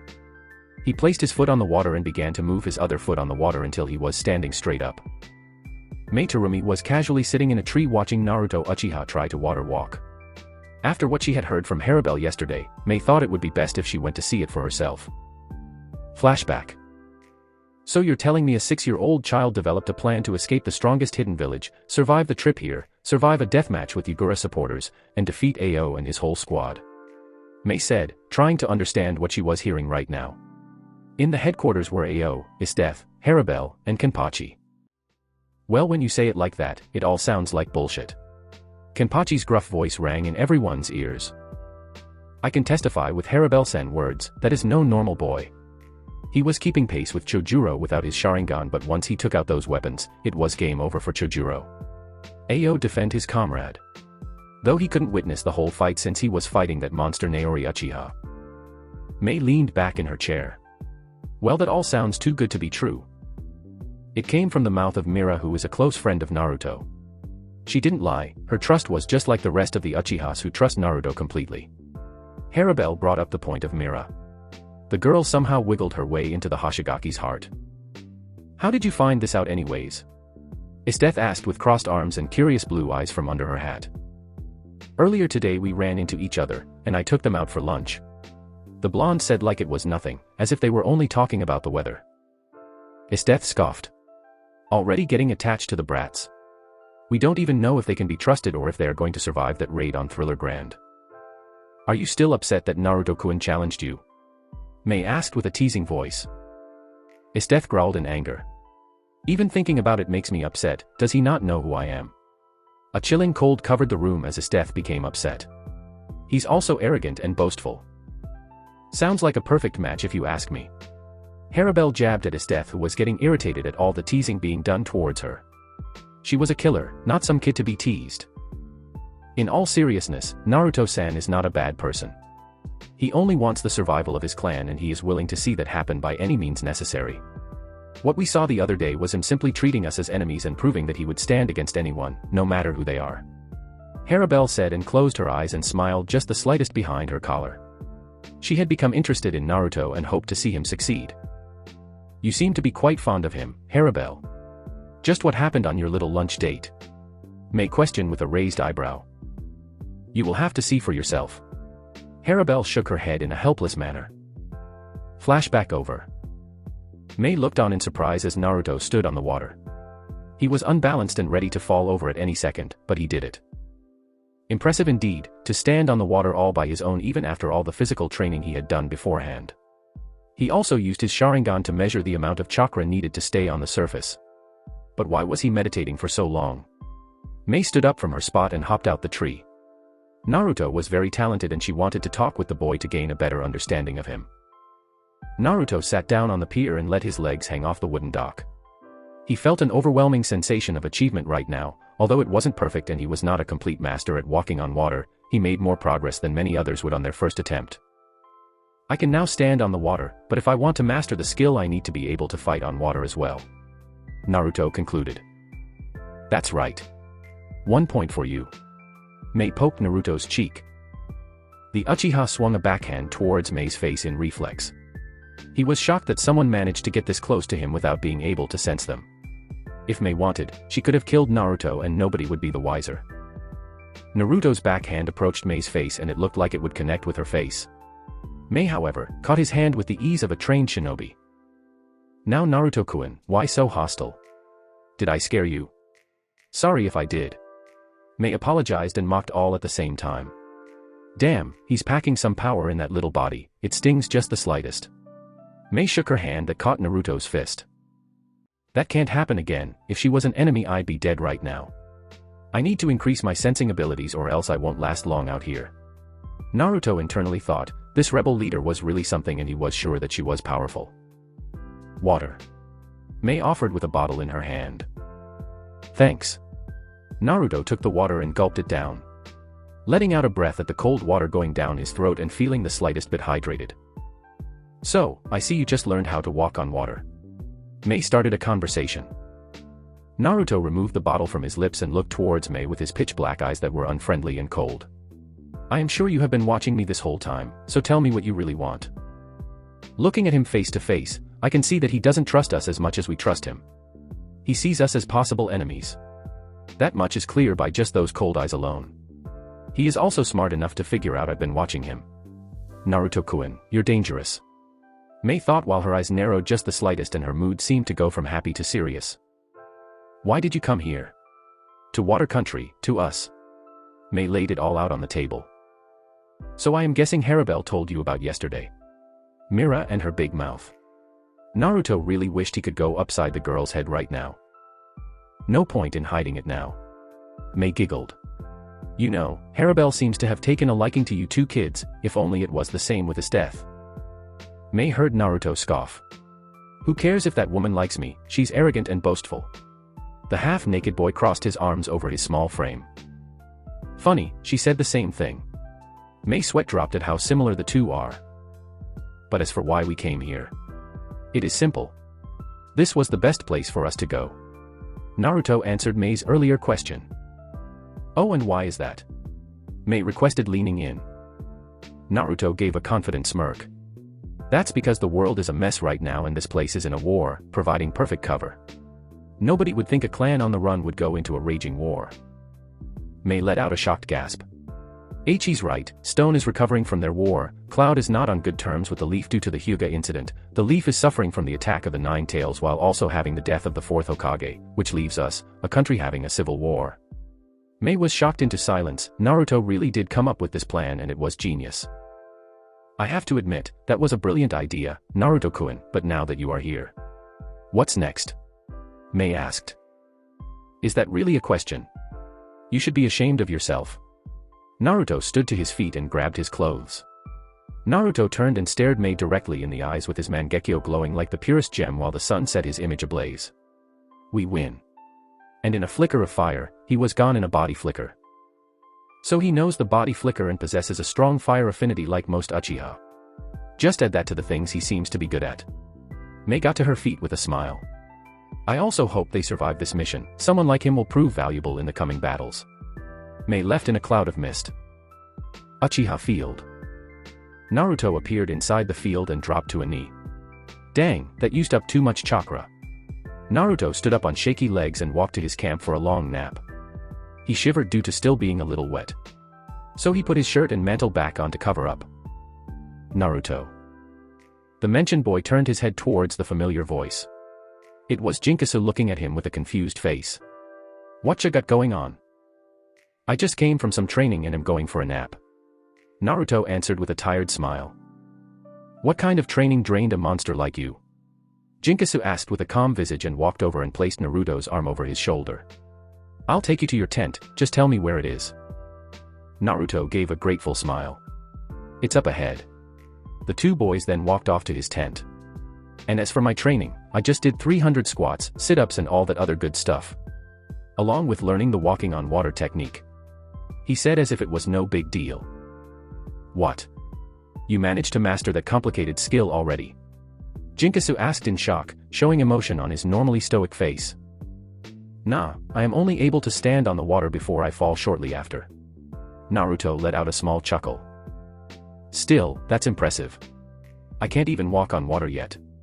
Jinkasu revealed, getting over his shock, and his face became stoic just like Naruto's. I can show you if you want. Naruto offered. I will take your offer, Naruto-sama. Jinkasu gave his answer. The two boys stopped when two people appeared in front of them with body flickers. One was just a regular body flicker while the other had petals fall from their clothes. Hee hee hee, you like my new killer move? The voice of a little girl made its way to their ears. It sounded rather proud and boastful. Naruto immediately knew who it was from the tone of voice. It's about time, Mira-chan. I've known that jutsu for a solid month now. Well, not everyone is a freaking prodigy like you or Naruto-kun. What? It took me a whole week to learn that jutsu. Now you two, no fighting. Mira-chan was looking for you. The angelic voice of his mother spoke up. Yeah. You said we were going to have a sword duel but up and left after morning training. Mira got up and poked Naruto in his chest with her finger. That is when she noticed the boy from their race. Hey, you're the kid from the race. I'm him. Jinkasu answered in a bored tone. What's your name and why are you so close with Naruto-kun? Mira questioned. Down girl.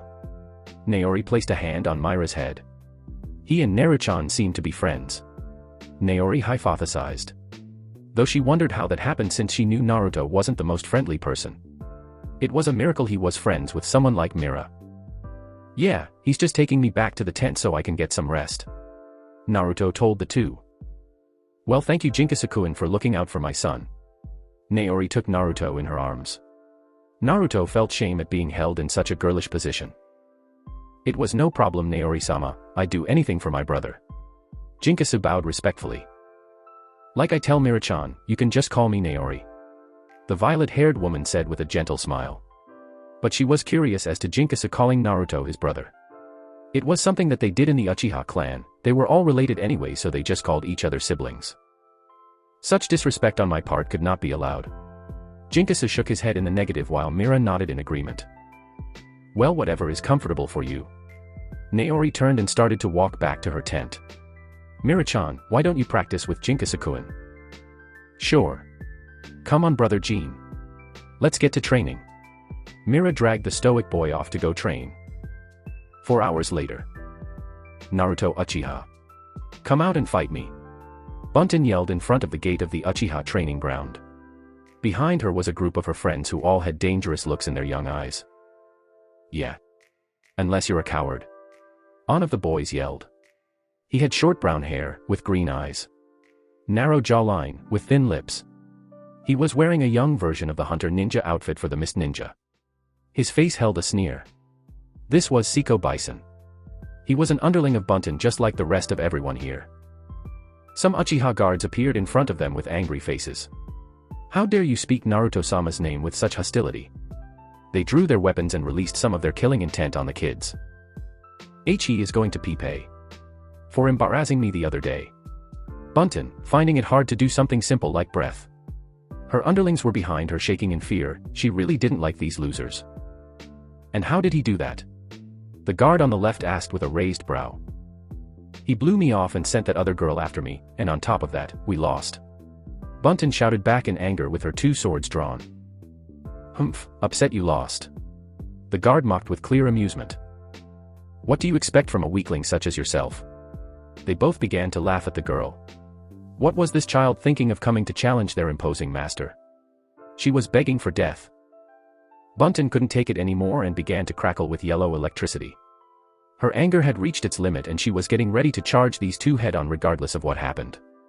Looking back at her underlings who began to grab their weapons with shaky grips. The guards seeing this got ready to defend themselves from the kids. That was until the voice of their clan head came to be. That's enough you two. Naori said, walking up from behind the two guards who dropped to a knee. Lady Naori. The guard said in a humble tone, causing the violet-haired women to smile. Now you want to fight my son, yes?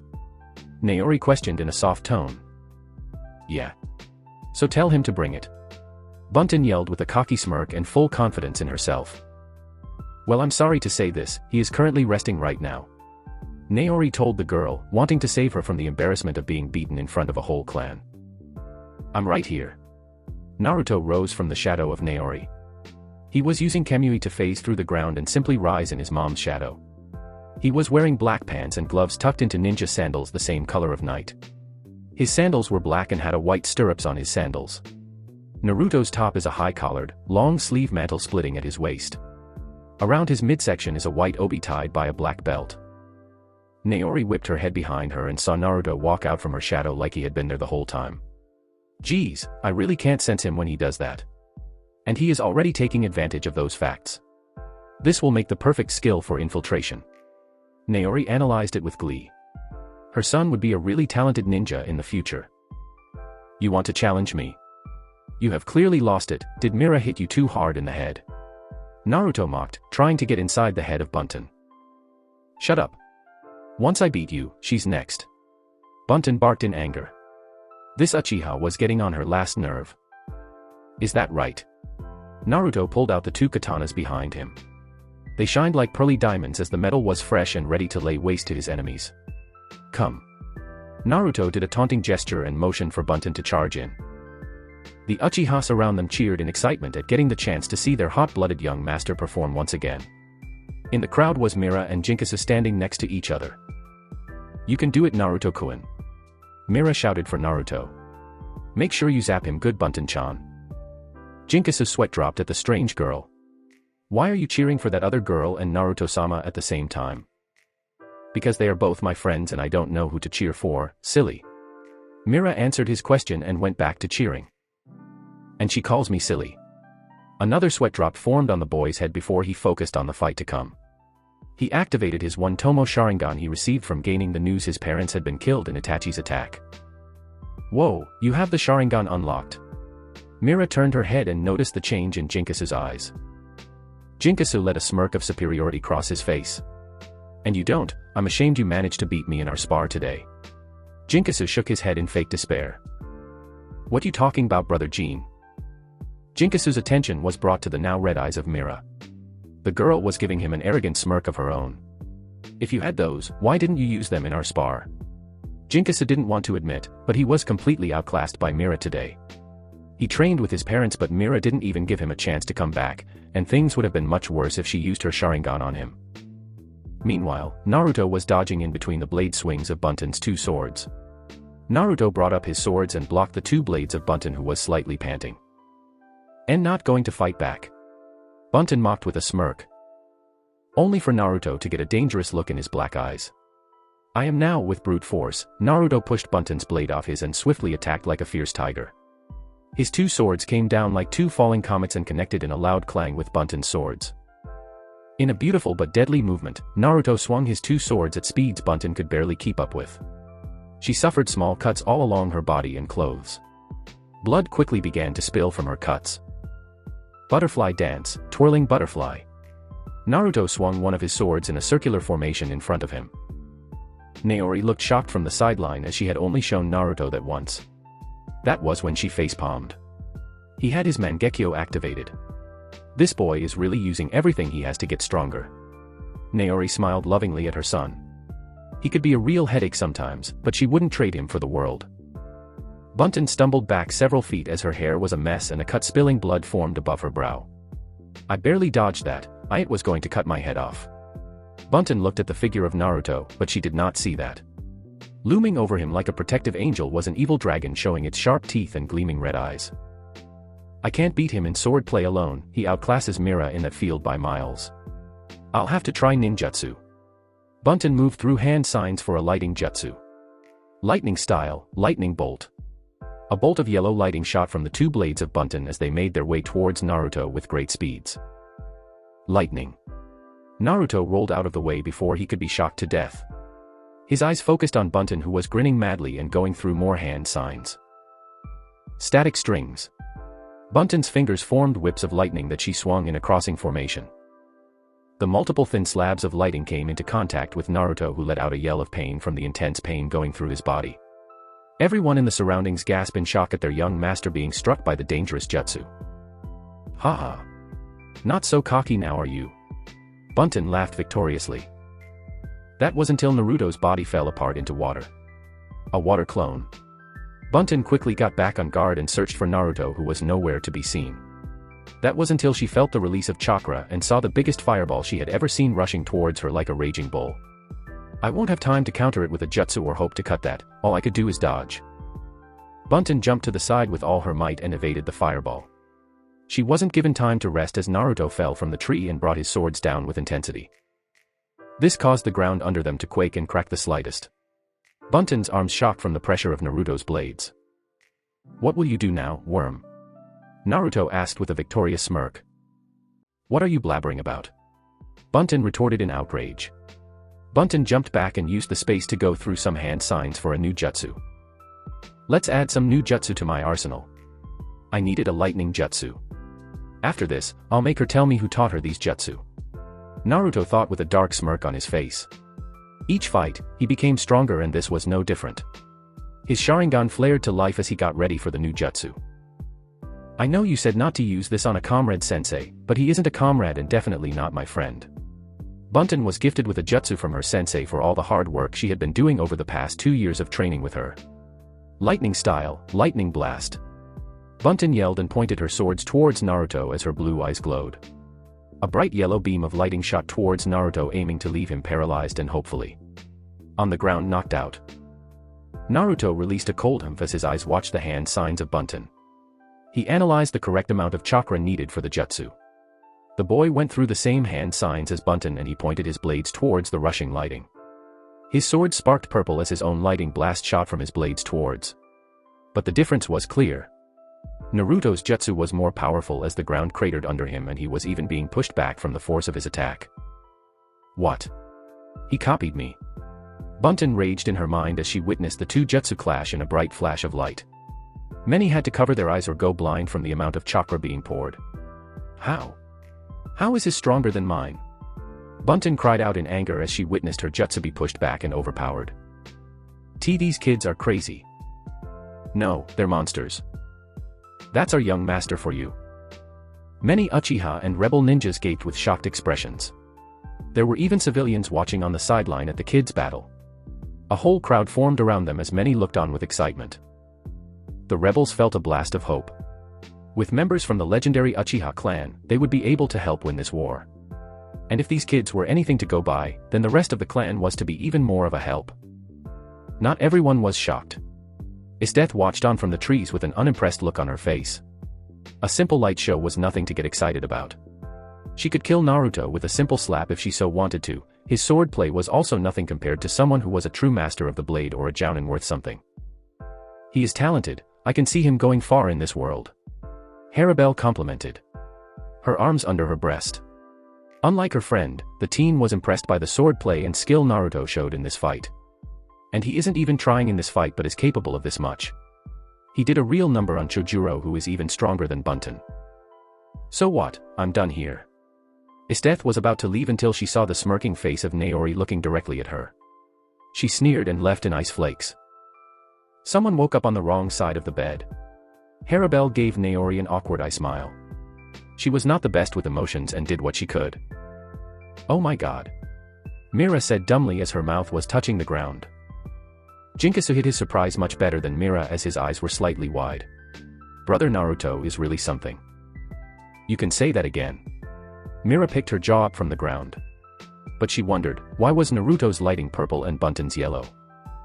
Bunton was losing chakra and her strength was about to run out as Naruto's purple beam loomed closer. She looked across and, like many others, made the mistake of looking Naruto in the eyes. And the Great Worm falls. Naruto placed the girl in a sleeping genjutsu that would keep her asleep unless Naruto woke her up by releasing the genjutsu. Bunton fell face first to the ground as her lighting blast faded out of existence.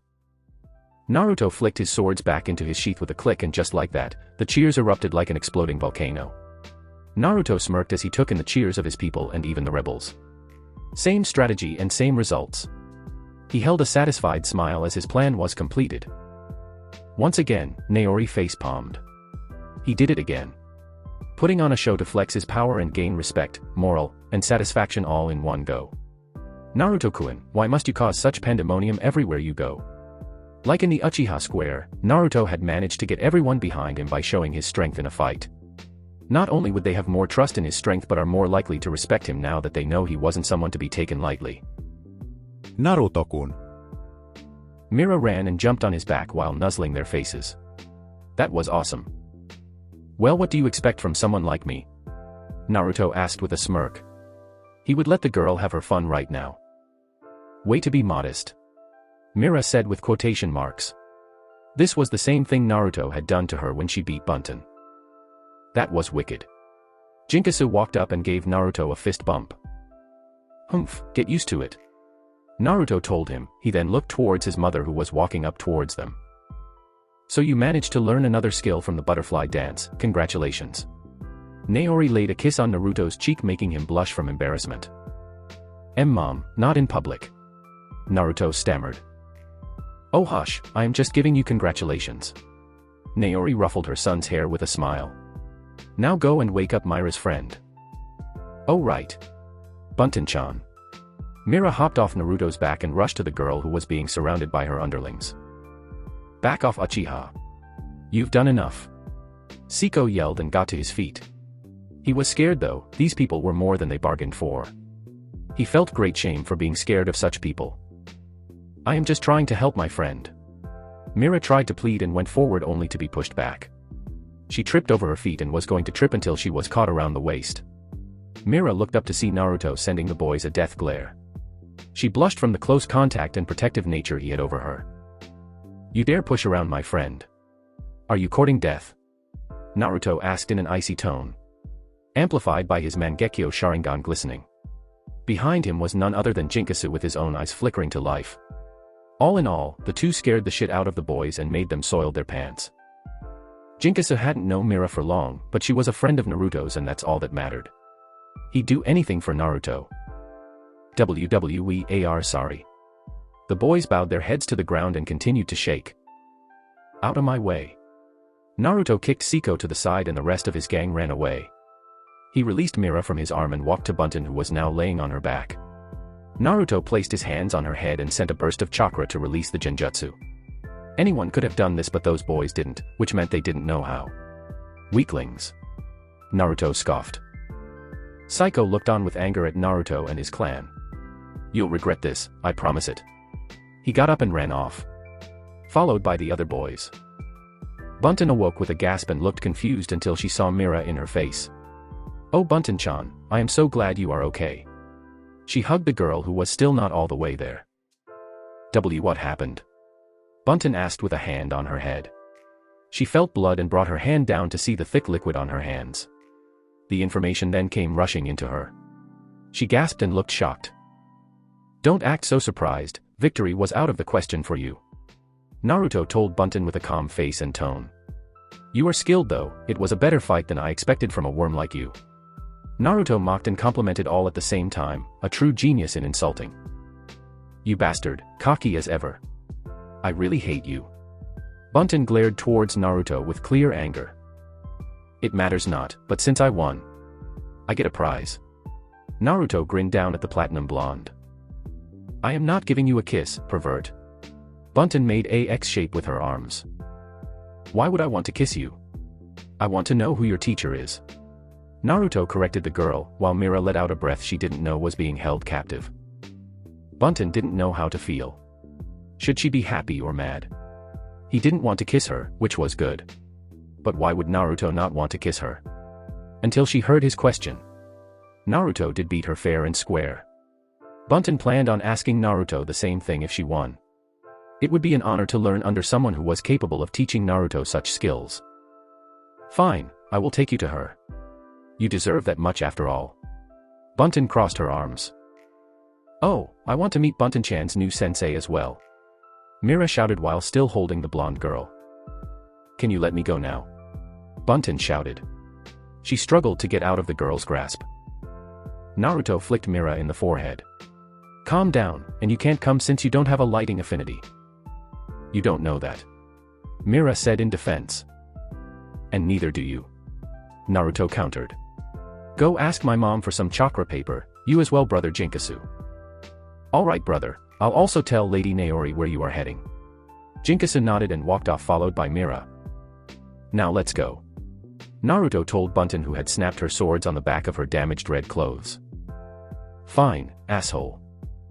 Training ground are. We are here. Bunton and Naruto were in a grassy field with a small water pond. They could see bright lights in the distance along with the shouts of a woman. Naruto saw Bunton's face light up with joy and run off. Amiri-sensei. The redhead halted her sword training and saw her young pupil. The teen then gave a sharp-toothed smile. What's up, Spark? Back for more training today. That would be nice. Bunton started but her face became angry. I brought someone with me. The blonde huffed out. Amiri looked to the direction Bunton was looking and saw Naruto walking over with a calm visage. Hello, I've come to receive training. The hell? Who said I was gonna train you? Amiri asked. I am asking you to train me. Naruto clarified. And why would I train you, brat? Amiri asked, getting close to Naruto's face. I beat your prized student. Naruto said sarcastically, and got a glare from Bunton for his comment. I also have a strong lightning affinity, stronger than hers. Oh yeah, her stuff is yellow, it's so strong. Amiri hyped up her student. And mine is purple, and it beat her lighting blast. Upon hearing Naruto's words, Amiri turned to Bunton who held her head down in shame and sadness. Did he really force you to use that move? While also beating you with the same move? Amiri asked in disbelief. That move could take down a couple of trees and cause significant damage to the target's body. Yes, sensei, I'm sorry I let you down. Bunton hung her head down in shame, showing a side of her Naruto hadn't seen since he met her. She seemed rather vulnerable. Only to have it lifted and see the gently smiling face of Amiri. Hey, don't look so sad. Everyone loses sometimes, didn't I tell you I lost to that Saito bastard? Amiri brought the girl into a hug. But I don't want to disappoint you, then cause you to see me as a nobody and someone would dash. Bunton's rambling was cut off when she felt her nose being pinched. Didn't I tell you I'm not like that woman you call mother, you'll never disappoint me. Amiri pulled the teary-eyed Bunton into her chest. Naruto just watched on in silence. It was clear that there was more to this relationship than just a sensei and student, more like sisters or even mother. But he did come for training and not a love novel. So about my training. Amiri snapped back to attention she had forgotten Naruto was there. With a little blush on her face for showing such a side of her. Amiri fixed her loose tenkimono. Alright, I'll train you on one condition. Which is? Naruto asked, not feeling too surprised since he figured something like this would happen. Amiri was one of the 7 ninja swordsmen after all. It was then an ice mirror appeared and out from it came the beautiful figure of Esteth. Her clean white clothes and clear blue eyes combined with her bountiful breast serves as nice eye candy. Amiri then grinned madly. You have to defeat Esteth. Huh, I didn't come to fight some weakling. Esteth said, referring to Naruto, who showed no emotion towards the insult. I was going to tell you that your swords are finished being repaired. She placed a hand on her hip and looked at Amiri. Ah, come on girl, just go one round with him. It's just a test to see if he can be my student. Amiri informed the Ice Princess. Esteth let out a mocking scoff. Such an impossible task, you must not want him as Dash. Appearing in a body flicker, Naruto had his blades ready to slice an X across Esteth's body. The blue-haired woman managed to pull out her rapier and block him in time. Naruto vanished from view and appeared once again with a sword movement. The young Uchiha swung his 2 blades in a chaotic formation, allowing multiple blade strikes to come falling down on Esteth, who was blocking each and every one. She laughed. Is that all you got? Naruto appeared in front of Esteth with his eyes fully evolved and one of his swords was set ablaze with fire. Uchiha style, Halo dance. Naruto appeared and disappeared in body flickers and sent crescent blades of fire towards Esteth. Esteth was not one of those weaklings Naruto had been fighting. She would not be impressed by simple sword strikes or jutsu. Unlike you would expect from a rapier, Esteth did a fluid motion and countered all of Naruto's crescent fire slashes with greater force. She's strong, stronger than me and anyone I've faced until now. I can't beat her, this little dance proved much. Naruto regretfully admitted in his mind. But the first step was admitting you are weak and then growing from it. Like a phantom, Esteth appeared in front of Naruto and sent a haymaker towards the boy's jaw. Naruto barely slipped the punch and went to slice open Esteth's gut. Due to being faster than Naruto, Esteth managed to send another punch that landed right in the gut of Naruto, who felt immense pain. He was sent flying back into the steel gate where he crashed and spit out some blood. Dang it, I can't keep up with her movements. Naruto took the time he was on the ground to breath and calm himself. Thinking of ways to win this fight, another came to his mind. Naruto wasn't given much time to think about it due to the crescent ice blades coming towards. To mock the Uchiha, Esteth used a similar move to Naruto's technique earlier. He had to quickly roll out the way or suffer being sliced to bits. See, it's not such a hard move. No need to feel confident in it. Esteth mocked with a cruel smirk. As expected, she is talented and deserving of being a leader here. Naruto thought with narrowed eyes. That was when the glint of steel caught his eye and he looked to see a broken chain. Esteth's attack must have broken the chain from the steel gate. It was then that an idea struck. Picking up the chain, he wrapped around the edges of his 2 blades, connecting them both. What is that going to do? You can't defeat me, best save face and go back to your little run-down training field. Esteth waved her wrist lazily. This was getting boring and entertaining Naruto was quickly becoming a bother. I can't defeat you. We'll see about that. Naruto said with his hair shadowing his eyes. He readied his blades and charged with new determination. I already told you, it's hopeless. Esteth charged back with greater speeds. She was going to end this now. They were about to clash swords, until something abnormal happened and Naruto went through Esteth, as if he never existed. The fuck? Esteth tried to look back at Naruto but found herself wrapped up in Naruto's chains. Naruto tried to stay calm, but he couldn't help it. He smirked as a clone formed beside him and rushed with the intent to knock Esteth out by whacking her on the head with his blade. No way. Amiri and Bunton yelled from the side as this fight was really something. Bunton was finding it really hard to dislike Naruto at this moment. He seemed to be fighting with such ferocity and intensity. It was almost inspiring. Bunton felt a little grateful that Naruto didn't go all out on her like he is right now. There was no way Bunton could have hoped to defend herself if Naruto fought like this from the beginning. Esteth witnessed the blade approach her in slow motion. Who would have thought, the great Esteth Yuki being trapped by a brat? She could almost laugh. I have to give it to you, brat, you managed to trick me. However, this does not mean you've won, nor will you see me at my best. Esteth willed her bloodline to the surface as her whole body was trapped in a block of ice. Quickly, burn her inside. Naruto ran through the hand signs for the basic fireball and shot the raging fireball towards the ice block. He was disappointed when it did nothing. He sent a mental command to his shadow clone and it also went through hand signs for the fireball jutsu. This only seemed to make the ice block melt the slightest. That thing is really durable. Esteth smirked deadly from inside the ice block and charged up her chakra for a violent output. The ice block exploded in a shower of ice and completely froze the two fireballs over. A simple step and she was behind Naruto in an instant, ready to knock him out. Naruto simply used Kamui and allowed Esteth to phase through him once again. She lost her footing and Naruto went to cut open her back, but had to use Kamui once again as ice spikes shot from Esteth's back and would have impaled him. That ability is really annoying. Esteth growled out. Then do something about it. Naruto taunted with a smirk. That was when his eyes stung and blood ran from his eyes. He had been pushing his limits all day, and his body just couldn't keep up with him.